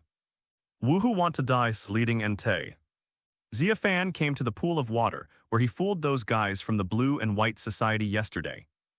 There weren't a large number of blue and white society members gathered here. Apart from a man and a woman lying on the ground unconscious, there was only an Espian and an Umbrian in a coma. Xia Fan walked past them and went deeper into the cave. As we went deeper into the cave, more and more people on the ground fainted, became paralyzed. Or both, they fell to the ground motionless. However, everyone who was still conscious was shocked when they saw Entei. I didn't expect Entei to be here at all. And when he saw a tightly wrapped guy sitting on Entei's back, he was even more shocked. Someone actually dared to snatch away their blue and white society's goal in Chengdu region. Aren't you afraid of being retaliated against by the blue and white society in the future? Who are you? How dare you use such despicable means to attack our blue and white society? There was a blonde young man in a paralyzed contest condition, tremblingly pointing his finger at Xia Fan. In response to his question, Xia Fan looked over in surprise and looked him up and down. Someone can actually talk. It seems that this paralysis contest condition is not deep enough. He might cause trouble when he gets out. The next second, Xia Fan turned around and shouted, "Scissor, there's a man here who can still move. Come over and give him another punch, interlock." A scissor quickly jumped across the cliff of the cave to the yellow-haired young man. And according to Xia Fan's instructions, it punched down. After a while, a shrill scream resounded throughout the cave. Seeing this, the members of the blue and white society, who were paralyzed all around in the contest condition, suddenly broke out in sweat, swallowed saliva violently, and their limbs trembled. Those who are timid are so scared that they pee their pants. If this hits me, no matter whether I can recover or not, I will probably suffer from psychological trauma until I die. For a moment, the other members of the blue and white society around looked at Xia Fan as if he were a devil. I keep telling myself in my heart that I am a mute now. A mega mute. Looking at these sweaty members of the blue and white society, Xia Fan made a joking comment, "Scissor, check to see if their paralysis condition is too severe. If it's not too severe, hit them all." After he finished speaking, he suddenly saw several people reaching out their hands and tremblingly grabbing a handful of powder, which he didn't know whether it was stun spore or sleep powder or a mixture of the two, and putting it into their mouths. Either the manliness is gone, or he becomes a useless person who cannot move for a period of time. They chose the latter with this little episode over. Xia Fan sat on Entei's back and continued to go deeper into the cave. After going deeper for about 20 minutes, he and Entei passed through a hole inside the cave and came to a larger cave. There is a river and many huge rocks in it from here. The stun spore and sleep powder on the ground, and the powder flowing in the air began to gradually thin out. Entei, careful, there must be someone hiding in the dark. Xia Fan patted Entei's neck gently and reminded him. Entei nodded and began to slow down his pace, while keeping an eye out for Pokémon rushing out from behind the boulders around him. Save us! Suddenly, a telepathic sound rang in Xia Fan and Entei's heads. Jump over there. Hearing this, Xia Fan decisively pointed Entei to the highest boulder in the middle of the river. Entei leaps in midair. Xia Fan looked around and finally saw a yellow electric current flashing from behind a huge rock about 30 meters in front of the left. Bulldoze, Xia Fan pointed out the location to Entei. Entei turned around, and as soon as his limbs landed on the ground, he leaped towards the boulder that Xia Fan pointed at again. And at the same time, a strong and hot cyclone gathered in the air. Boom. The moment Entei fell, the boulder suddenly exploded. A dozen Lapras emerged from the crowd. They were being electrocuted and knocked to the ground by 2 Electivires and 2 Magnetons using discharge. Faced with the appearance of Entei and Xia Fan, they looked at them with eyes hoping for help. Dragonite hyper beams. A noise suddenly came from the right. Xia Fan and Entei turned their heads and saw that behind another huge rock not far away, Long Zio was directing his Dragonite to condense a dark energy ball. And their target was exactly them. If they wanted to dodge, it was too late now. Xia Fan quickly ordered Sacred Fire. Entei turned his head and suddenly spewed out a powerful flame carrying a mysterious power. The next second, the two powerful forces collided closely in the cave, and a powerful gust of air suddenly rose. The gust of wind was so strong that the river surged backwards. Except for Entei, who stood majestically and motionless. Everyone, including the Pokémons, flew backwards several meters. Even Xia Fan would have almost flown out if she hadn't held Entei tightly. P.S. I have played Pokémon Heart Gold, but I don't know where to catch Lapras. Let me give you some information. When the time on your mobile phone reaches Friday, Lapras will lead his tribe to appear deep in the connected cave. And you can catch it at this time, after dozens of seconds. The airwaves and mist generated by the collision of forces gradually dissipated. Everyone's vision gradually returned to its previous state. Looking at the tightly wrapped guy on Entei's back, Long Zio was as if he was facing a formidable enemy. Who are you? Well, he clearly remembered that Entei was still ownerless yesterday. But judging from the situation just now, this guy had obviously subdued Entei. What's more important is that judging from the man's attire, the sudden influx of stun spore and sleep powder into the cave before, although no one knows how it was done, is obviously related to this man. If someone hadn't told him that a Lapras tribe had been found inside the cave and called him away, he would have probably fallen to the ground unconscious. You are not qualified to know my names. You just need to know that I am from the Temple of the Gods. Xia Fan said lightly, and nonchalantly began his nonsense again. The Temple of the Gods, Long Zio was at a loss. Among the powerful organizations established by the beta test players, he had only heard of the Mutuo team in the Kanto region, the Divine Beast team in the Hone region, and the God Catcher Hall in the Sinnoh region. As for the Unova region, Kalos region, Alola region, and Galar region, not much is known because there are too many beta player organizations, and they have not yet been unified. Looking around, Long Zio used his eyes to question the members of the Blue and White Society who were following behind him. But the result was just shaking his head, indicating that he had never heard of it either. Seeing their bewildered looks, Xia Fan continued to talk nonsense. It's normal that you don't know. After all, our pantheon has been dormant for tens of thousands of years and has only recently emerged. It won't be long before you will witness the power from the pantheon. The corner of Long Zio's mouth twitched, and his originally confused look immediately turned into rage. Is the guy on Entei's back treating him like a fool? Dormant for 10,000 years. Why don't you say that you have been dormant since the beginning of the world? You're just talking bullshit. If you don't want people to know your true identity, just say it. Restraining his anger, Long Zio said, my friend, I will not ask about your identity, but I want to tell you that in Chengdu region, our Blue and White Society is the king. If you leave like this, I can pretend that nothing happened. Otherwise, you will not be able to bear the revenge of the Blue and White Society. Xia Fan was stunned. Are you threatening me? Does this guy in front of me understand his situation? I couldn't see who was sitting below me. Entei, okay. One of the three sacred beasts, okay. Do you think your Pokémon can win with just a few of you? Or maybe you don't know that all those guys out there have been hit by sleep powder and stun spore. However, Long Zio said, I am telling the truth. I am powerless to fight you now. But if you insist on going against our Blue and White Society, I can clearly say that you will not be able to bear the revenge from the Blue and White Society afterwards. Oh, Xia Fan chuckled, and the next second, his face suddenly turned cold. Entei hit me hard. As he spoke, Xia Fan jumped off Entei's back.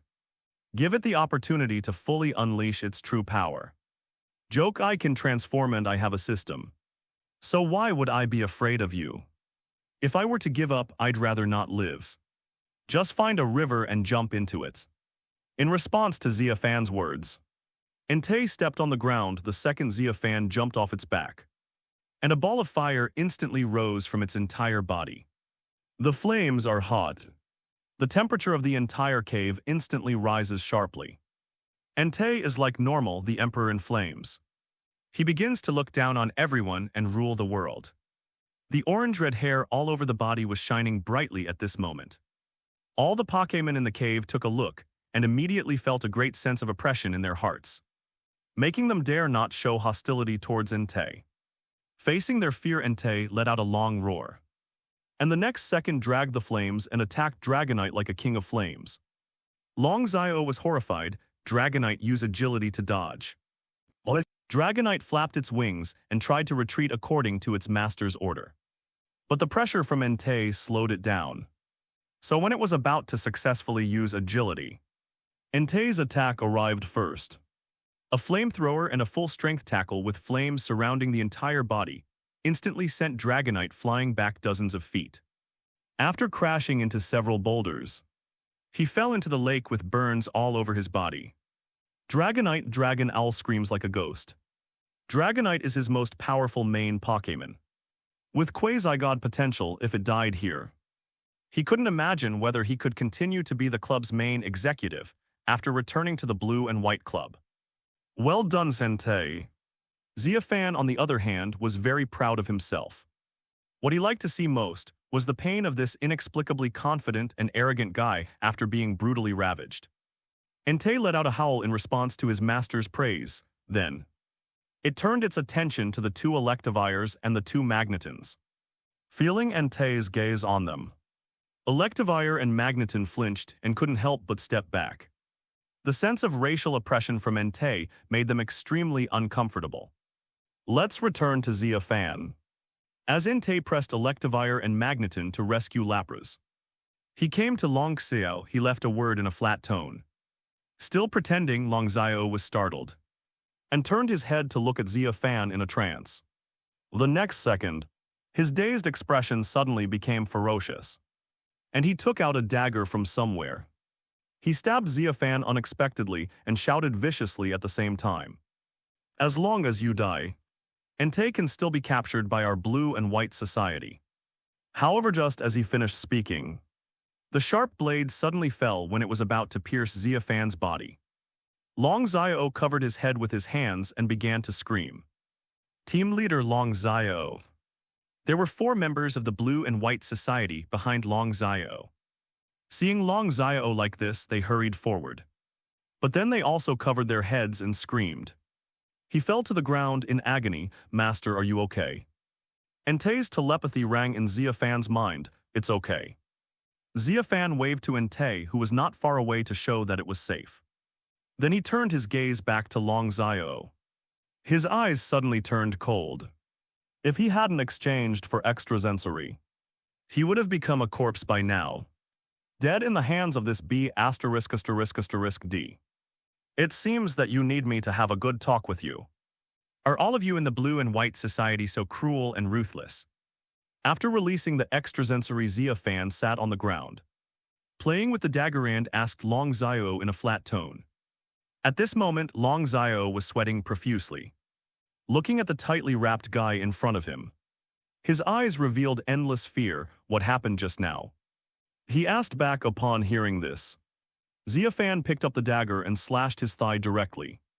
Long Xiao screamed, Xia Fan, when I ask a question, you are only qualified to answer me, not to ask a question in return from now on. If you ask a question in return, I will cut you with a knife. If you don't answer, I don't suggest taking your life. Don't doubt it. Although I don't know what will happen if I die in this game, I can do it in terms of ruthlessness. I don't think I am worse than anyone else. It just depends on whether you are worthy of my ruthlessness. Long Xiao covered his thigh and looked over fearfully. If you ask, I will definitely answer. Xia Fan slashed again. Long Xiao screamed again, and the look in his eyes when he looked at Xia Fan changed from fear to insanity. Damn it, I already asked you to ask. Why did you still cut me? Xia Fan, I only ask my questions once and never repeat them a second time. I asked them at the beginning of the first question. After hearing this, Long Xiao took a breath. He turned his head to see the sympathy of the Blue and White Society members behind him for his encounter with a psychopath, in order to seek some psychological comfort. But when I turned around, I saw those guys looking around and not even looking at me. It seemed as if he was afraid of being dragged into the water and being questioned by Xia Fan. If you don't answer within 3 seconds, I'll stab you again, Xia Fan suddenly said. Long Zio was scared and said quickly yes. The people in the blue and white club are very ruthless. Because the club rules set by our president are that if you encounter a legendary Pokémon, you must conquer it by any means necessary otherwise. If he finds out that you didn't try your best, he will punish you, which means taking one of your Pokémon and killing it. Xia Fan raised his eyebrows slightly. You guys still join in when it's so cruel. Because the club offers good treatment, how good? As long as it's a club mission. The club will reimburse all expenses of the participants during the journey, with a limit of 30,000 yuan.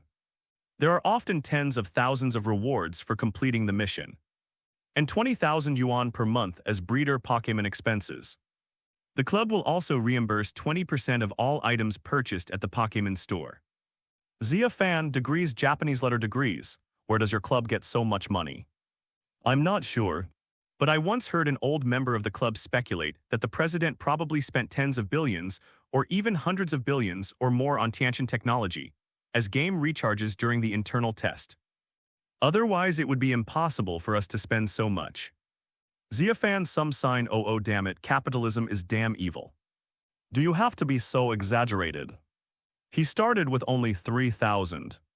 While that guy started with tens or even hundreds of billions. Fortunately, there is a system. Otherwise, it would be really hard to calm down the jealous heart. Xia Fan, do you know why you can't exit the game after it's officially launched? I don't know, but the president seems to know. The day before the game was officially released, the president asked us beta testers to enter together. If we don't enter, we will be expelled from the club in the future. But after we entered not long after, we couldn't exit the game. We asked the president if he knew anything, but his reply was that we couldn't go back. He didn't know anything else. We naturally didn't believe it. So a few of us found the president and asked him the reason. The result was that he was locked up and all the Pokémon he owned were wiped out. After he finished speaking, Long Zio closed his mouth, as if he had finished speaking and then nothing more. You just gave in like that. Xia Fan picked up the dagger and placed it on Long Zio's thigh. He was so scared that cold sweats broke out and tears were about to come out. After that, the matter was forgotten because we all felt that the real world was not as good as here. We gradually accepted the reality that we could not go back. So the grudges in our hearts gradually disappeared. Xia Fan put the dagger back. Long Zio breathed a sigh of relief. But then Xia Fan raised the dagger and said, "Come. Let's have a bounty fight. If you win, all my money will be yours. If I win, all your money will be mine. Dragon Owl Sigma degrees now Zai MMP. You've thrown my strongest Dragonite into the river and he's dead or alive. And you actually want to fight me for a bounty. And even bet all my assets on it. You are taking advantage of the situation under the guise of bounty challenge to rob people. You don't want to." Xia Fan shook the dagger. Yes, yes. Long Zio nodded. Damn it, how could I refuse with a knife in my hand? It's just, I don't have any Pokémon to fight with now. And the other Pokémon are pretty weak so. Before Long Zio finished speaking, Xia Fan answered, So. You decided to admit defeat to me directly, right? Of course you can just give me all the money. Long Zio. You're going to get hemorrhoids within 3 days. Did I misunderstand your expression? Xia Fan was juggling the dagger near Long Zio's thigh, feeling like he would be bled immediately if he wasn't careful. No, that's right, you got it exactly right. Long Zio shook his head like a rattle, took out his cell phone from his pocket and handed it directly to Xia Fan. You'll step on dog shit every day when you walk. I just said I'm very considerate. Xia Fan took the phone with a smilist for the password and saw the balance of 12,200,000. Looking at this number, Xia Fan suddenly smiled like a flower, like a meganium in the brilliant spring breeze. Long Zio's heart, liver, spleen, and kidneys were all in pain. What sin must he have committed in his previous life that he had to meet such a bandit in this life? The intention is to take advantage of someone's misfortune in the name of a bounty fight. I really want to die, come on everyone.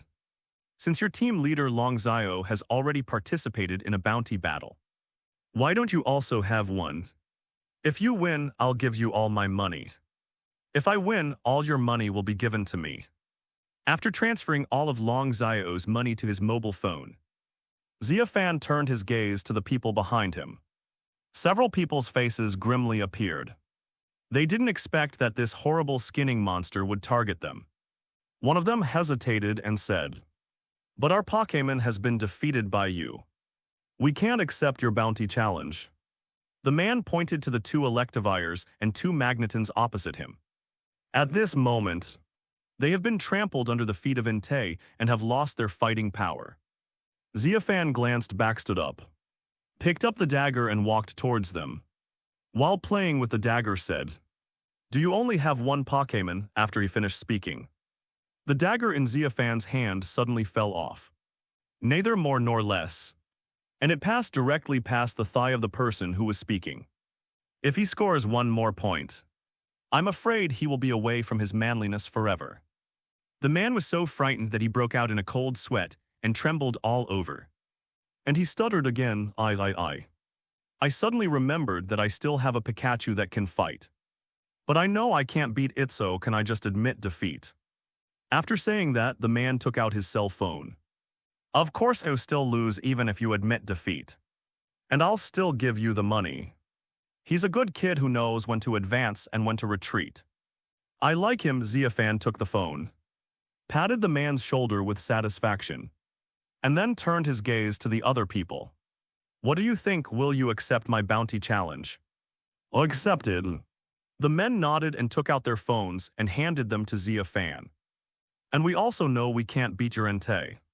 So we choose to admit defeat. A minute later, several people transferred all their assets to Xia Fan and took back their Pokémon from Entei. At this time, the Lapras group had regained their freedom. Continuous thanks to Entei and Xia Fan. While expressing his gratitude, Long Zio came over, holding his bleeding thigh and said, "Could you please help me rescue my Dragonite from the river?" His only water-type Pokémon, Golduck, was left in the cave in front, so now he can only rely on others to rescue his Dragonite. Xia Fan didn't say anything but looked at Lapras. The meaning is obvious. Let them decide for themselves whether to save your Dragonite. Long Zio then looked at Lapras, who was thanking Xia Fan with pleading eyes. This Lapras is the leader of their pack. But what he got was a cold snort. Lapras turned his head away proudly. It was obvious that it had just been severely shocked by Electivire and Magneton. That can't be helped. Xia Fan shrugged, looking like he was doing what he wanted. But the next second, what Xia Fan didn't expect was that the guy in front of him first bowed respectfully to Lapras, said sorry, and then jumped into the river without saying a word, shouting at the same time, "I am guilty, but my Dragonite is not guilty. I will save it even if I die." With a splash, the guy dived into the water, but after a few seconds floated up again, choking on the water and shouting again, "I am guilty, but my Dragonite is not. I will save it even if I die." After saying that, the guy dived in again. A few seconds later, he choked on the water and shouted the same words again. The Lapras group began to look at each other. They were extremely gentle in character and couldn't help but feel sorry for Long Zio, hesitating whether to help him or not. Someone on the shore, "Not sign, did not sign, you actor. I believed your lies. You would risk your life for Dragonite. If you have this kind of courage, would you be scared by me into agreeing to the bounty challenge?" Thinking of this, Xia Fan saw a Lapras who was moved by the dragon owl and was about to dive into the water to rescue Dragonite. He quickly called out and brought the Lapras to his ear. "If you want to rescue its Dragonite, I have a suggestion for you. Do it secretly. Don't let that guy see you. And send it to the other side immediately after rescuing it. In short, don't let him know that you are helping him." The Lapras was puzzled and tilted its big head to look at its benefactor for a while, but did not ask any more questions in the end. It sneaked into the water according to Xia Fan's instructions. "Master, why do you do this?" Entei's telepathy rang in Xia Fan's mind, and Long Xiao's desperate drive for Dragonite made him a little moved. Xia Fan because that's what he played, acting. Entei looked at Xia Fan puzzledly, somewhat puzzled. By this time, the scorching flames on its body had long since dissipated. Xia Fan nodded but did not explain too much, after all.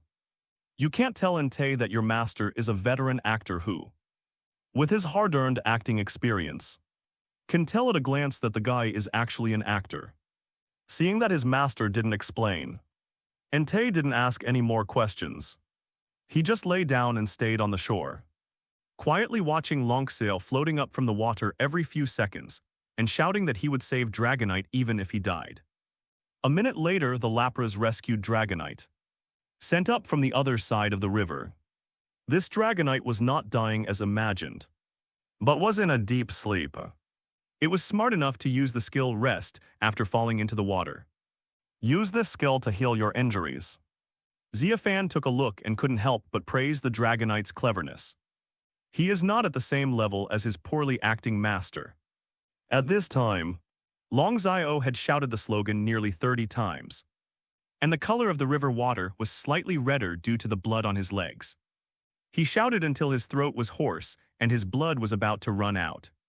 He glanced at Lapras, who was still standing there unmoved, and became so angry that he vomited blood. What's wrong with these Lapras? I'm really going to die here, why don't they react at all? Aren't they said to have gentle and kind hearts? And they are so kind that their race is almost extinct. Why is it that they are completely different with me? They are completely cold-blooded and heartless. Seeing the retreat in Long Xiao's expression, Xia Fan walked over immediately looking moved. What are you doing? Keep shouting. I just felt that they were moved by you. They seem to be going to save your Dragonite. Long Xiao was overjoyed, really. Xia Fan nodded, I just said it for you. If you can yell for another 40 or 50 times, it means you really love Dragonite and they should save him no matter what. Long Xiao tomb after 40 or 50 sounds. He was probably dead in the river. Looking at your expression, you seem a little reluctant. Were you just acting? Xia Fan took advantage of the opportunity to add another sentence. Long Xiao did not reply because he did not know how to reply. Are you really acting? Great, I didn't expect you to be such a person. I will let Lapras leave here right now, so that you don't continue to deceive their failings. Xia Fan was so angry that he was about to complain to Lapras. No, I can really give my life for Dragonite. Don't just say 50, as long as it can save Dragonite. I'm willing to shout 500 times. Frightened, Long Xiao quickly dived into the water. Continue shouting over and over again. But this time he only shouted it 15 times. His legs cramped and he fell into the river, fortunately. Lapras rescued him in time and saved him from near death. After returning to the shore, Long Xiao vomited river water for 5 minutes before he felt alive again. Thenhai's acting skills came back into play, and he took the opportunity to say with trembling hands, hurry and save my Dragonite. Lapras ignored him and neither did Xia Fan. Only one of his subordinates turned his head towards the direction where Dragonite was sleeping. At the same time whispered in the ear, it's been a long time since I rescued him. These words echoed in Long Xiao's mind for a long time. Gradually his eyes turned red, and his mind was suddenly filled with a lot of caring words about Xia Fan's father, mother, grandparents, but he only dared to shout loudly in his heart. As things were coming to an end, Xia Fan took Entei to say goodbye to the Lapras tribe. Just as he was about to leave, Entei suddenly told Xia Fan that the leader dragon in Lapras' group wanted him to tame it because it had told Lapras that as long as it became Xia Fan's Pokémon, its power would continue to grow over time. Xia Fan didn't refuse after hearing this. Picking up this Lapras for free was equivalent to picking up a bunch of them. Although he might not come across them in the future if he did. Maybe he could even get some. It takes a long time to pretend to be cool, but it feels good just once. So he picked up the Pokéball and collected the Lapras. Then released it again and watched them leave. This series of actions made Long Zio and other members of the Blue and White Society completely stunned. Long Zio asked, "You tamed it, but you let it continue to follow the tribe. What do you mean by that?" Xia Fan glanced at him when he heard that, then picked up the dagger and slashed at his thigh. "Do you understand?" Covering his thigh. Long Zio nodded repeatedly with a sad face, indicating that he would never ask him questions again, even if he was beaten to death. Xia Fan added, "Since you understand, then let your people carry you away from here." After saying that, Xia Fan sat on Entei's back and left the deepest cave. Long Zio followed behind, supported by his two subordinates. However, as soon as they left the deep cave, they inhaled some stun spore and sleeping powder still floating in the air, and they staggered and were about to fall to the ground. Xia Fan noticed it and immediately shouted into the cave, "Scissor, there are a few people here who need you to bring your companions over and get them outside." Interlock. After a while, Scissor came running over with 4 scythers. It hurts. The one who took over Long Zio was a scyther. When taking him over, the scyther's sharp white scythe accidentally touched his wound. He had not inhaled much stun spore yet and he screamed in pain. This stunned scyther, and he remembered the order Xia Fan had given them before. If someone like this still has the energy to move, you need to punch him in the lower body, so the next second. Dragonfly Laulettery B6 de Laulettery B6. A scream so cruel that it made one's scalp tingle was heard. Growl scared Xia Fan in front, glancing back. After seeing Long Zio covering his lower body with his hands, tears streaming down his face and a look of near collapse. Xia Fan, although I sympathize with this, it is better to pretend that I didn't hear it. It's so stuffy here, Entei, let's walk faster. Xia Fan patted Entei's back, urging him to walk faster. At this time, Entei was also attracted by Long Zio's screams. After seeing the almost crazy and collapsed expression, it couldn't help but gasp. Even though it had always been strong and unyielding, then its feet slightly bent, and the next second Xia Fan felt like a gust of wind. The view in front of his eyes passed by at a high speed, and when he came to his senses, he had already rushed out of the cave. A minute later, Long Zio was dragged out by Scyther. There was an expression of extreme despair in his face, no matter how many controlled Blue and White Society members called him. He ignored them. It was not until several members who had witnessed his miserable condition told his story that the Blue and White Society members shut up and looked sympathetic. After listening to this, several members expressed an expression that said, "I understand you, let's return to Xia Fan." There is a Pikachu standing on his shoulder at this moment. That's right, this is Mew's transformation, currently. All the Blue and White Society members connected to the cave have been controlled. So its mission has been accomplished. The only unfinished task left is Xia Fan's destiny task. Come on, one by ones. Challenge my Entei for a bounty. If you win, I'll give you all my money. If you lose, you'll give me all your money. Come in order, starting with you. Xia Fan walked up to a man who looked to be in his late 20s. There are still more than 200 members of the Blue and White Society who have not participated in a bounty battle with Xia Fan. After being sent out by Scissor, these people were controlled by Ursaring and others and lined up in an orderly manner. Of course, this behavior was naturally taught by Xia Fan. Can I admit defeats? I'll transfer the money to you directly. Well, the man said in panic. Those who were controlled by Ursaring here, except for those who had not challenged them. There were some who had challenged them. They were not far from them and were tied up by Ariados with string shot, leaving only their heads untied. After those who had not challenged the challenge sent their money out, they learned from those people that to accept the challenge meant fighting with Entei, having their Pokémon severely beaten up and then giving away the money. While not accepting the challenge meant avoiding a beating and giving away the money directly. Comparing the two, it is naturally better to admit defeat. You'll have to pay money in the end anyway. So wouldn't it be better to be direct?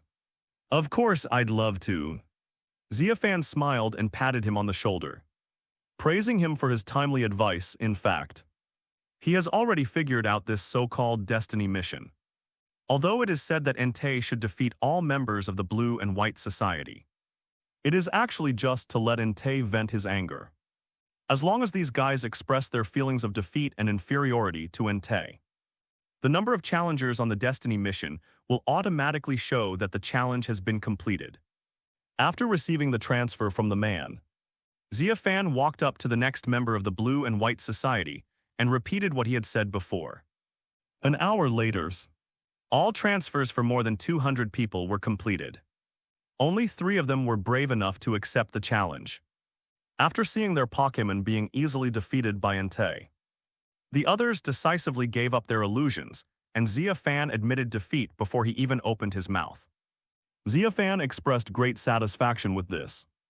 That's right, but it was time to say goodbye after all. He had made more than 30 million from them, turning himself from a pauper into a wealthy man in an instant. Xia Fan felt that it would be too immoral to cheat them of anything more. But he is not such a wicked person since we are all leaving. Can you let me see you before we say goodbye?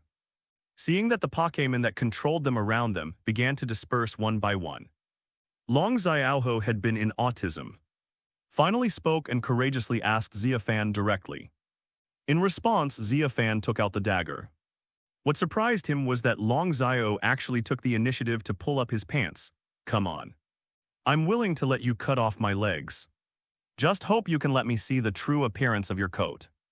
Xia Fan was stunned when he heard this, and couldn't help but look up to Long Xiao. This guy is really brave for his future retaliate. Xia Fan took off his coat, removed his sunglasses, and showed his true face to Long Xiao and all the members of the Blue and White Society. Not at all afraid of the suppressed gnashing of teeth they would feel after seeing this. Because a few seconds later, Xia Fan suddenly snapped his fingers toward the sky. In soaring in the sky, the Butterfree tribe appears again, waving out countless sleep powders. 3 seconds later, they all fell asleep again. Xiao Huan. It's time for you to delete all their memories of us. Chengdu Region, Asagi City. This is a coastal city in Chengdu Region. Xia Fan brought Munchlax and Mew here. 2 months have passed since the connection to the cave. During these 2 months, Xia Fan has lived a very comfortable life because of the nearly 30 million assets. First, after challenging the bug-type gym in Azalea Town, he chartered a car and took himself to Goldenrod City, the largest city in the Chengdu region, where he went shopping and eating, had fun, and even defeated a Pokémon gym. Later, when he was preparing to set off for Ecruteak City, he heard someone say that Rauku, one of the 3 sacred beasts, was seen in Asagi City. He decisively changed his route and rushed here with his Pokémon. This is a bit difficult. There is absolutely no news about Rauku. On the second day of arriving in a Sangkong City, Xia Fan sat on the beach holding an ice cream, looking at the sea with a worried expression. To his left, Munchlax was eating a basket of ice cream, and to his right, Mew was licking an ice cream stick. Entei, are you sure you don't want to come out for a bite to eat? The spot I found is quite secluded and there's no one around, so you don't have to worry about anyone seeing you. No need, master. I don't really like eating this kind of thing. Oh well. After being rejected by Entei in the Pokeball, Xia Fan then sat on the beach and thought about where to get the news about Rauku. An hour later, Cabby's Munchlax touched his stomach and wanted Xia Fan to take him out for something delicious. How long after eating this ice cream are you hungry again? Cabby Munchlax nodded. It's okay. It's okay to eat later. If you're really hungry, I brought your energy cube here. Eat one and you won't be hungry anymore. Lying on the beach, Xia Fan, who was as lazy as a corpse and unwilling to move, took out a box from his bag and took out an energy cube specially designed to satisfy Munchlax's appetite. Cabby Munchlax shook his head. It didn't like to eat energy cubes. It only liked to eat human food. This is all I have. If you don't want to eat it, then wait another 3 hours. Last night, in order to find out where Rauku is, your master went to a dangerous place, bar, and drank with a bunch of people your master hates the most, drinking with beautiful women. I stayed up all night and I'm very sleepy now. Let me rest for a while. Xia Fan placed the energy cube on the blanket and continued to sleep. 2 minutes later, Master, it's so boring here. Let's find a place to eat while looking for news about Rauku. Feeling bored, Mew woke up Xia Fan again. Xia Fan opened his eyes and saw it was Mew. You are right. Master, I had exactly this thought when I was dreaming just now. Then he stood up, packed his blanket, and prepared to leave. Munchlax 20 minutes later. Xia Fan drove a sports car to a high-end steak restaurant. Munchlax, did you eat the energy cube from earlier? Before ordering, Xia Fan first confirmed with Munchlax about the energy cubes. If he didn't eat them, he was afraid that the cows in this restaurant would be able to eat all of them with a Pokémon. Cabby Munchlax smiled and nodded. Great, let's have another half just in case. Xia Fan took out an energy cube, broke it in half and handed it to Munchlax. Munchlax, right. 20 minutes later, 5 waiters pushed up 30 plates of steak and a cart of desserts. 18 of them were for Munchlax. After they all put the things on the table and left, Xia Fan locked the door and let Entei out after asking Mew to confirm that there were no cameras. 1 person and 3 beasts, stuffed cheeks, started eating.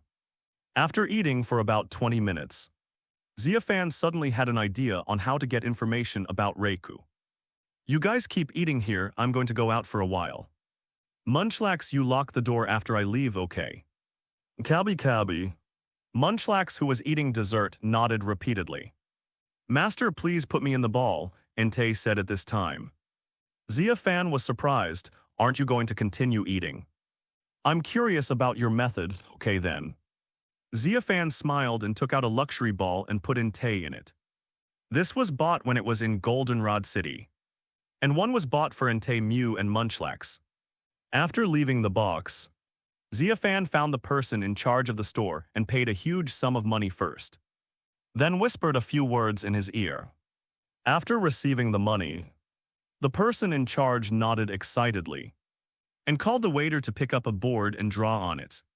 A minute later, the waiter picked up the board and hung it in a conspicuous place outside the store. It said, "We are not accepting any customers today, unless someone can provide information about Rauku, one of the 3 sacred beasts in that case.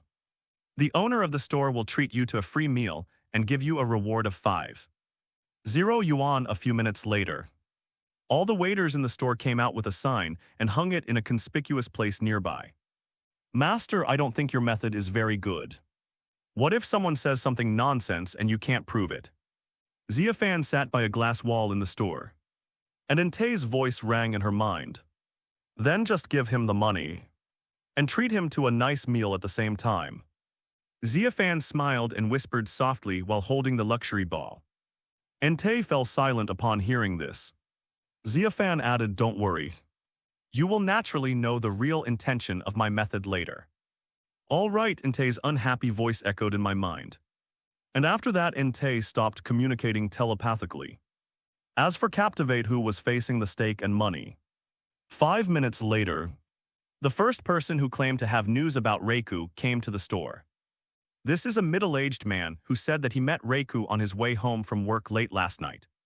He saw him on the roof of his house, just as he was about to throw the piquet ball to catch him. Rauku turned around and ran away after listening. Xia Fan asked about the specific time when Rauku appeared. As well as the photo, the middle-aged man gave time.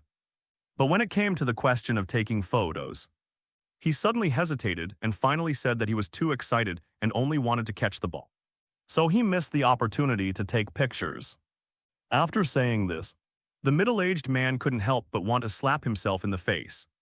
Because the lie was too lame and he was not calm either. Any normal person should have been able to tell that. But the result is, okay, thank you. Take out your phone and I'll transfer the money to you. Just tell the boss what you want to eat and I'll pay for it. Xia Fan took out his cell phone and transferred the money decisively. The middle-aged man who received the transfer first looked at Xia Fan in disbelief, and then looked at the 5,000 yuan arrival reminder on his mobile phone. After looking for a full half minuta, accepted the fact. Suppressed his inner ecstasy, and asked a waiter for the direction of the toilet with his mobile phone and an expressionless face. Then he quickened his pace and walked in. As soon as he entered the toilet, he immediately showed a greedy expression, that is, take out your cell phone and call your relatives and friends one by one, saying that there is a big fool here, and you should take this opportunity to come and kill him. He talked on the phone for a full 20 minutes before he came out of the toilet. Happily preparing to order food from the boss, however, he discovered that in just 20 minutes, a dozen more people suddenly appeared in the restaurant, eating and drinking like crazy. It seemed that they all relied on cheating that rich fool to get free food and drinks like him. You tell me, how can this be possible?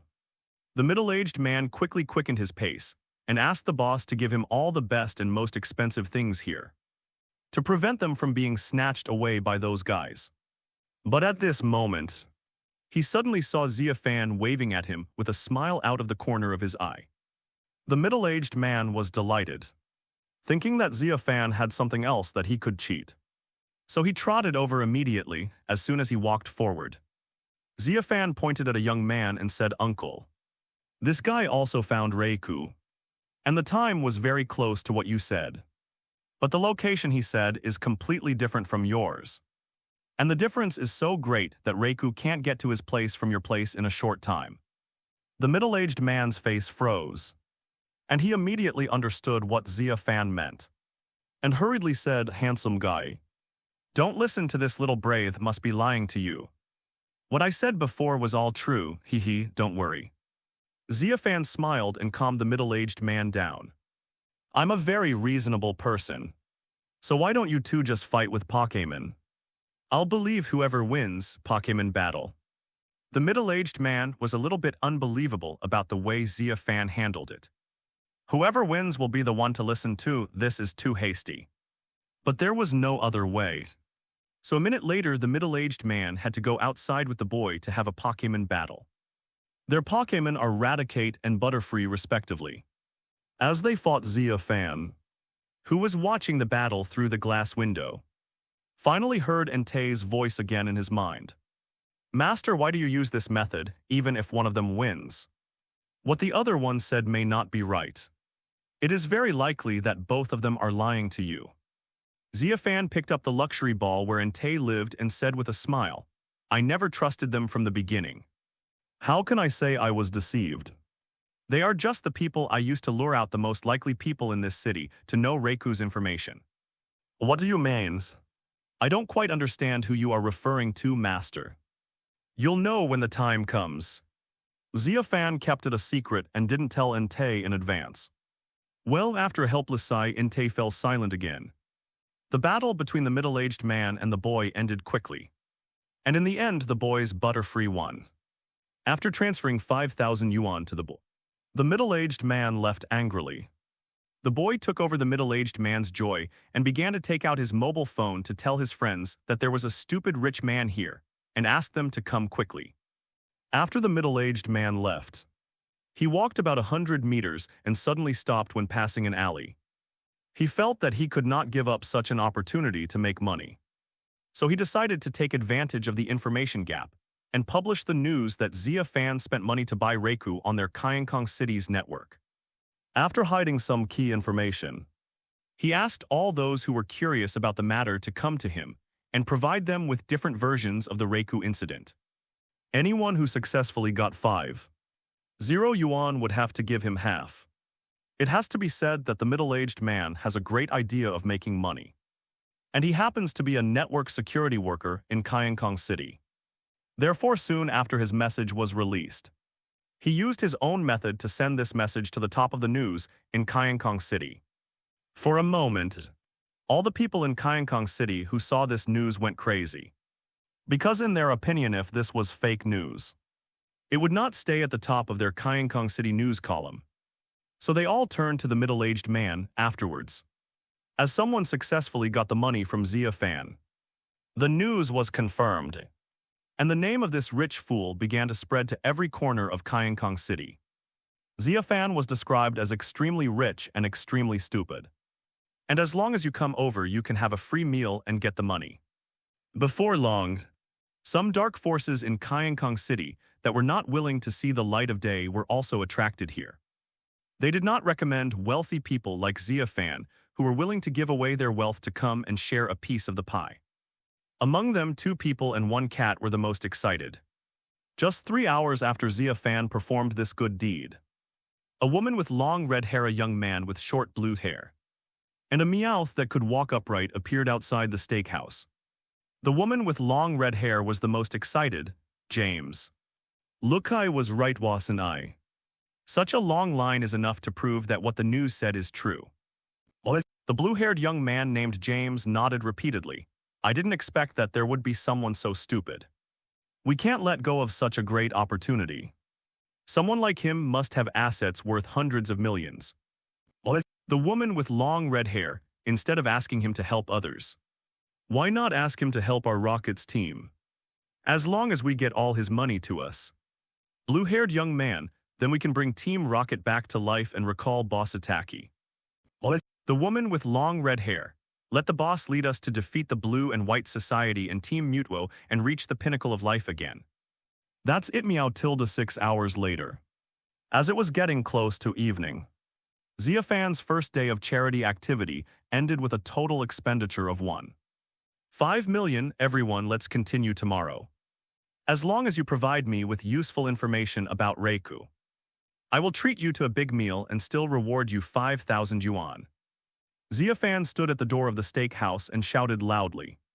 Standing opposite him was a crowd so crowded that there was no end in sight. After Xia Fan finished speaking, they immediately shouted a deafening good. After all, there aren't many fools like this who are so easily deceived. They have to respond well. Even though Xia Fan asked them to disperse, more than half of them still insisted on staying in line, just to get into the steakhouse early the next morning and cheat Xia Fan out of 5,000 yuan and a big meal. Xia Fan doesn't care about this. Greed is part of human nature. It is their business if they are willing to stand in the cold wind all night for the sake of $5,000. As for him, he just needs to continue playing the role of a nouveau rich with money, but nowhere to spend it. Half an hour later, Xia Fan drove to the beach of Asahi City again. We have booked all the shops here and provide free food and drinks to everyone who comes here. Afterwards, he withdrew a large sum of money and spent it lavishly on the beach, as if he was afraid that others didn't know he was a rich man and that others would come to rob him. In short, he did everything that the nouveau rich could do to show off their wealth. And he also did things that the nouveau rich didn't do to show off their wealth. It's so enviable. Among them were 2 people and a cat. On the beach, Jesse was holding a roasted chicken and gnawing at it while looking at Xia Fan, who had just thrown money and was surrounded by people flattering him. She couldn't help but sigh. It's great to be rich, James. Meowth, if our rocket team is restored to its former glory, can the 3 of you as important contributors live a life like that man in the future? There was no reply from behind. Jessie turned her head and saw that she and her companions James and Meowth were eating and drinking without restraint, as if they didn't hear what she said at all. She immediately became angry. Can you 2 stop acting like starving ghosts? Be careful not to get chased away, James said aggrievedly. You don't want us to do it now. So what else can we do if we don't want to eat? And the way you're chewing a whole roast chicken looks like a starving ghost. Meowth also said aggrievedly, that's it, meow tilde. Jessie looked at the whole roasted chicken in her hand and coughed. I don't let you do it now because I'm afraid it will be too conspicuous. The Blue and White Society wants to wipe out our rockets. If we blatantly snatch people, it will definitely be on the front page of Asagi City tomorrow. If they see us in this city, it will be troublesome. James, so what does this have to do with us eating? We can only do things when we are full and satisfied. And if we fail to rob, we don't know when we will have the chance to eat as much as we did today. Meowth agreed, that's it, meow tilde. After saying that, the man and the cat clapped in tacit understanding. Jessie sighed helplessly when she saw this. No more words to say because James is also right. The Rockets are in a really tough situation right now. The Kanto headquarters was taken down by a group of traitors.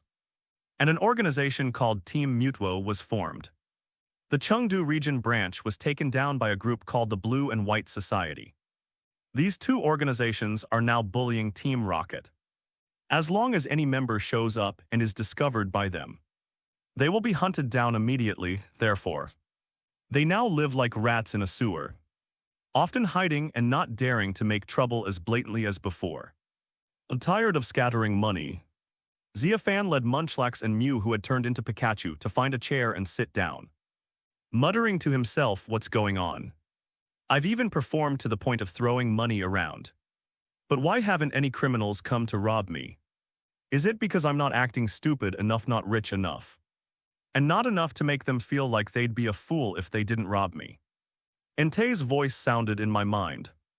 Master, is this method of yours really a good idea? You've lost so much money in vain. What if the person who robbed you doesn't even know Raiku's whereabouts?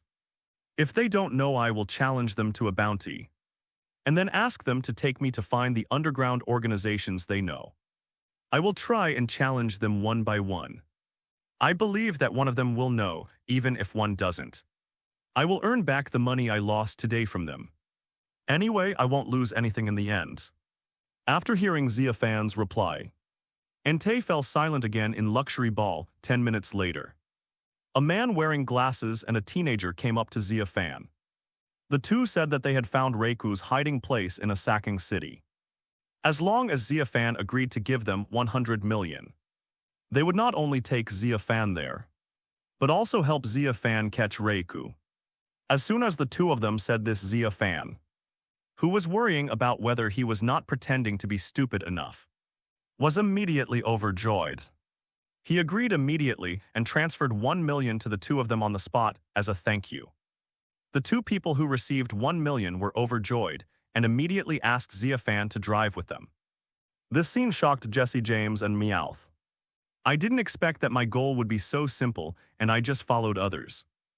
An hour later, Xia Fan followed the two people's car to a small factory in a remote area. What can I say about this small factory? There is a sign hanging outside with the words Hongxing Loan written on it. Xia Fan raised his eyebrows when he saw this, then asked with a smile the two people who brought him here, "Is Rauku here?" "Rauku is not here, our boss is here. If you want to catch Rauku, just tell our boss and he will take you to catch him." The young man with glasses looked amiable as he. The middle-aged man and Xia Fan walked towards the small factory. After Xia Fan entered, the two people's attitude towards Xia Fan began to change. First, he locked the door tightly, and then pushed Xia Fan in front of a group of tough-looking men. The young man with glasses said to the sturdy bald man in the middle with a proud look on his face, "Boss, we have fulfilled our mission. We have brought this rich fool here." Xia Fan frowned slightly. "A rich fool, isn't it?" The young man with glasses laughed, completely tearing off his disguise as Xia Fan, and directly mocked, "You don't really think that Rauku, one of the 3 sacred beasts, can be captured just by having money? I tell you that this is impossible. If I really knew the location of this Rauku, would I still tell you after saying that?" The young man with glasses and his companions laughed loudly at Xia Fan. At the same time, he continued to tease Xia Fan for not having the fate of a divine beast in this life. However, the teasing came to an abrupt end after 3 seconds. Because Xia Fan released Entei, the sight came to the outside of the factory gate. 5 minutes after Xia Fan came in, the Rockets trio also sneaked in. The trio leaned against the door and eavesdropped on the sounds inside. At this time, a voice came from inside. "Okay, since you lost, just transfer all your money to me, good man." When the trio heard this, they couldn't help themselves. This is their goal. How can they allow others to snatch it away? Without further ado, Jessie released her Pokémon Arbok and ordered it to use the poison skill Acid. This skill has the effect of a strong acid and is extremely corrosive, able to corrode the door quickly at the same time. This skill also caused a surprised sound from inside. The sound reached the ears of the trio. So the next second I rushed in and posed. "Since you asked sincerely, I will be merciful and tell you. To prevent the world from being destroyed. To protect world peace, love, and true evil. A cute and attractive villain, Jesse James. We are Team Rocket traveling across the galaxy. White hole, a white tomorrow is waiting for us. That's it, meow tilde. A piquet ball opened and flashed red. So Nancy. It's a familiar catchphrase, it's a familiar taste. Facing the rocket's amazing appearance. The reactions of the people in the room, Xia Fan, degrees Japanese letter degrees. Entei Munchlax Mew in Pikachu form. People beaten down by Entei, Sigma degrees. Then let's take a look at the expressions of the Rockets trio after they finished their catchphrase and saw that Xia Fan was safe and sound. With two burly men under their feet, Jesse, letter 2CD.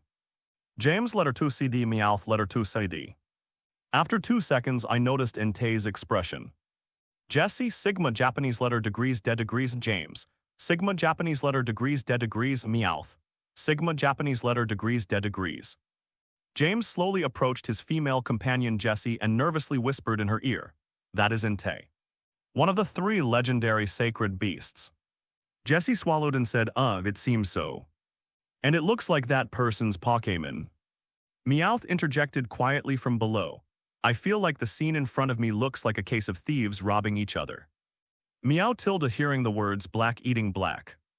Jesse James was stunned, looked at each other. And suddenly became more nervous. If this is a case of black eating black, then they will also be eaten by black if they come here. How could the 3 of them possibly defeat Entei? Thinking of this, Jesse James and Meowth took a step back at the same time. While retreating, Jesse forced a smile and said, "Handsome. We came here to rescue y'all, but now that we see that you are safe, we can go back without any worries." James, yes, since you are okay, let's go now. Meowth, that's it, meow tilde. As soon as he finished speaking, a flamethrower suddenly came out of Entei's mouth, blocking their way of retreat. The scorching flames scared the trio so much that they hugged each other in fear and begged Xia Fan for mercy. "Handsome guy, we are telling the truth. We are really here to save you, that's right. We were impressed by your domineering spirit when we saw you being taken away by the bad guys. Our first thought was to save you, that's it, meow tilde." Looking at the 3 frightened people opposite him, Xia Fan looked them up and down, recalling how they had just called themselves and this unusual catchphrase that made people laugh. Jesse James, Meowth. This seems to be the 3 members of Team Rocket in the Pokémon animation who are jokingly called the real protagonists. In order to catch a Pikachu, these 3 guys followed the protagonist Ash for several generations. They should know about Rauku's news. As members of the underground organization that dominated the Kanto region and the Chengdu region, they should be able to learn about Rauku more easily than the lone sharks under their feet. Thinking of this, Xia Fan walked over with a smile. "Don't worry, I won't make things difficult for you. As long as you tell me the news about Rauku, I'll let you go." Rauku. Jesse and James looked at each other and said in unison, "We only know that Rauku suddenly appeared on top of the Glitter Lighthouse in Asagi City half a month ago. And we don't know where he has been since then. No recent news." Xia Fan frowned slightly, somewhat unconvinced. As Team Rocket, if they saw Rauku, they would definitely try to capture him. How could it be that after so long there is only this old news? No, Jesse James shook her head, really. Xia Fan still didn't believe it. "Since that's what you're saying, I can only change the conditions for letting you go. Either tell me the news about Rauku, or release your Pokémon to have a bounty battle with my Entei. If I win, you give me all your monies. If you win, I'll let you go, however." When Jesse and James heard this, they became excited. Really, Xia Fan frowned slightly. The 2's reactions were different from what Mikey expected. They seemed very confident that they could defeat Entei.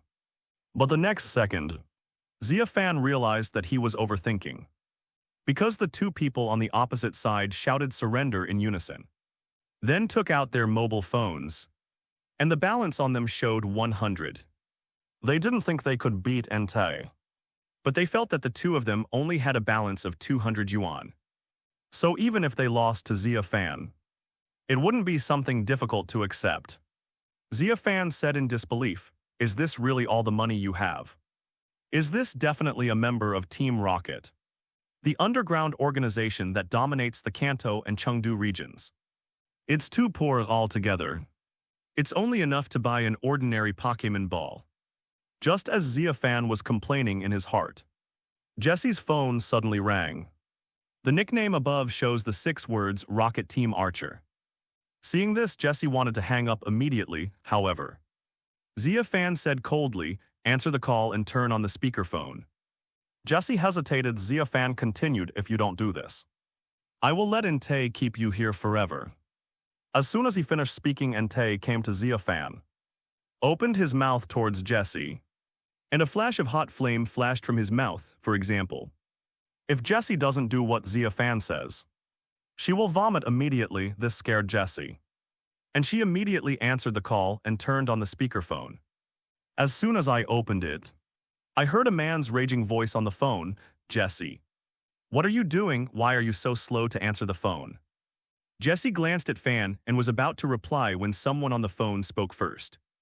"Let me tell you, Ariana and I have already monitored Rauku's location from the Blue and White Society. Hurry up and bring James over to gather. As long as we can capture Rauku before the Blue and White Society does, then our rockets will be qualified to compete with them again. I'll send the location to your phone later." After that, the phone was hung up without giving Jesse any chance to speak. Jesse, James, and Meowth looked at each other, then looked at Xia Fan and smiled awkwardly. "Jesse, we actually didn't know about Rauku before." "I swear, James, yes, if we hadn't had this phone call, we really wouldn't have known about it. I'm lying to you." "Meowth, I really didn't know this before the call came." Xia Fan smiled and did not comment. He turned around and walked calmly towards the group of burly men who had just tried to rob him. "You heard the voice on the phone just now. So transfer your money to me quickly and don't delay my time to subdue Rauku. Otherwise," Xia Fan picked up an iron rod from the ground. Under the gaze of everyone, the iron rod bent without any external force. So terrifying. A minute later, Xia Fan led the Rockets trio out of the factory. Behind them, the group of loan sharks said goodbye in tears. They swore that no matter how stupid the things or people they encountered were, they would never have any bad intentions towards such people. It's so horrible, because this would easily remind them of the big bandit Xia Fan. It's not normal for cheaters to rob each other. Not only did he beat them up, he also forced them to compete with him in Pokémon bounty battles, winning all the money in their company in one fell swoop. A full 15 million. Just thinking about it makes me want to jump into the sea. Putting Mew Munchlax and Entei back into the Pokéball. Xia Fan looked at the Team Rocket trio. "Take my car and I'll drive you there." The 3 members of Team Rocket looked at each other, thinking of Xia Fan's previous experience in there, and finally agreed a few minutes later. As the sports car was driving on the main road, Xia Fan would occasionally look through the rearview mirror at the 3 members of Team Rocket sitting in the back. After getting in the car, the trio remained silent throughout the journey, seeming to be very nervous and afraid of him. Seeing this, Xia Fan suddenly remembered Jesse's previous phone call, in which the man named Archer said that he wanted to subdue Rauku before the Blue and White Society, in order to be qualified to compete with the Blue and White Society again. A few seconds later, Xia Fan spoke up to break the dull atmosphere in the car. "By the way, I've heard from others that your rocket team is very powerful and almost unrivaled in the underground forces of the Kanto region and Chengdu region. But how come the guy named Archer said on the phone just now that your rocket team is in big trouble?" At the back of the cars, Jesse, James, and Meowth looked at each other after hearing Xia Fan's words. They hesitated for a willing. Finally, Jesse said, "Our rocket's team suffered a mutiny half a year ago, and now we are almost destroyed." Xia Fan raised his eyebrows and grasped a key point. "What do you mean by betrayal? There was a traitor in your Team Rocket, and then your Team Rocket was almost destroyed. I heard from others that your boss Itaki is very powerful. How could the traitor make Team Rocket suffer so badly?" They are not normal spies. James took up Xia Fan's question more than a year ago. Our rockets recruited many outstanding members during the expansion period. They brought a lot of benefits and gains to the rockets, which made Boss Banmu very happy. So he selected some of the most outstanding members and promoted them to important executive positions. One of them was even promoted to the position of general, making our rocket's 4 generals become 5 generals. But this 5th general who was promoted suddenly rebelled at our rocket team's friendship conference half a year ago. He first imprisoned Boss Ataki, then killed all those who were only willing to be loyal to Boss Ataki on the spot. He took control of Team Rocket in one night and changed its name to Team Mutuo. After that, he began to order Team Rocket members like Jesse and I who were still on missions to either join Team Mutuo or be killed immediately after being captured, in an attempt to make Team Rocket disappear completely. He also teamed up with the new organization Blue and White Society in the Chengdu region to help them wipe out the Chengdu region branch of our Team Rocket, leaving us old Team Rocket members without our last base. James' tone was full of rage. Xia Fan nodded after listening. Thought for a moment and then said, "So, your boss Banmu is imprisoned now, James?" "No." After a month of imprisonment, Boss Ataki escaped from there, causing the Mutuo team to issue a large wanted warrant in the underground world. However, after escaping from there, Boss Ataki disappeared. Not only could they not find him, but we, the members of Team Rocket who were stranded outside, could not find him either. After listening to this, Xia Fan nodded again and his mind began to work rapidly. A minute later, Xia Fan was driving the car and suddenly said casually, "Since Team Rocket is in such a bad situation, why don't you 3 think about defecting? I believe that if you choose to join the Blue and White Society or Team Mutuo, they will not refuse." "Humph," Jesse suddenly snorted. "The 3 of us will never surrender to them even if we die. We believe that Boss Banmu will definitely return as a king and lead us to the top of the world again." "That's right. Boss Banmu will definitely return as a king and lead us to the top of the underground world again, and then control the entire Pokémon world." "Jesse James is right," James Meowth echoed. "So confident." Xia Fan was a little surprised by their words, but after thinking about it felt relieved. In the animation, no matter what rare Pokémon these 3 guys encounter, even if it's a level 1 legendary Pokémon, the only thing they think of is catching it and giving it to Boss Ataki. There has never been a case of Team Rocket saying that if they catch a legendary Pokémon, they would not care about it.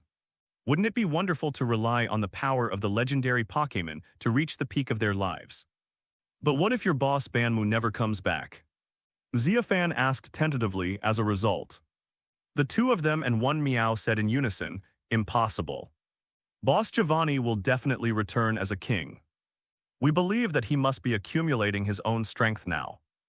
As long as one of us or he has the power to fight against the Blue and White Society or the Mutuo team first, he will come back to find us." The trio's voices were firm, and their expressions seemed to be still fantasizing that after Boss Giovanni returns, he will immediately lead them to beat up Team Mutuo and trample on the Blue and White Society. This made Xia Fan frown again. But after thinking for a few seconds, Xia Fan said, "But I looked at your phone before, and the 2 of you only have 200 yuan in total. Is that enough for you to live on? I feel like you will starve to death before Boss Banmu finds you." This sentence made Jesse James and Meowth, who had just been determined, silent immediately. Because this is very realistic, and it is also what they dare not think about the most in their hearts. After seeing them like this, Xia Fan's mouth corners finally began to rise. Or, "Just follow me," or "Just follow me." Xia Fan said this very casually, but when the trio heard it, it immediately caused a storm in their hearts. The 2 people and the cat looked at each other in shock, thinking they had heard it wrong. After all, the young man driving a luxury car is not only rich, but also has subdued Enteon of the 3 sacred beasts. He is extremely powerful, yet he still likes them. They know their own worths. Apart from being extremely loyal to the Rockets, they have not made any significant contributions so far. Otherwise, they would not have struggled for so many years, but failed to get even the smallest executive position. People like them probably don't have anything that the man in front of him would like. After a few seconds, Jesse asked tentatively, "What you just said, was it a joke?" Xia Fan smiled and asked back, "Do you hope this is a joke or is it true?" Jesse was stunned. Then James and Meowth lowered their heads and began whispering. 10 seconds later, Jesse looked up and said, "We hope it's true." Xia Fan smiled, Cobenus acute Arabiquao. But the next second, "But we chose to say no." Xia Fan's smile froze instantly. He stepped on the brakes and then twisted his stiff neck to look back. "Why do you say that?" Jesse said. "Because we still believe that Boss Giovanni will definitely come back. And the three of us will not starve to death before he comes back. We have hands and feet. So it is not a problem for us to support ourselves before then. But our lives will be a little harder, moreover. Only when Team Rocket encounters such a crisis. Boss Itsuki will come back and we can see at a glance who is the most loyal person to him in Team Rocket." James and Meowth nodded. Xia Fan turned his head and started the car again. The expression is a bit autistic. He couldn't understand how many brainwashing pills this wooden-headed guy had given them. This was too much loyalty. A minute later, Xia Fan said again, "Unconvinced as long as you follow me.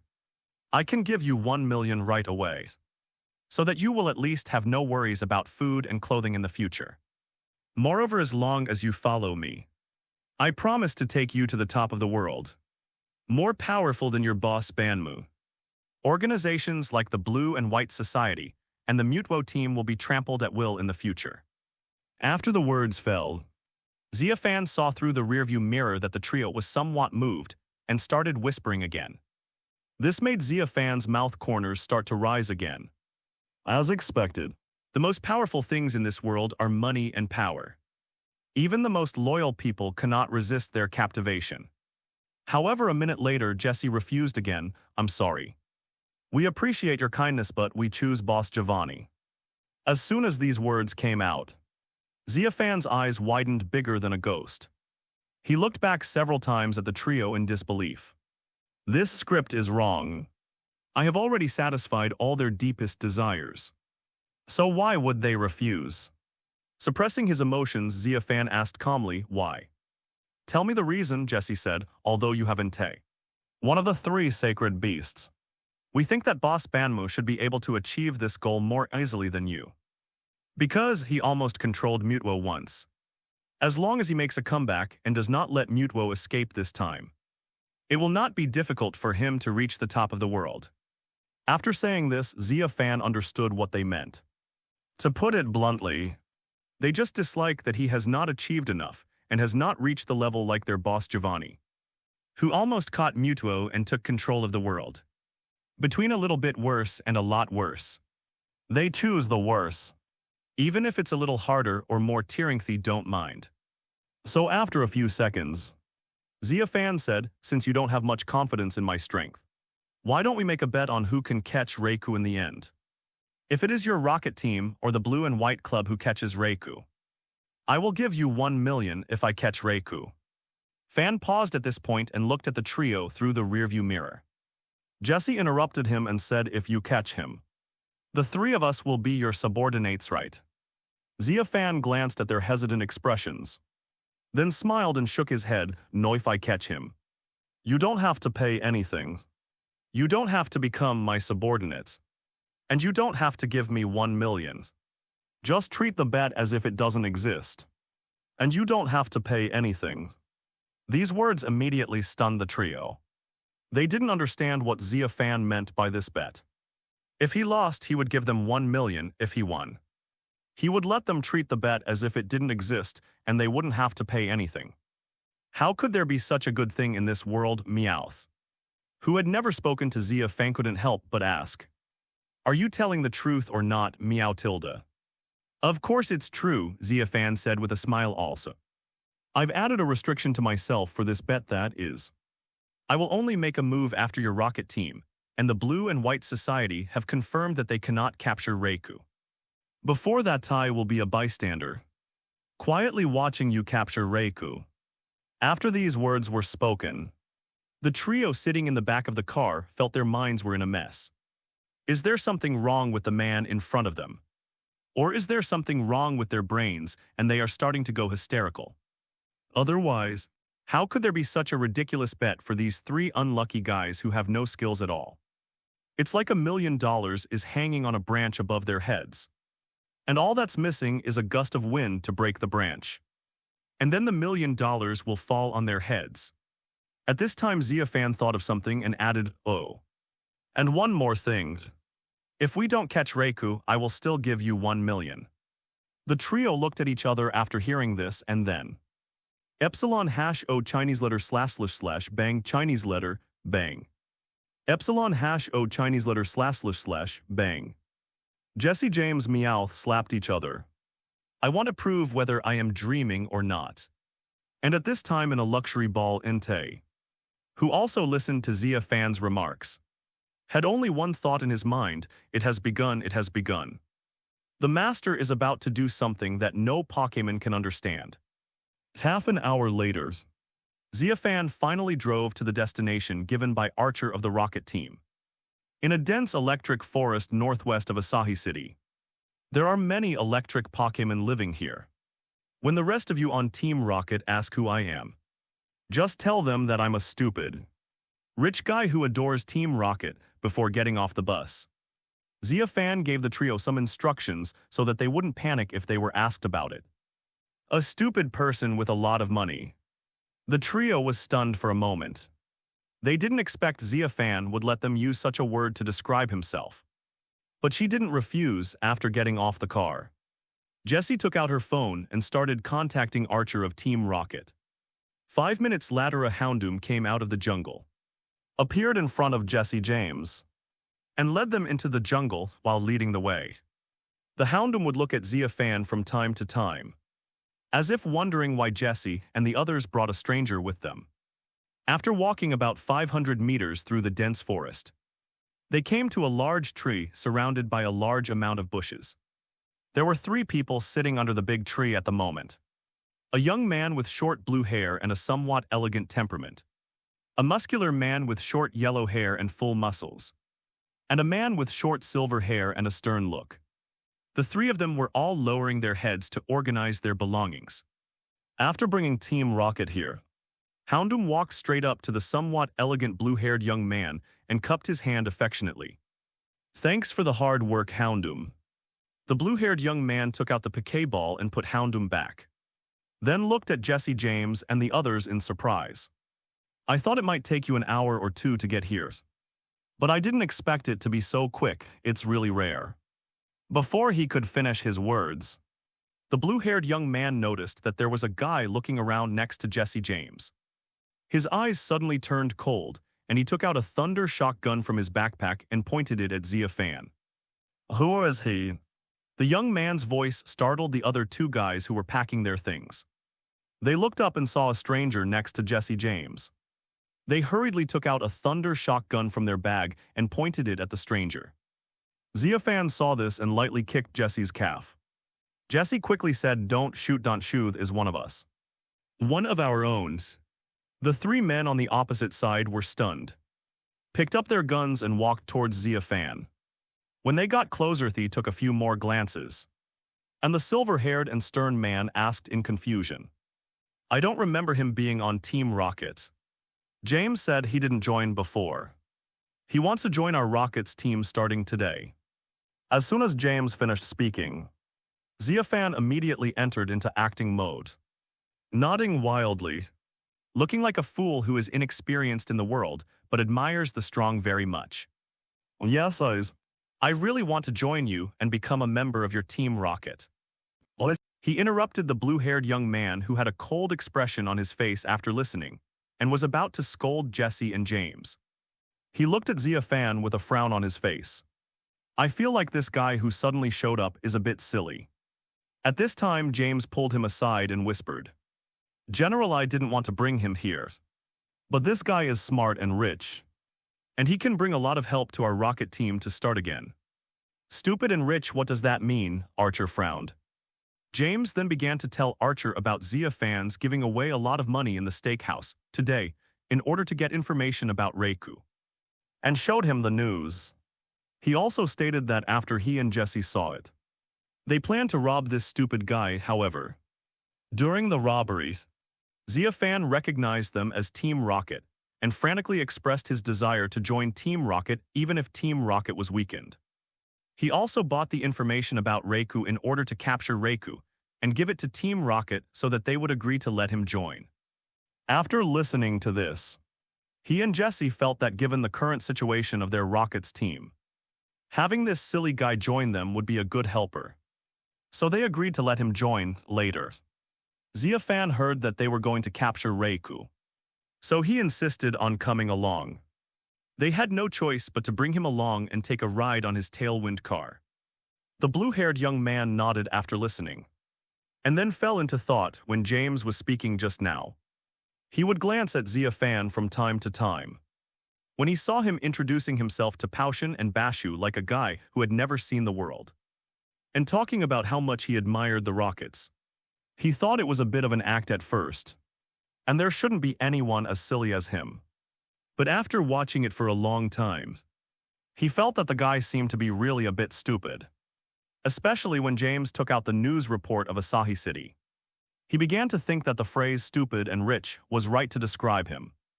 A normal rich person with a normal mind would never do such a thing.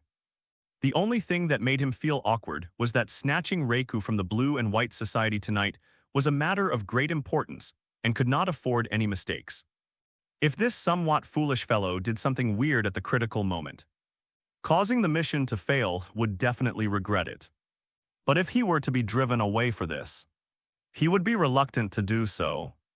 It was so hard to get such a fool to join them with so much money. If he became disgusted with the Rockets because of this, he would regret it deeply after all. What the Rockets lacked most at this moment was money. 2 minutes later, after some intense thinking, the blue-haired young man decided to let Xia Fan stay. He walked up to Xia Fan first, welcomed Xia Fan to join them, then introduced himself as Archer, one of the 4 generals of Team Rocket.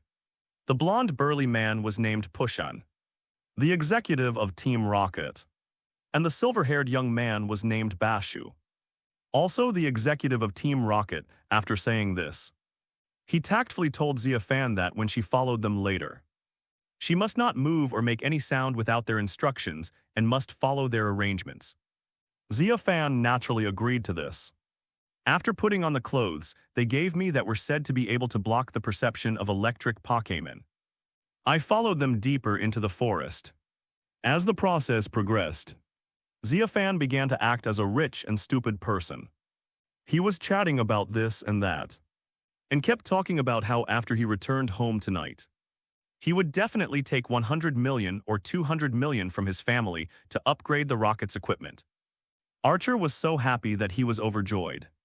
He kept patting Fan's shoulders and said excitedly, "Xio Fan, you are a talent, don't worry as long as you do what you said. When Boss Banmu comes back, I will definitely let him promote you greatly and tell him that you are the future hope of our Rockets team."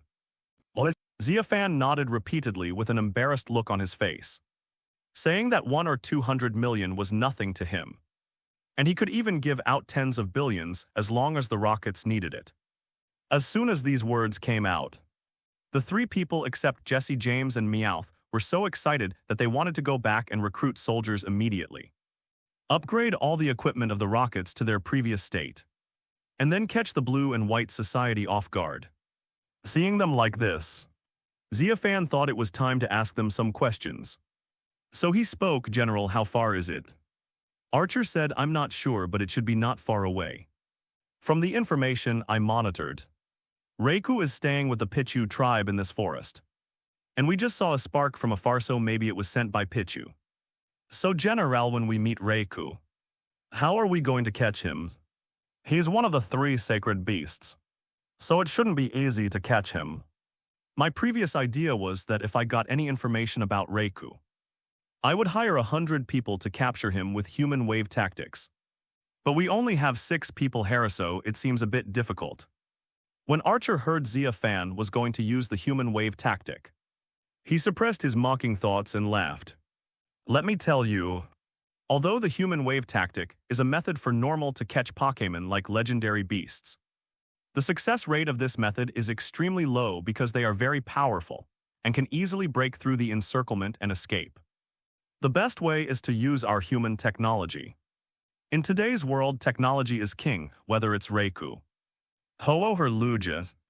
As long as we humans develop high technology that can restrain their abilities, then catching them will be easy. For example, capturing Rauku.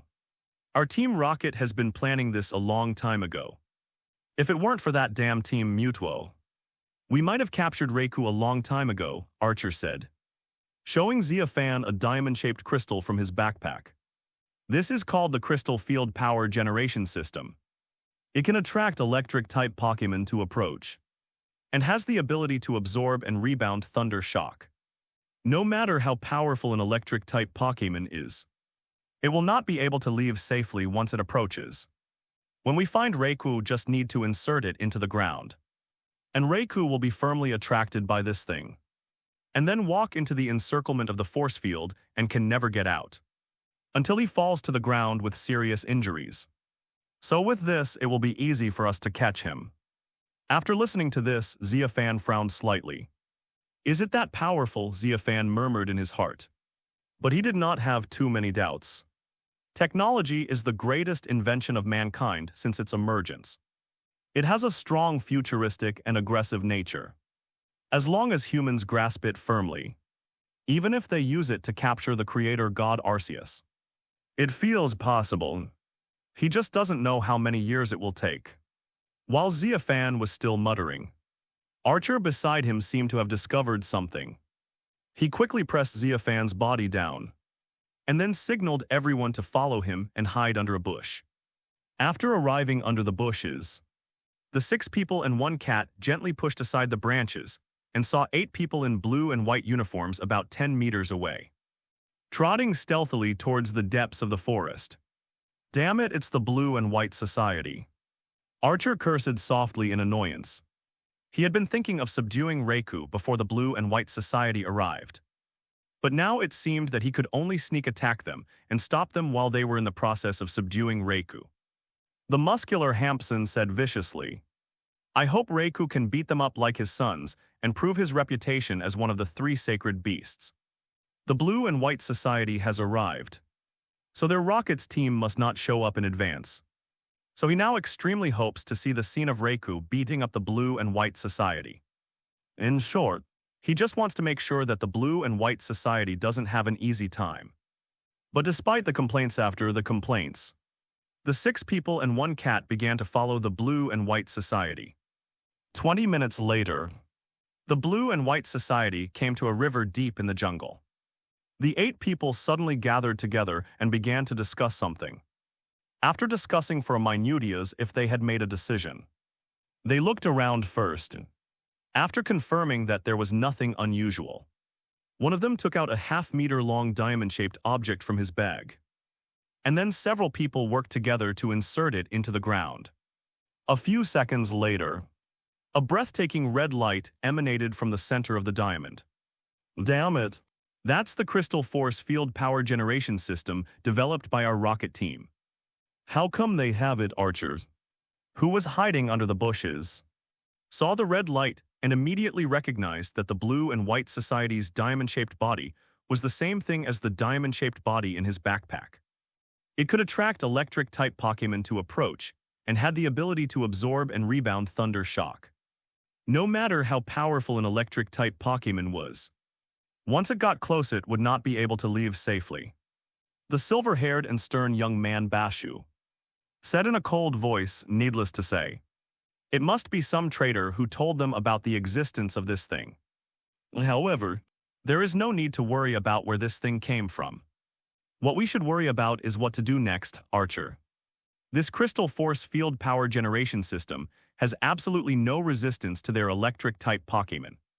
Once this Rauku comes out, it will definitely fall into their pockets. Archer sighed at Bash's words and said, what else can we do? We can only hope that Rauku doesn't come out, or that their intelligence is false and Rauku is not here. Otherwise with this thing, it would be effortless for them to subdue Rauku. I originally wanted to let them fight with Rauku until both sides were injured and then attack them by surprise. Now it seems that it is fate and time. God just doesn't want us to get Rauku. Is there any way to destroy that thing? Since that thing is so effective against electric Pokémon.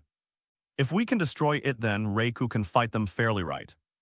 Xia Fan finally spoke. Sabotage are you looking for? The muscular Hampson couldn't help but want to mock Xia Fan when he heard her words. But halfway through his words, he thought that Xia Fan would be the future rich man of their Rockets team, and he would have to rely on his money to live. So he immediately swallowed the last word die and explained patiently. There are only two ways to destroy that thing. The first way is to have Pokémon other than electric type rush over and use their skills to destroy it. But this move will definitely be stopped by the Blue and White Society. If it fails, we will be exposed and forced into death. As for the second method, that is to destroy the remote control device of that thing. But this is definitely several times more difficult than directly destroying the Crystal Force Field Power Generation System. Because we don't know who among the 8 of them has the remote control device. So, the only thing we can hope for now is to pray that the information received by the Blue and White Society is wrong. As General Archer said, Rauku is not here. However, the voice had just fallen suddenly. A roar like thunder came from the depths of the forest. The sound shook the air and rocked the earth. It came towards this side like a violent storm, then. A dark cloud appeared soaring in the sky and was heading towards this side. 3 seconds later, a Pokémon with long fur like a dark purple thundercloud cloak appeared above the dark cloud, gazing into the distance like a king ruling the world. Then Stomp rushed towards ground with the dark cloud. With every step it took, a terrifying force like Bolt Strike was released from both sides of its body, making everyone marvel at it. 2 seconds later, the Pokémon fell into the ground, revealing its full appearance under the moonlight. It has a tiger-like body with black stripes, a milky white belly, and a thin light blue tail with sharp outlines and an ember-shaped tail tip. Under the saffron-colored hair are sturdy limbs and sharp fangs, which will immediately make people feel a strong sense of tension. In short, it can be summed up in 4 words: so terrifying. Damn it, Rauku is here after all. Seeing Rauku's majestic and nearly perfect figure, Archer felt like his heart was bleeding. If their Team Rocket had not declined, they would be the ones standing opposite Rauku now. This powerful Pokémon should belong to their Team Rocket. Thinking of this, Archer couldn't help but turn his head to the side in the bushes and wipe away his sad tears. 2 seconds later, Archer felt something was wrong. Where is Xia Fan, who was lying next to it just now? Where are the people? Where are the Xia Fan people? Archer quickly asked the others, isn't he right here? The muscular Hampson on the other side turned his head and looked when he heard this. Sigma de asterisk Japanese letter, where is my helper? Wasn't he still here just now? Archer asked the trio, do you know where Jesse James? Meowth's Xia Fan went. Jesse James Meowth had not yet recovered from the shock of Rauku's appearance. Archer couldn't help but pat everyone on the back of their heads before repeating. Do you 3 know where Xia Fan went? Xia Fan is the future god of wealth for the Rockets team, so he must not be lost. The trio came to their senses and heard Archer's question. They wanted to ask, isn't it right here? But when they saw that the original place was empty, they were immediately stunned. Damn, where are the people? Didn't this guy make a bet with them that he would only take action after both Team Rocket and Blue and White Club were sure that they couldn't capture Rauku? He wouldn't be thinking of breaking the bet after hearing about the unsolvable Crystal Force Field Power Generation System. Hiding and waiting until the Blue and White Society is about to capture Rauku before sending in Tay to attack them, and then taking advantage of the chaos to capture him himself. Seeing the dazed expressions on Jesse James and Meowth's faces, Archer knew he had asked the wrong people, and immediately moved back, ready to leave the bushes to look for Xia Fan. But at this time, the silver-haired and stern young man Bashu said, why did you go to find him? A rich man like him who has never experienced any storms must have been scared to death by Reiku's domineering appearance. Maybe he just went to find a place to pee and will be back soon. Archer froze when he heard that. He thought about what Qin Xiu said, and then thought about Xia Fan's silly look when he spoke. He felt that there was some truth in it.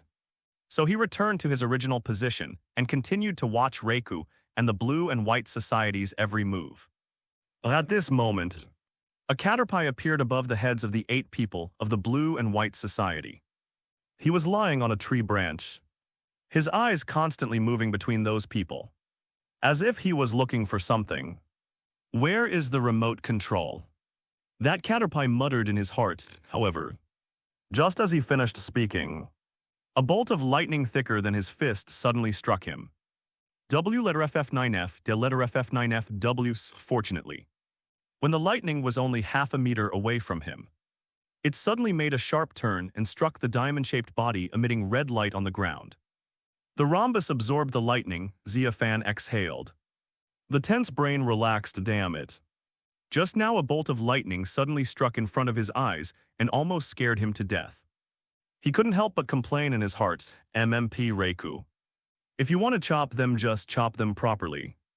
Why do you have to split a thunder shock into so many forks to show off?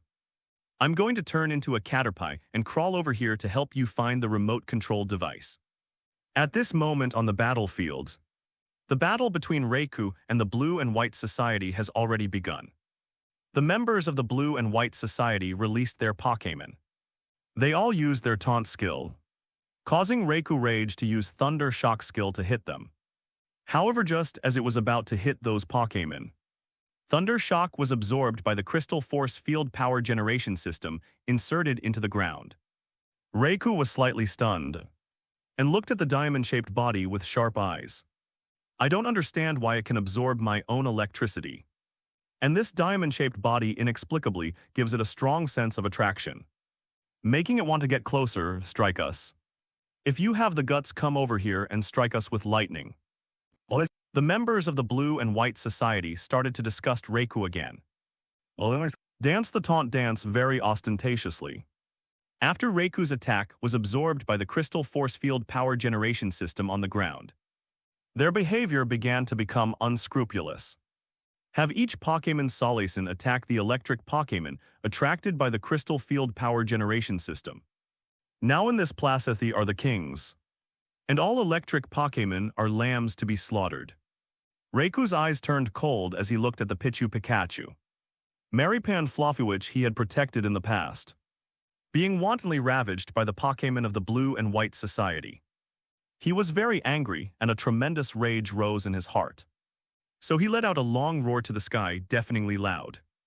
I saw the dark clouds above my head suddenly dropped 4 huge lightning bolts in succession in the blink of an eye. The target is the 8 Blue and White Society members of Ground and their Pokémon.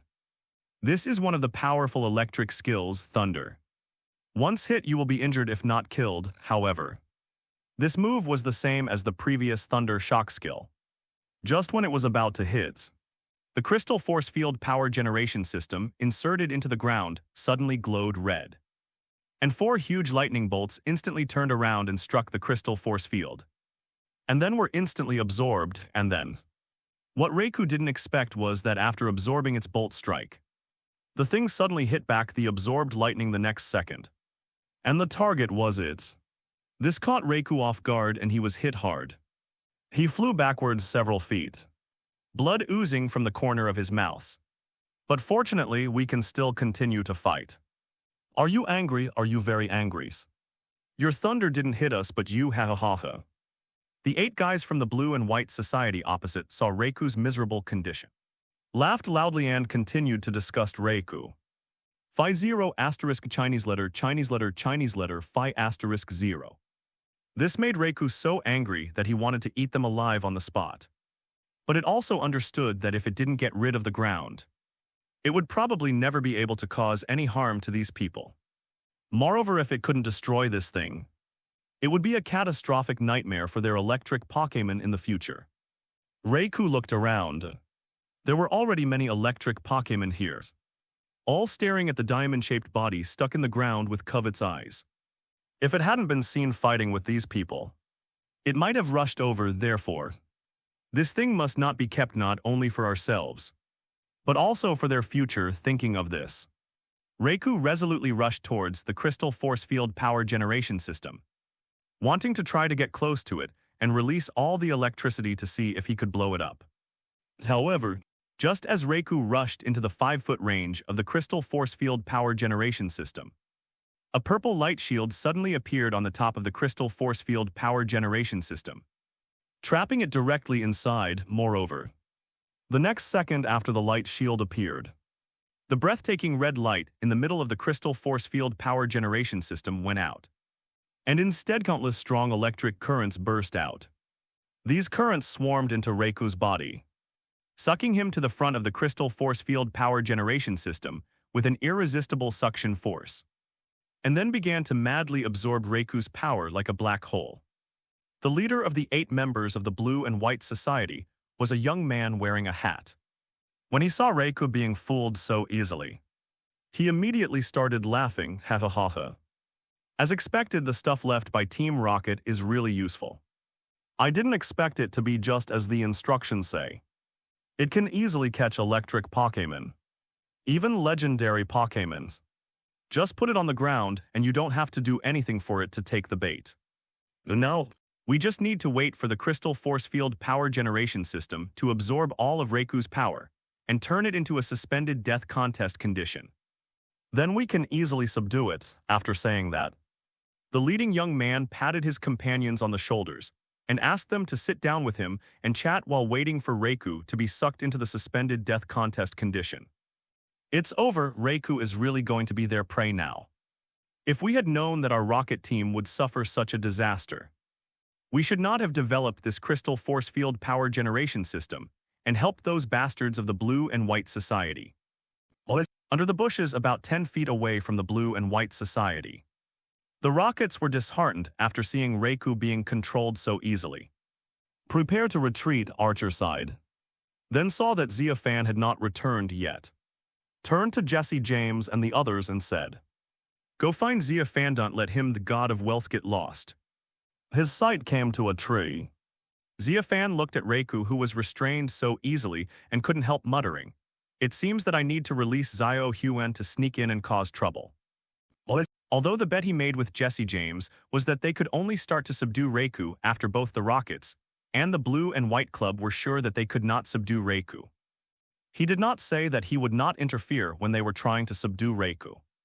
So Caterpillar had fallen on the branch, turned over, flexibilitated a 360-degree spin in midair, and then squirmed to find a bush to transform back into its true form. Release Mew, and let it enter the crystal force field power generation system invisibly to destroy it. But, just as Xia Fan's body had just moved less than a centimeter, he heard those guys discussing that the president of the Blue and White Society was going to arrest Ho-Oh. Upon hearing this, Xia Fan's Caterpie's body immediately became motionless again. She could only apologize to Rauku in her heart and let it stay inside for a while longer. Then Xia Fan hung upside down on the branch again. I eavesdropped on their conversation for about half a minute. After that, their topics started to go off track, and they began to fantasize about their good life in the future. But Xia Fan also grasped some key information, that is, the Blue and White Society has found someone who can summon Ho-Oh. But it lacks something that Ho-Oh can recognize it, the rainbow wing. Legend has it that only those who possess this thing will be qualified to fight Ho-Oh and subdue it. Otherwise, even if you subdue it by force, it will not obey your orders. And this rainbow wing is now on Suicun, who appeared in Ecruteak City the day before yesterday. Therefore, in order to obtain the rainbow wing on Suicun, the president of the Blue and White Society is ready to personally arrange the capture of Suicun.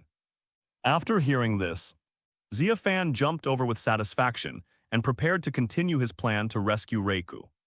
However, just as he turned over, the leading young man suddenly asked the girl sitting next to him to take out the remote control device that controlled the crystal force field power generation system and let it speed up the speed of absorbing Rauku electricity. This made Xia Fan look back again, and after a while he finally saw the remote control device he had been longing for. A square tablet then.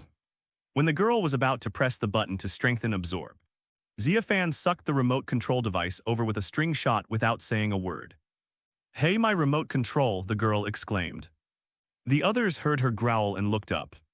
And then their expressions began to change rapidly within 2 seconds. First surprise, then snarl, finally fear. Some sign OO degrees PQ degrees. Degrees TT. I was surprised because I didn't expect there would be a caterpie above my head. Snarl shouted no because he saw that this caterpie actually twisted its body to throw the remote control device into the light shield after sucking it over with the string shot. The fear was because it was too late. The moment the remote control device was thrown into the light shield, it was smashed into pieces by the electric current exploding inside. Then what happened was that the crystal force field power generation system stopped working, and Rauku landed steadily on the ground.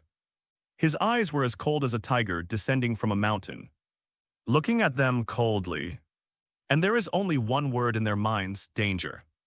A gentle breeze blew across the green hills, and a fragrance like that of grass on a grave drifted into the nostrils of everyone in the blue and white society. They were terrified and trembling.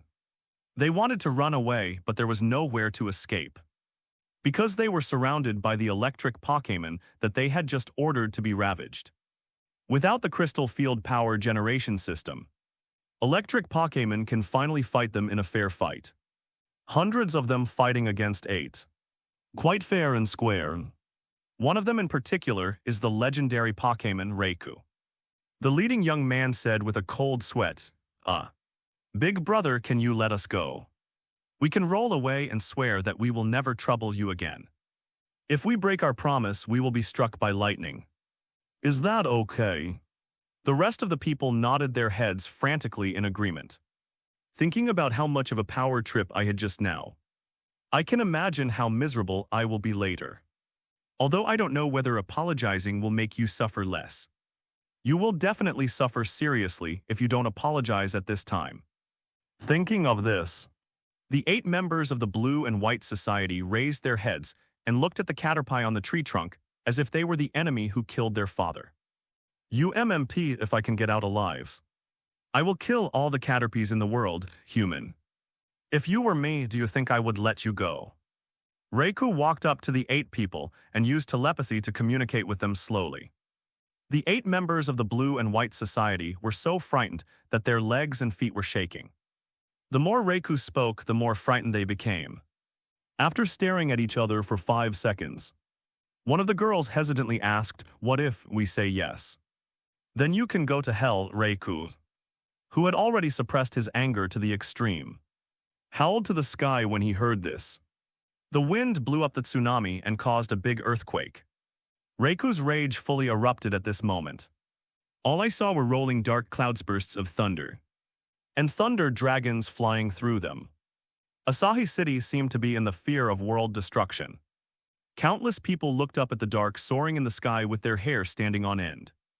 As one of the 3 sacred beasts, Rauku wants humans to recognize the rage that comes from it. The rage that comes from the electric Pokémon. The next second, a scene occurred that would be unforgettable for all who witnessed it. Throughout the electric forest, those electric Pokémon that had just suffered from the crystal force field power generation system echoed Rauku's growl and roared to the sky together, gathering all the electricity in the air. The light was brilliant, and it instantly illuminated the dark night like a spider web. I think I'd better stay away." Xia Fan in caterpie form couldn't help swallowing hard when he saw this scene.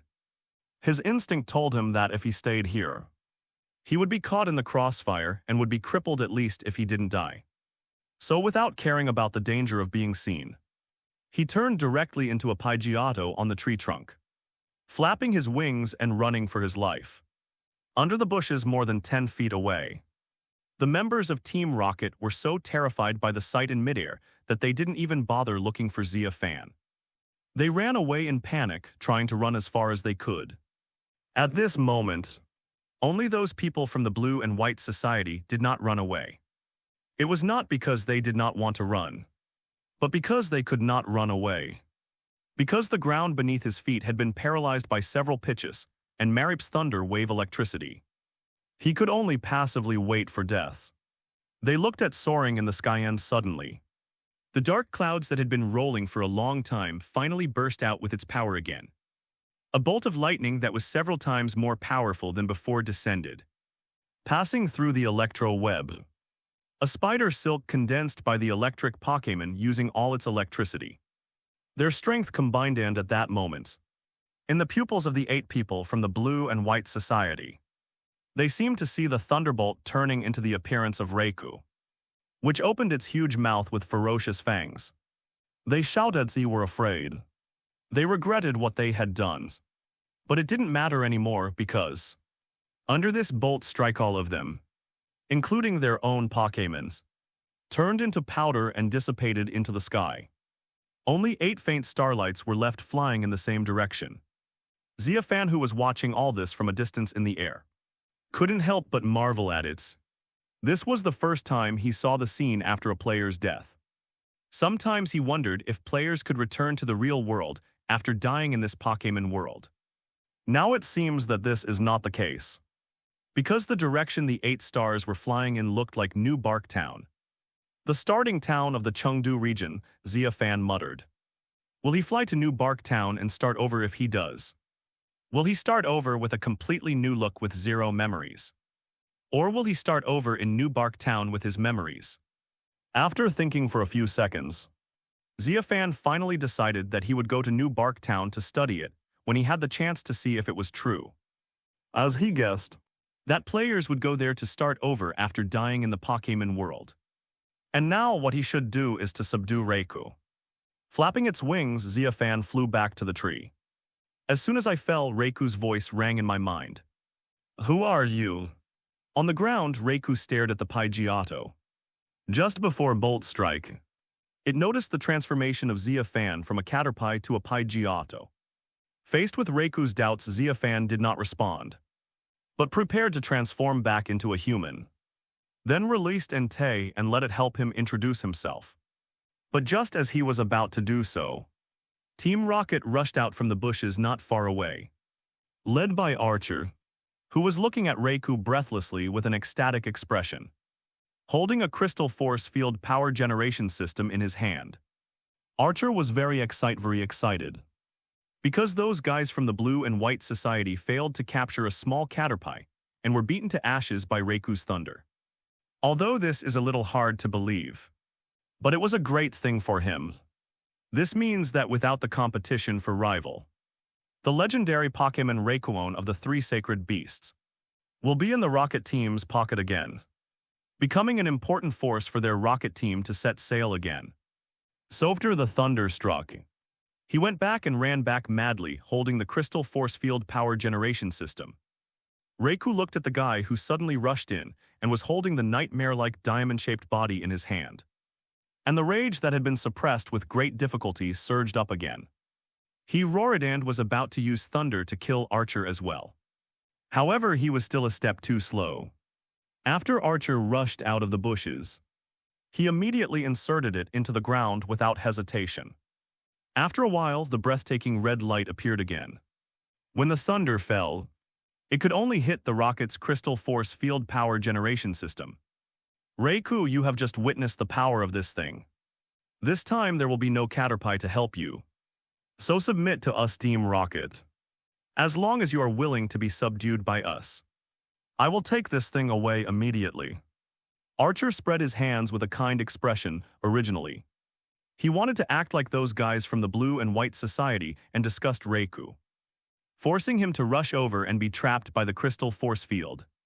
But on second thought, it was unnecessary because Rauku already knew the power of this thing, and now there were only 3 choices before him.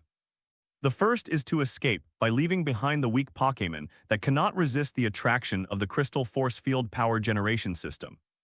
The second option is to surrender to him simply and decisively. The third option is to fight to the death and then be forcibly conquered by them. The first one is the only ending where Rauku does not have to be conquered by them. But it is also an ending that it cannot possibly face. As Ho-Oh's messenger in the world, It will never abandon the weak Pokémon and run away by itself. As for the second and third options, he believed that as long as Rauku recalled the arrest process of the Blue and White Society just now, he should know that the second option was his best choice.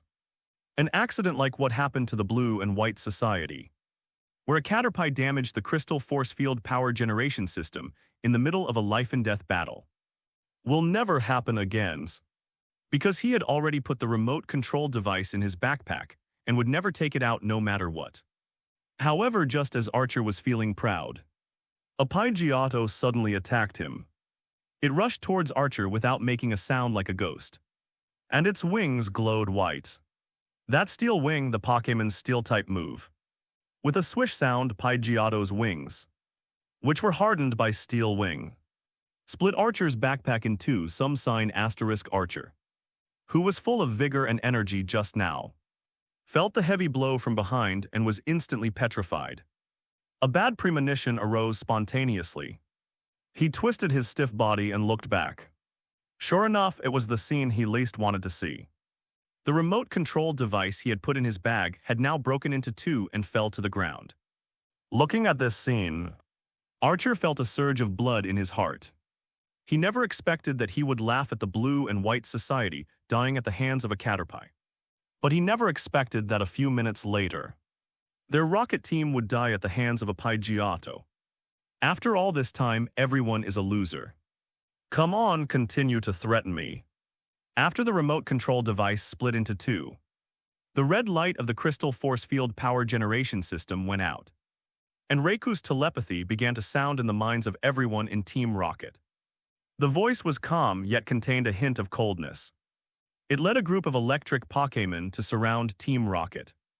It seems that they want to replicate the method they used to destroy the Blue and White Society just now, so that Team Rocket can also feel the rage from them. This immediately scared Jesse James and Meowth to death. I wanted to run, but just as I was about to move, I found that my feet had gone numb. Looking down, I saw thunder waves circling around. It's over, I'm really going to die here. The trio were disheartened. They should have just run away earlier. Many past events emerged in the minds of the two people and the cat. Some good and some bad, which merged into the idea that if they could live their lives again, perhaps they would have a different life if they did not join Team Rocket. If I don't join Team Rocket.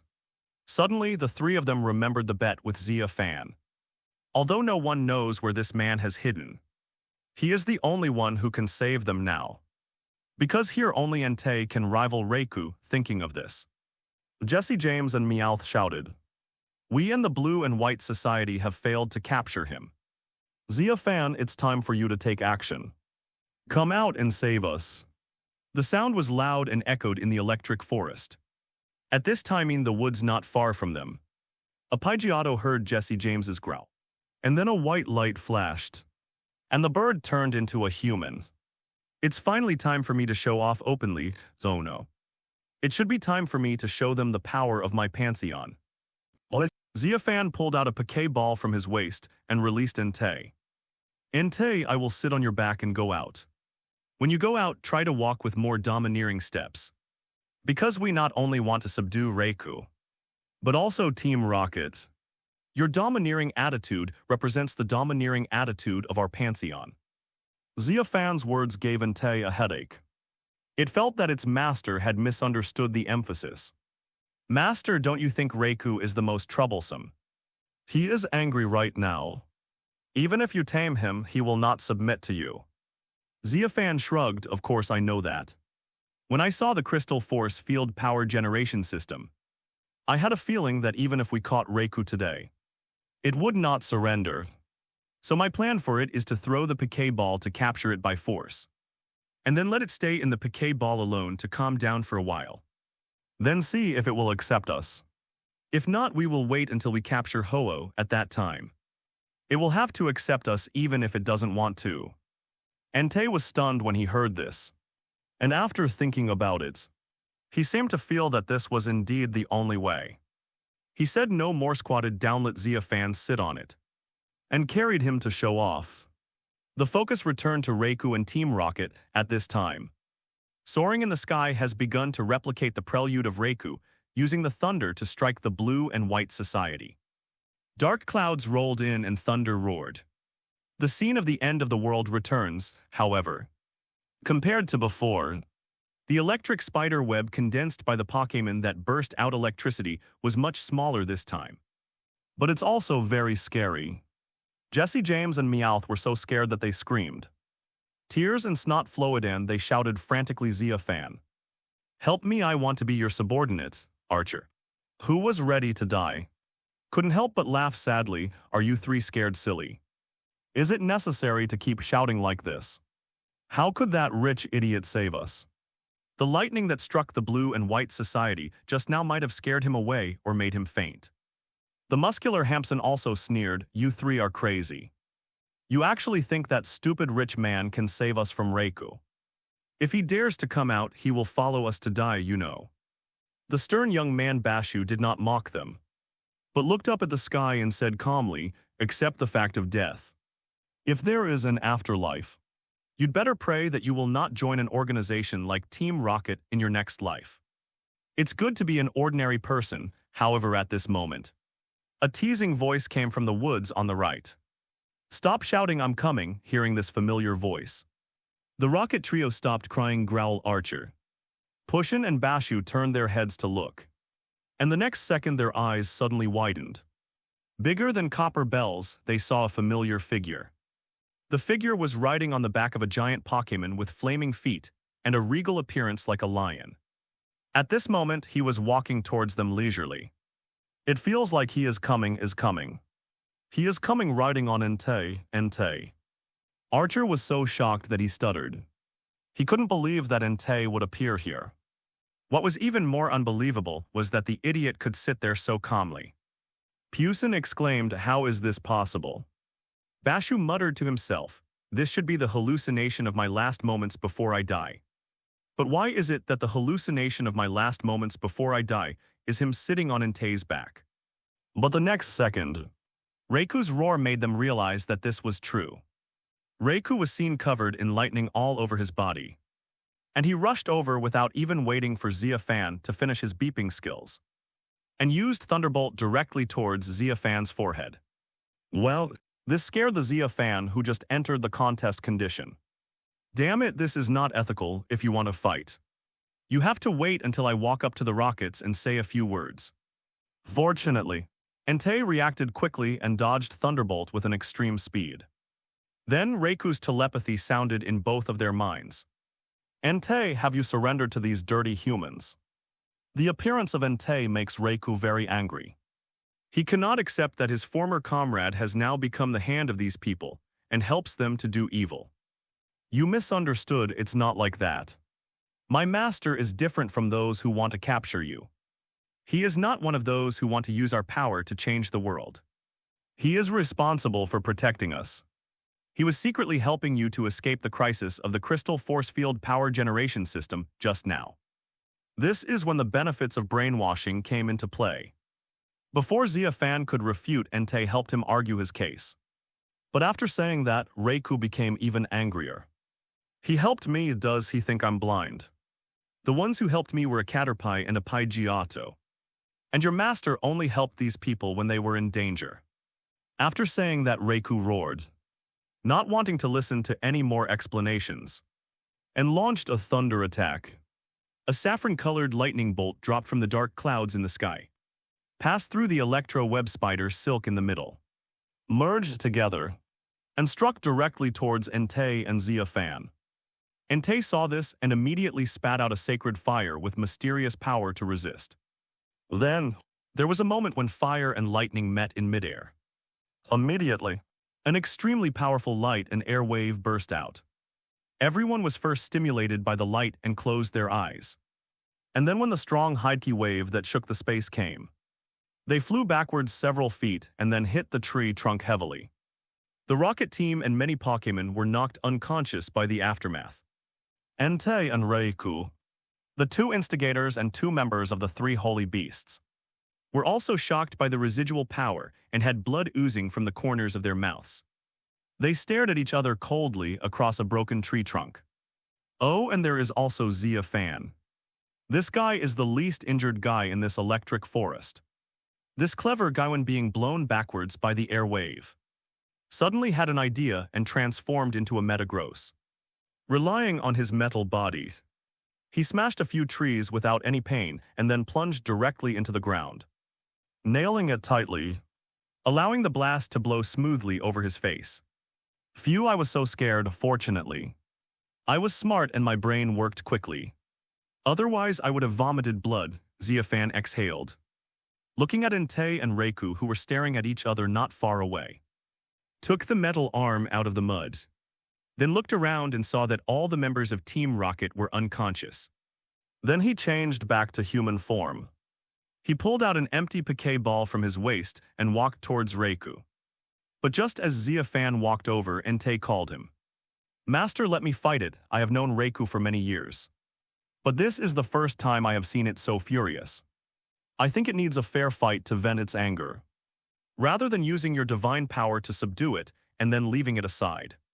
With its unyielding character, it is very likely to end its life in the Pokeball if you do this. Xia Fan was stunned after hearing this, and decisively put the Pokeball back the next second. You guys fight, and when you think I can start, call me. Xia Fan ran aside, allowing Entei to fight Rauku freely. Thanks as Xia Fan ran away. Entei's thanks rang in Xia Fan's mind, thanking Xia Fan for his trust in him. Xia Fan raised the corners of his mouth when he heard that, and he turned his back to Entei and raised his fist upwards to show his encouragement. As a Pokémon owner, sometimes it's best not to act on your emotions. You should listen to what the Pokémon says and don't be afraid of losing face, because they are the ones who feel the current situation most directly. Not you. I am afraid of those who think that they are the master and can take it for granted that they can ignore the emotions and thoughts of Pokémon, and then blame the Pokémon when something goes wrong. 10 seconds later, the battle between Entei and Rauku officially began. This was a battle of fire and lightning. As soon as the battle started, Entei and Rauku each used Flamethrower and Thunderbolt as the opening moves of the battle.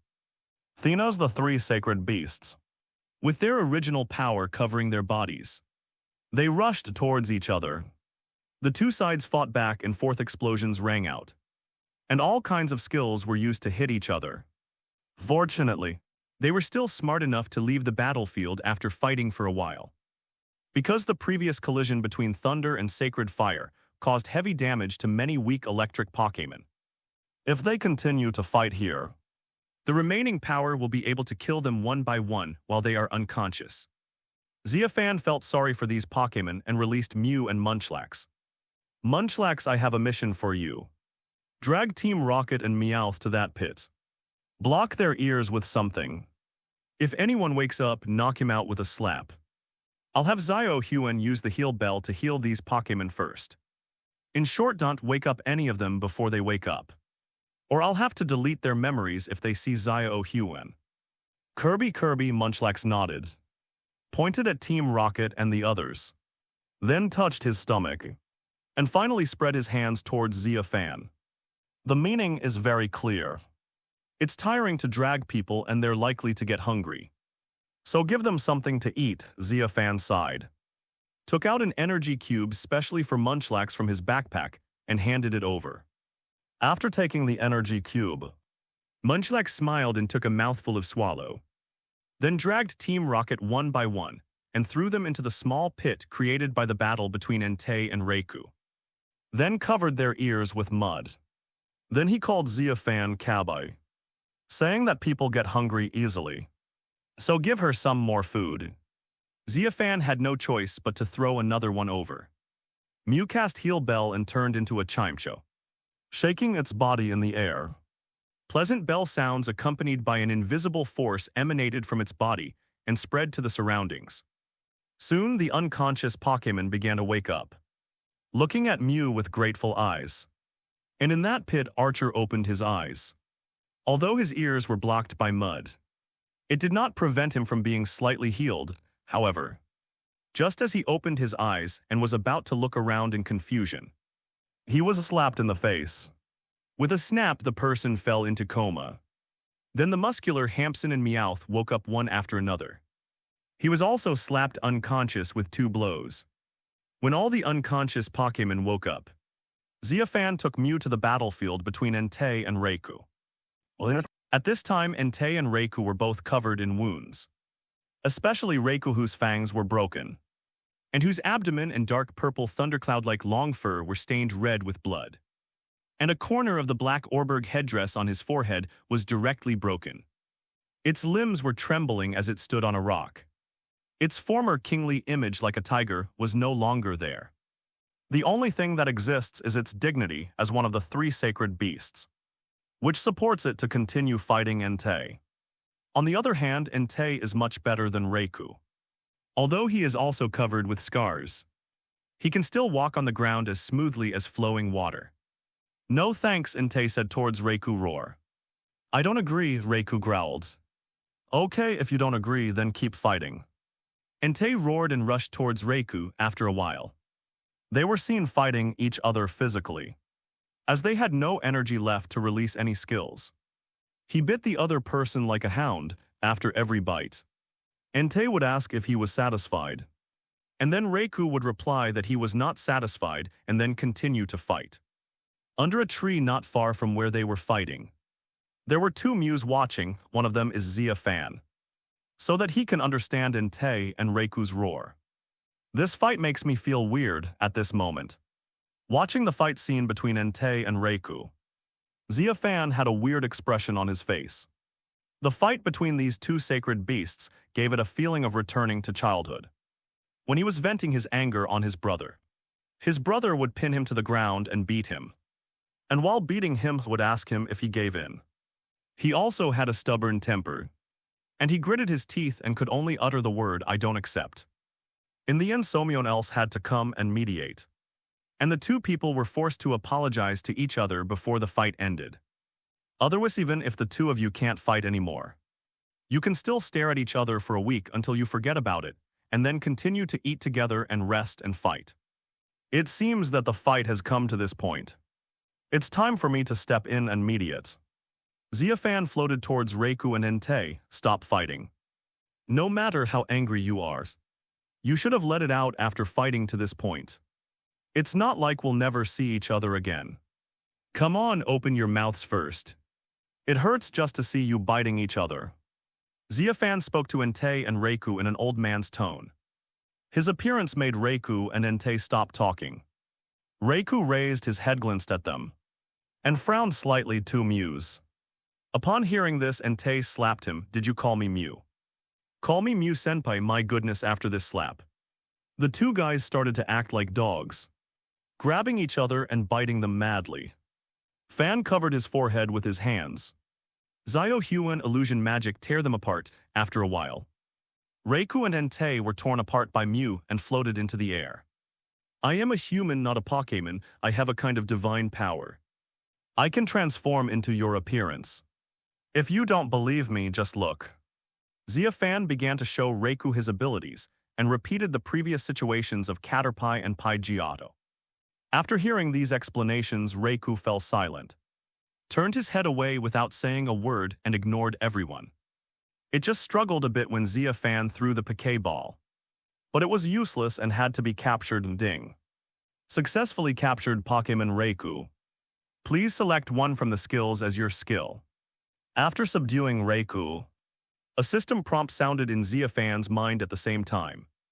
And at the same time, a system panel that only he could see popped up in front of him again. Electric-type legendary Pokémon, Rauku. Gender, none.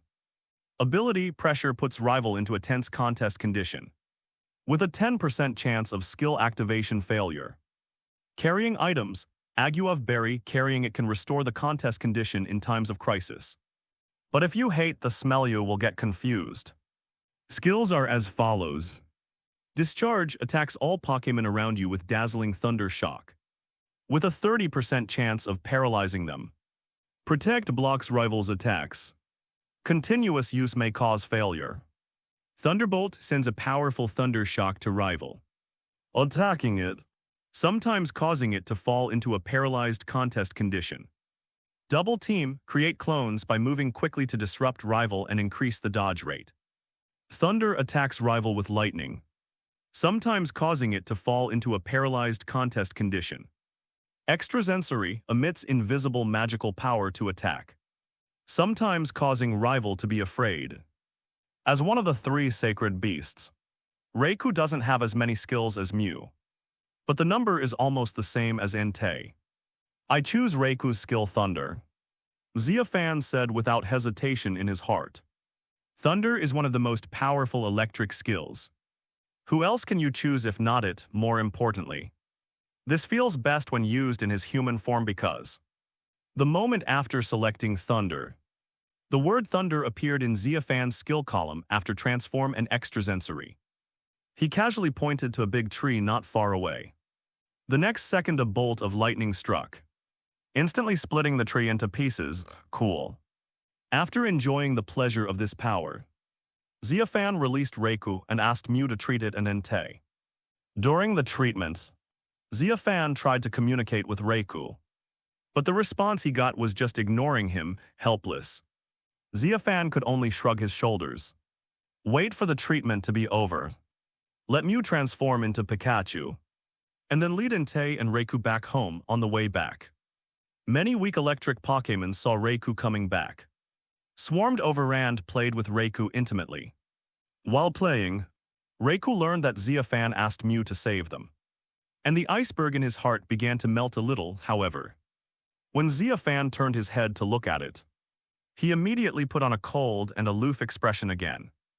I have a way to give them the power to protect themselves in the future. Entei's voice suddenly rang in Rauku's mind at this moment. It knew that Rauku, like it did, had a strong desire to protect weak electric Pokémon, just like when it saw them die in the clock tower. So now that it has been captured by its master, this will definitely become a grudge in its heart. So it might as well resolve it as soon as possible. What's the meaning? Rauku stared at Entei. Entei told Rauku that if you become a Xia Fan's Pokémon, your power will increase infinitely. Rauku listened with a look of disbelief. Have you ever seen me lie to anyone? Entei asked. Rauku looked Entei up and down. After knowing Entei for so many years, it has always seen him as an honest and sincere goody-goody. If he were to lie, he wouldn't be as confident as he is now. From the battle just now, don't you think my strength has far surpassed yours? Entei said again, I don't think so. Rauku's eyes turned cold. If I hadn't been attacked by that damn human thing before, you would never have been able to beat me. And you weren't much better just now. Do you really think so? Entei said sarcastically. I could have avoided many of your attacks. But you still hit me, don't you have any doubts at all? Rauku was silent, although I don't want to admit it. But thinking back carefully about the battle just now, there are indeed many suspicious aspects. It was more like Entei was deliberately letting it hit him, letting him vent his anger after a dozen seconds of silence. Rauku spoke again telepathically, so what do you want me to do? Like you let him capture the Pokémon here, what else? Don't you think this is a good idea? Let them have the power to protect themselves, Entei said. More important, Lithe Master won't take them away. After taming them, he will release them immediately. Why not give it a try? Rauku was silent for another half a minute before he finally said, You go and tell him for me, I won't tell him. After saying that, she turned her head away proudly and walked away. Entei then used telepathy to tell Xia Fan that the mission was accomplished. That's right. Entei's behavior was instructed by Xia Fan to lobby. When Xia Fan noticed that Rauku's eyes were always on those Pokémon, he secretly told Entei about it. A few minutes later, they returned to the starting place. Team Rocket was still unconscious in the pit, but his face was swollen. You guys watch them here. Let them sleep here until I come back. I'm taking Mew to buy a ball, Xia Fan said, and then left the forest with Mew. About an hour after leaving, Xia Fan returned with a backpack full of Pokéballs. With the cooperation of Rauku, they began to capture the Pokémon in this electric forest. The process of conquering lasted until 2 o'clock in the morning. Xia Fan stretched his muscles and finally turned his attention to the rockets. He wanted to conquer this organization and use it for his own purposes.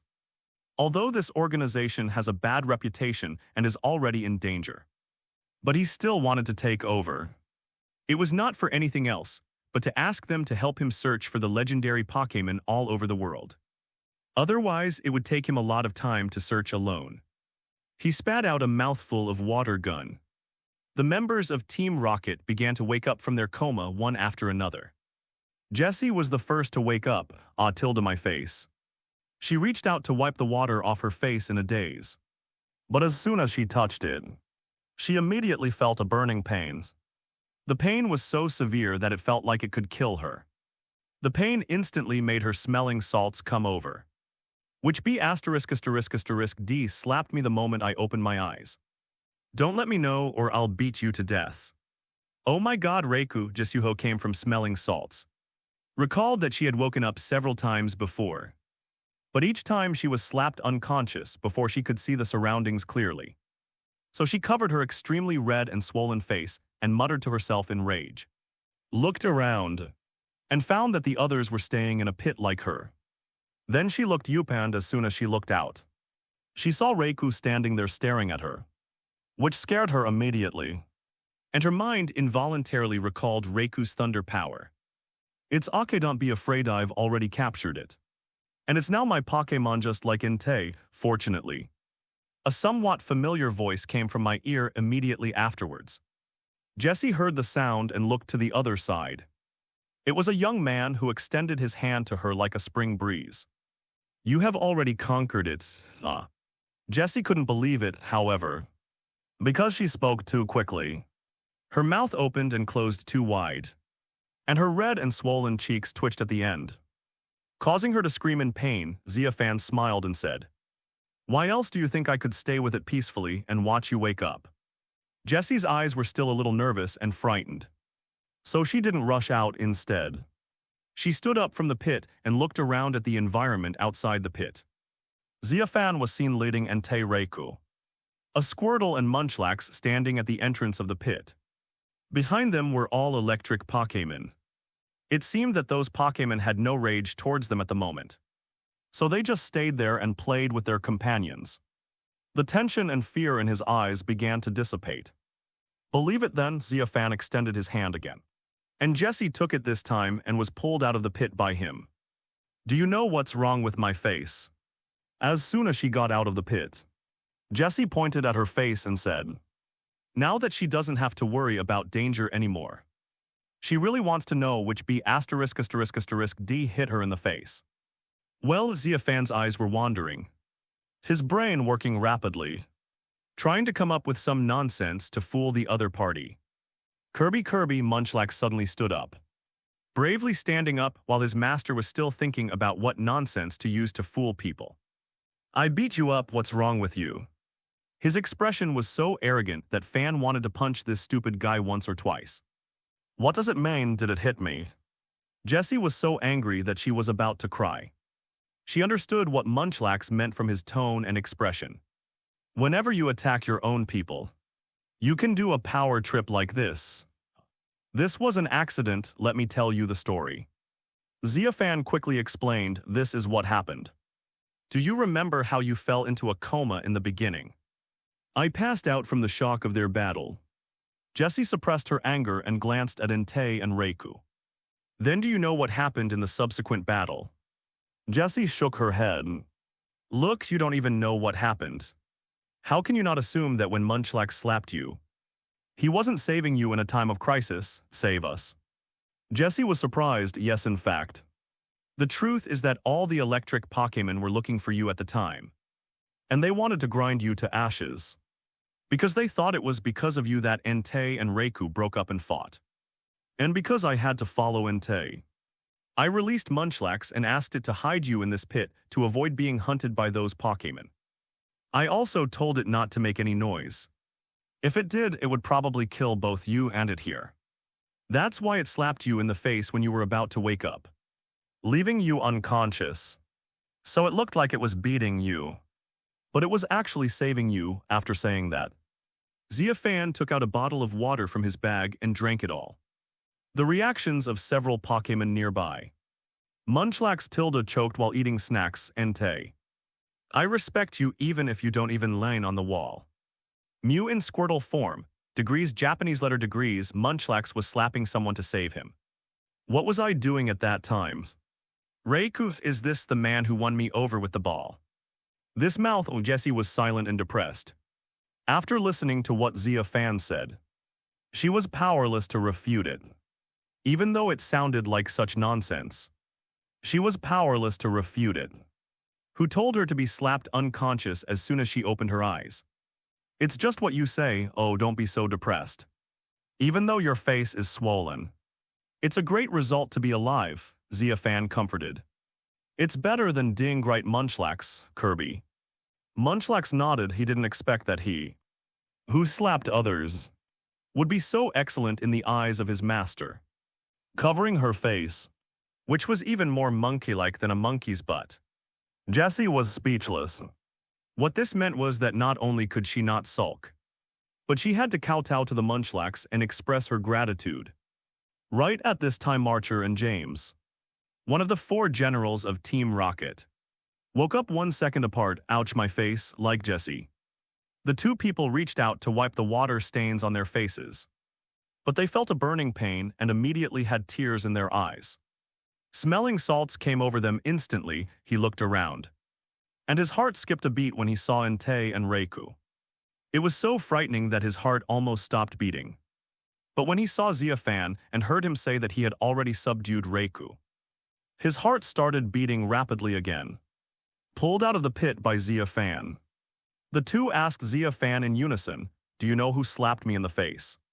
He slapped me as soon as I opened my eyes. Damn it, don't let me know who it was. If you know, I will definitely. Before they could finish their words, the 2 men saw Munchlax walk up to them, point at their faces, then pat his chest with a proud look on his face, and finally wave his hands as if to say you're welcome. The 2 of them frowned. James, what does it mean? Is it admitting that it hit us? Archer, why do I feel like it's so proud and happy? Also, where did this guy come from and why did he slap me? Kirby. Munchlax pointed at Xia Fan and asked them to listen to his master's narration of how he sacrificed himself to save everyone by slapping Lucas in the face when their lives were at stake. A minute later, the 2 finished listening to Xia Fan's explanation. Symbol 323, voiceless symbol 307, symbol A4AA, symbol A4AAI, was depressed with Jessie looking sad. 10 minutes later, everyone on Team Rocket woke up. After listening to Xia Fan's explanation of why his face was more swollen than a monkey's butt, everyone became depressed. Remember what you 3 said before.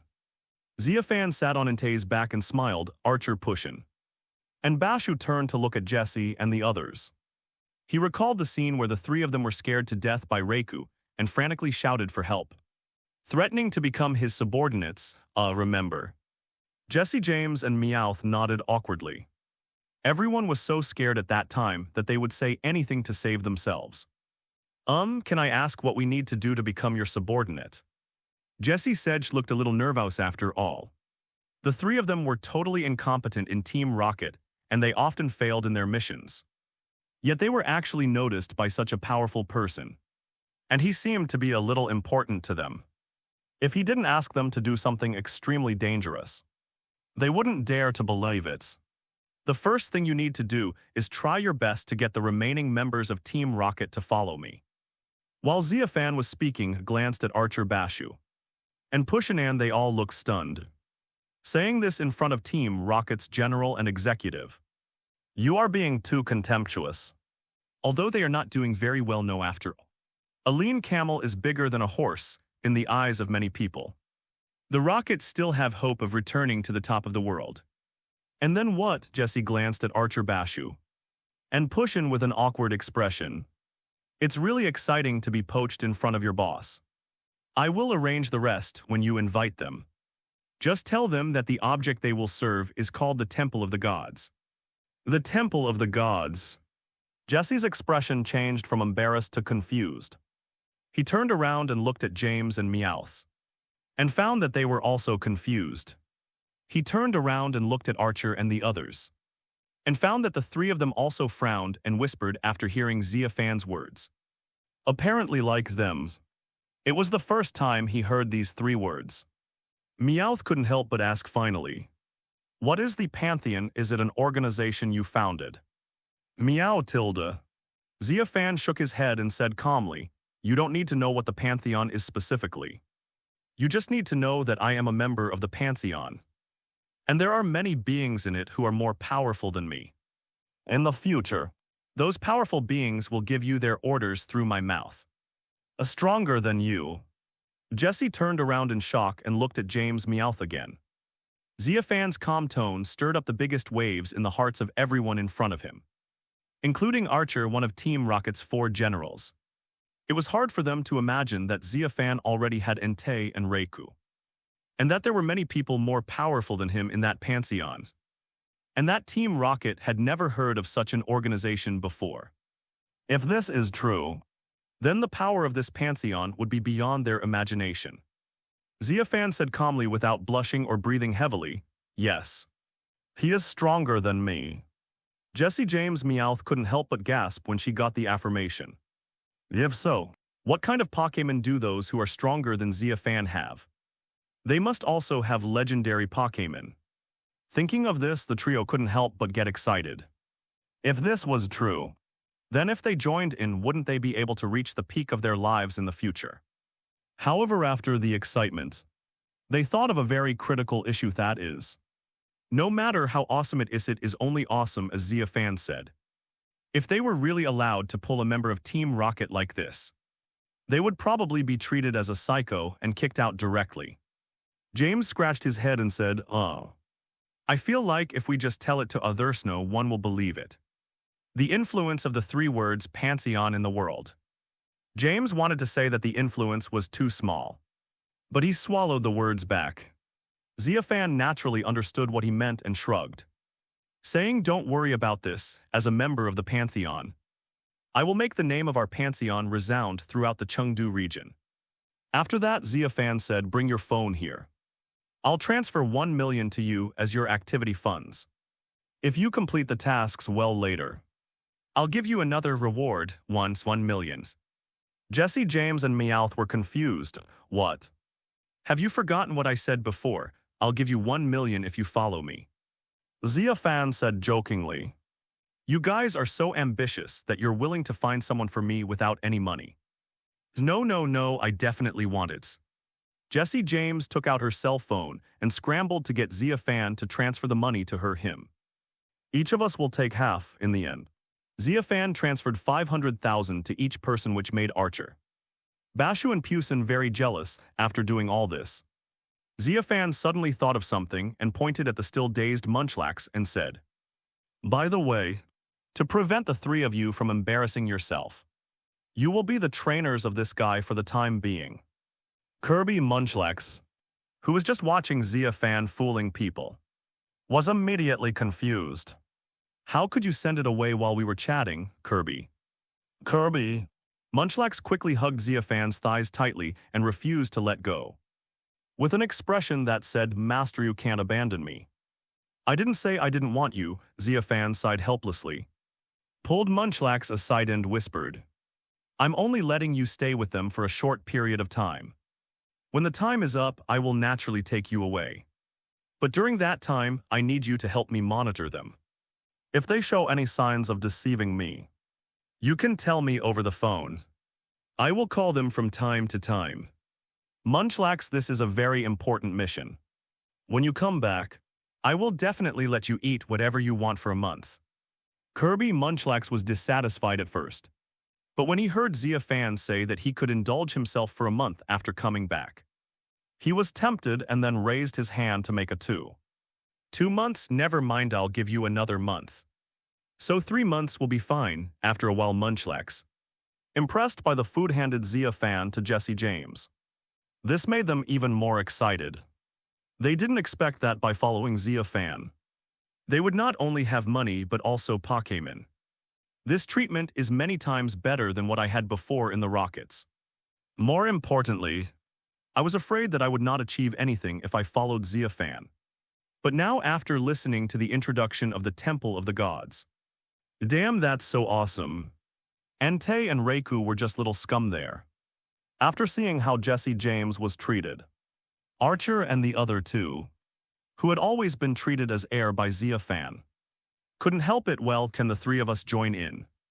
Certainly. Xia Fan, who had been waiting for this sentence for a long time, shrugged and smiled.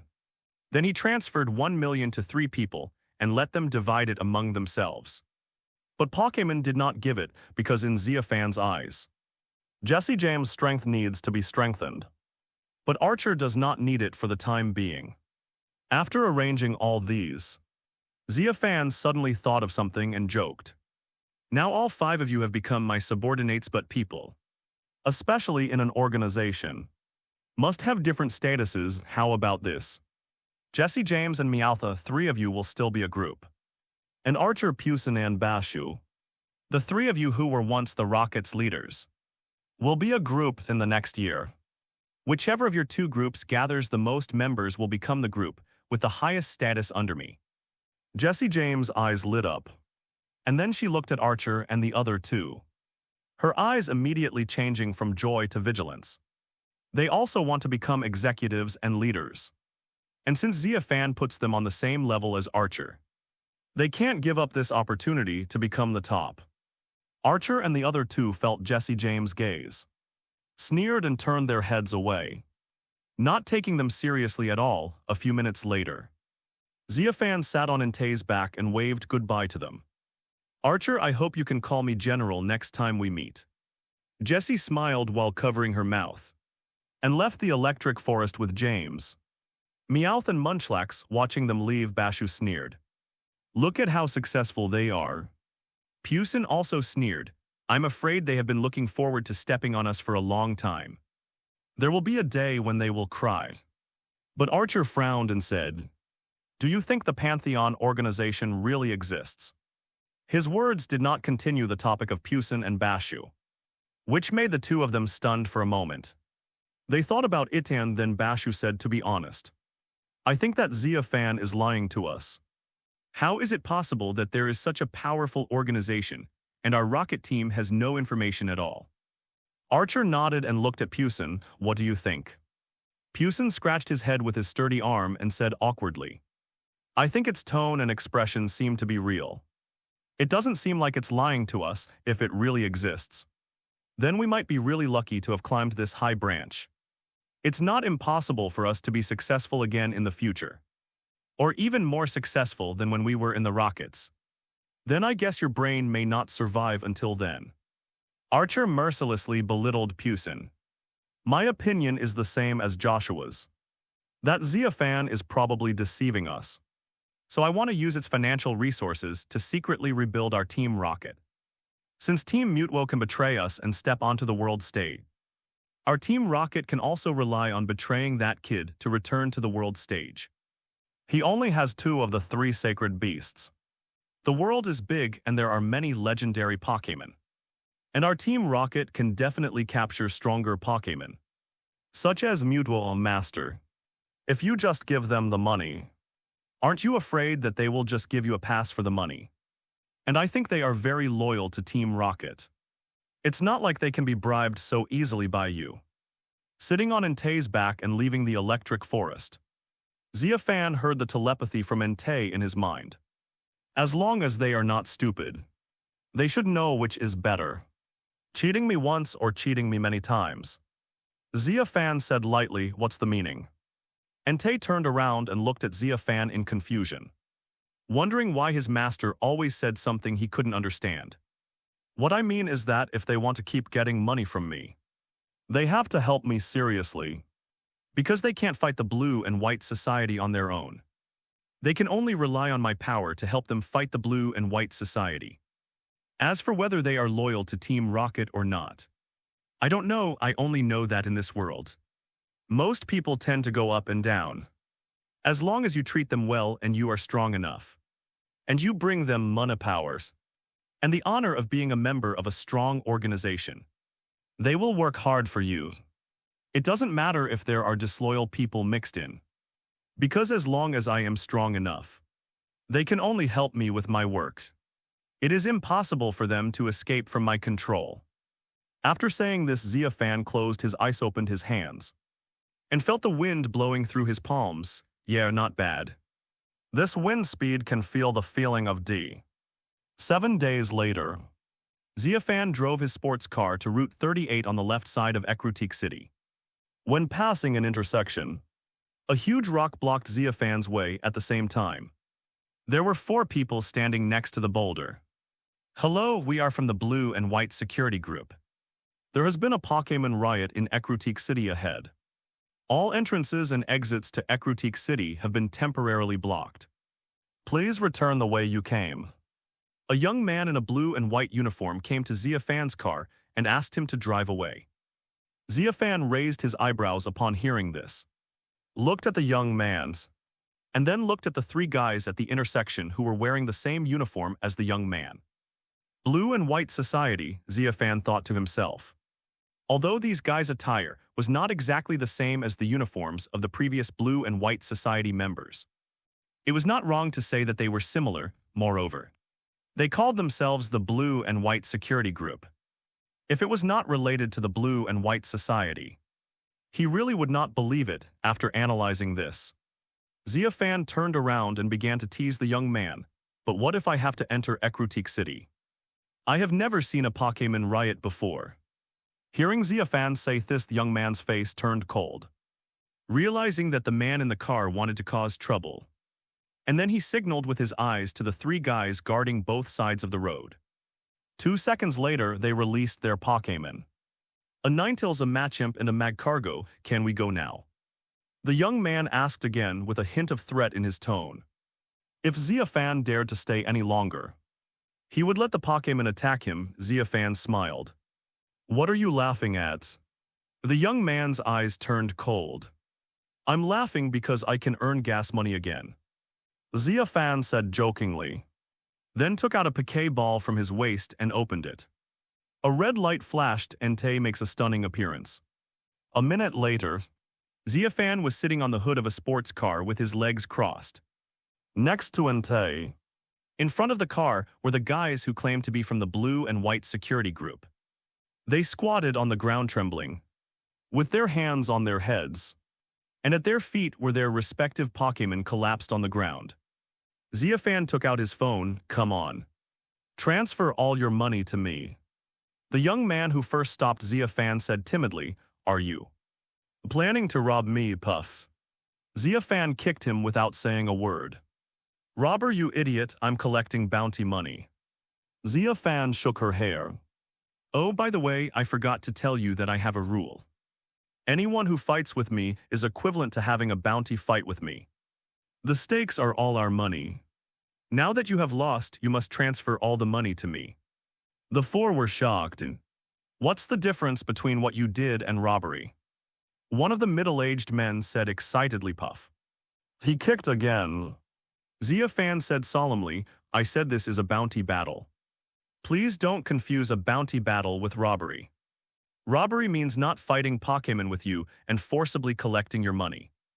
A bounty battle means fighting Pokémon with you, and after you lose, collecting your money reasonably and legally. And I just used Entei to fight Yao, which was a bounty fight. So I can legally collect money from you. 7 faces were confused. Xia Fan was angry. Stop talking nonsense and take the money. People should know the law and abide by it. If you lose the bounty challenge and don't pay, it's like taking advantage of it. Taking advantage of combat experience for free is a crime here. You know, and taking advantage of the 3 sacred beasts for free is an even greater crime. You know, 7 faces were shocked. This son of a B****ch must have been a debt collector in his previous life. A minute later, Xia Fan, who received a total transfer of 150,000 yuan, hurriedly put his phone back into his pocket. Come on, let's proceed to the next step. Is there a next process? All the money has been robbed, you don't want to. Equals Ogrov O acute letter FF89, letter FF89. The four people on the opposite side were terrified. What do you mean by that expression? You don't think I want to argue, do you? Xia Fan frowned slightly. How can you be so confident that I would like you? The four of them breathed a sigh of relief. I hope it wasn't R**. Tell me what really happened in Recruitment City. It's just like I said before. There was a Pokémon riot in Recruitment City. The young man said I really didn't lie to you, The blue and white security group came here to block the intersections of various roads just to pacify the rioting Pokémon. If I lied to you, I would be struck by lightning. You'll be struck by lightning if you lie to me, are you sure? Xia Fan raised his eyebrows and looked up at the sky. Sure. The young man affirmed. However, the voice had just fallen. Letter 3DF, letter 3DF, letter 3DF. Soaring in the sky, 3 lightning bolts appeared. It fell right behind the young man on his left and right. Letter FF9F, Chinese letter FF9F, Chinese letter FF9F, Chinese letter FF9F, Chinese letter FF9F. The four of them were frightened out of their wits and turned pale with terror on the spot. A few seconds later when he came to his senses. The young man who had just said that he would be struck by lightning for lying, with sweat all over his forehead and a buzzing head, looked back at the small hole made by the lightning. He discovered that the lightning had struck him about 1 centimeter behind, to the left and to the right of him. If it had been a little closer to him, he would have been game over. My heart suddenly felt like it was about to stop beating. Xia Fan crossed his legs, put his right hand on his right leg, held his chin with his hand, and said with a playful look, "Oh my tusk. The thunder has already struck you, tell me. Should I believe you or not? I. The young man was so frightened that he could not speak. He wanted to turn his head and look at the 3 people beside him. But he saw that the 3 of them had moved their bodies to a distance of 3 meters away without knowing when, and were hiding from him as if he was avoiding the plague. As if he was afraid that he would implicate them if he swore again. At this moment, Xia Fan suddenly slapped the hood of the car and shouted angrily, "Stop talking nonsense. Tell me the truth, what happened in there. What are you going to do if you don't tell the truth? I will let Entei spit fire to death, believe it or not. I'll tell you." The last barrier in the young man's heart was directly frightened away by Xia Fan's angry shout. And he told everything he knew in panic. "My name is Mo Fan. The 3 of them and I are all members of the Blue and White Society, an underground organization in the Chengdu region. Recently, our society has been carrying out an operation to capture the legendary Pokémon Ho-Oh. In order to prevent outsiders from disturbing us, the society planned a Pokémon riot to seal off Yuanzhou City and cut off contact with the outside world. Currently, the 4 of us are among the people responsible for isolating outsiders from coming in." Xia Fan nodded. "And what's the status of your efforts to capture Ho-Oh? I heard from others that your president has found someone who can summon Ho-Oh. Is this true?" Xia Fan's words stunned Mo Fan. He didn't expect that he knew that the president had found the person who summoned Ho-Oh. The next second, Mo Fan broke out in a cold sweat again. If that was the case, then the guy in front of him was here specifically to cause trouble. Hurry up and tell me, seeing him hesitate. Xia Fan stood up and jumped off the hood of the car, grabbed a handful of mud from the ground, walked towards the other 3 people, covered their ears with the mud, and then returned to the hood of the car. "I will ask them the same questions I asked you later. If any of you say something a little different from the others, I will let all of you feel the fire of Entei, don't doubt it. I am a ruthless person and I can do it." After saying this, Xia Fan snapped his fingers, letter 3DF. Soaring in the sky, a bolt of lightning suddenly appeared again, falling from the sky. This time it landed just 1 centimeter in front of the young man's eyes. He was so frightened that his soul left his body, and a foul smell spread all around. "I'll tell you everything, I won't lie to you." The last bit of thought in the young man's mind was shattered. The only thing left to capture Ho-Oh is to get the rainbow wing on Suicun. With this feather, our president will be able to get Ho-Oh's approval after capturing him. Suicun is currently near Recruitment City. and the president is personally urging people to capture him. As for the people who summoned Ho-Oh, our president has indeed found them. They are 5 dancers. They have the clear bell that summons Ho-Oh. As long as they climb to the top of the bell tower, roost the bell, and perform their songs and dances, they can summon Ho-Oh. So where is Suicun in Recruitment City now? I heard from others that it appeared in the northwest yesterday.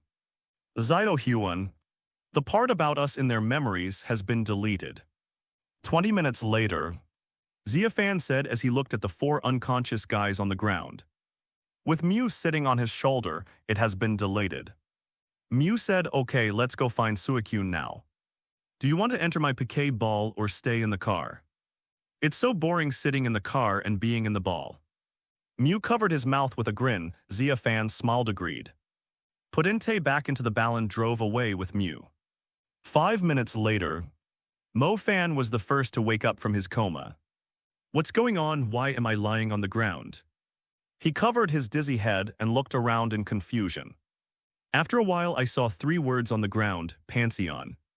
What? An hour later, in a dense forest northwest of Recruitment City, Xia Fan and Mew rode on Entei's back and traveled through the dense forest. As it was difficult to drive in the dense forest, Xia Fan abandoned the car at an intersection in the dense forest and then released Entei to lead him to find the location. Entei jumped to the top of that tree. "It'll be easier to find us from up high," Xia Fan, who had been searching for a long time without any clue, quickly gave the order after seeing a huge tree that was estimated to be more than 20 meters high. Entei nodded, then took Xia Fan and Mew and ran along the giant tree. In 4 or 5 steps, they reached the top of the tree and looked out into the distance. Looking down from a high place, Xia Fan soon saw a rolling mist coming from somewhere. "Go that way," Xia Fan said without hesitation. Entei let out a howl, then leaped into the air, stepping on the flames and heading in the direction Xia Fan pointed. A minute later, they arrived at where mist was just now. The scene here is somewhat different from what Xia Fan expected, as there is no scene of a major war. Xia Fan and Entei hid in the dark and saw a dozen Pokémon and a dozen guys in blue and white uniforms staring at a hole in the ground. Their expressions were somewhat raging, as if they were cursing something in order to hear clearly. Xia Fan transformed himself into an inconspicuous caterpie and crawled over. "I really can't stand this beast anymore. I've been chasing it for so long, but I still don't even have a chance to throw the ball to it. It can really run if I catch it in the future. And there's a chance that I can be alone in a room with it. I'll definitely feel the pain of breaking its legs. Otherwise, I'll have to endure the rage of eating shit from it these days. It's more than just being able to run. It would be great if it could give us a chance to fight it." With one roar, all our Pokémon were called back into the ball. When a new Pokémon came up, the Suicun ran away. "It's fine once, but it happens every time. I finally got a Jengar today. But this beast used mist as soon as we met, and then dig and ran away. Damn, at least give us a chance to use mean look to fight." I am really angry to the point of collapse as he got closer. Xia Fan immediately heard the people cursing. All of them are rage, which is difficult to catch for Suicun. Xia Fan couldn't help but agree with them after hearing what they said. He remembered that when he met Suicun a few months ago. He was also very angry at this guy's stubbornness. This was the only time when his tricks failed. And it won't fight with you, it just runs away. Unlike Rauku and Entei, who are easily bound by emotions. Xia Fan lay on the big tree next to these people for about 5 minutes. They cursed for 5 minutes. At the 6th minute, the leader's cell phone rang. He answered the call with a flattering look on his face, and then excitedly told everyone that the operation to capture Suicun was cancelled. For a moment, everyone thought that the superiors had put pressure on the team leader over the phone just now and drove him crazy. Otherwise, how could he cancel the capture of Suicun? The rainbow wing on Suicun is the key to capturing Ho-Oh. So how could the president give up, team leader Wenfeng? What did the higher-ups say on the phone just now? How do we cancel the arrest of Suicun? A young boy with a childish look couldn't help but ask. It was the president who stopped it. The young man called Wenfeng said excitedly just now. Long Xiao eunuch, no. Long Xiao executive called me and said that the Mutuo team in Kanto region found a rainbow wing from a boy. They have already snatched it and have made a deal with the president. It will be delivered in the next 2 days.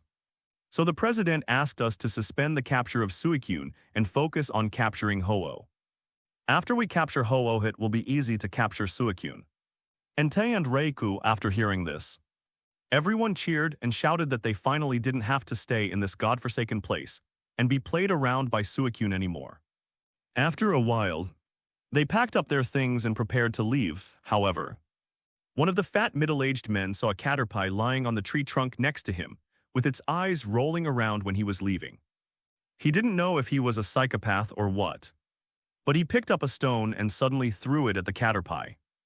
Then a white light flashed, and the caterpie changed into a human form and caught the stone.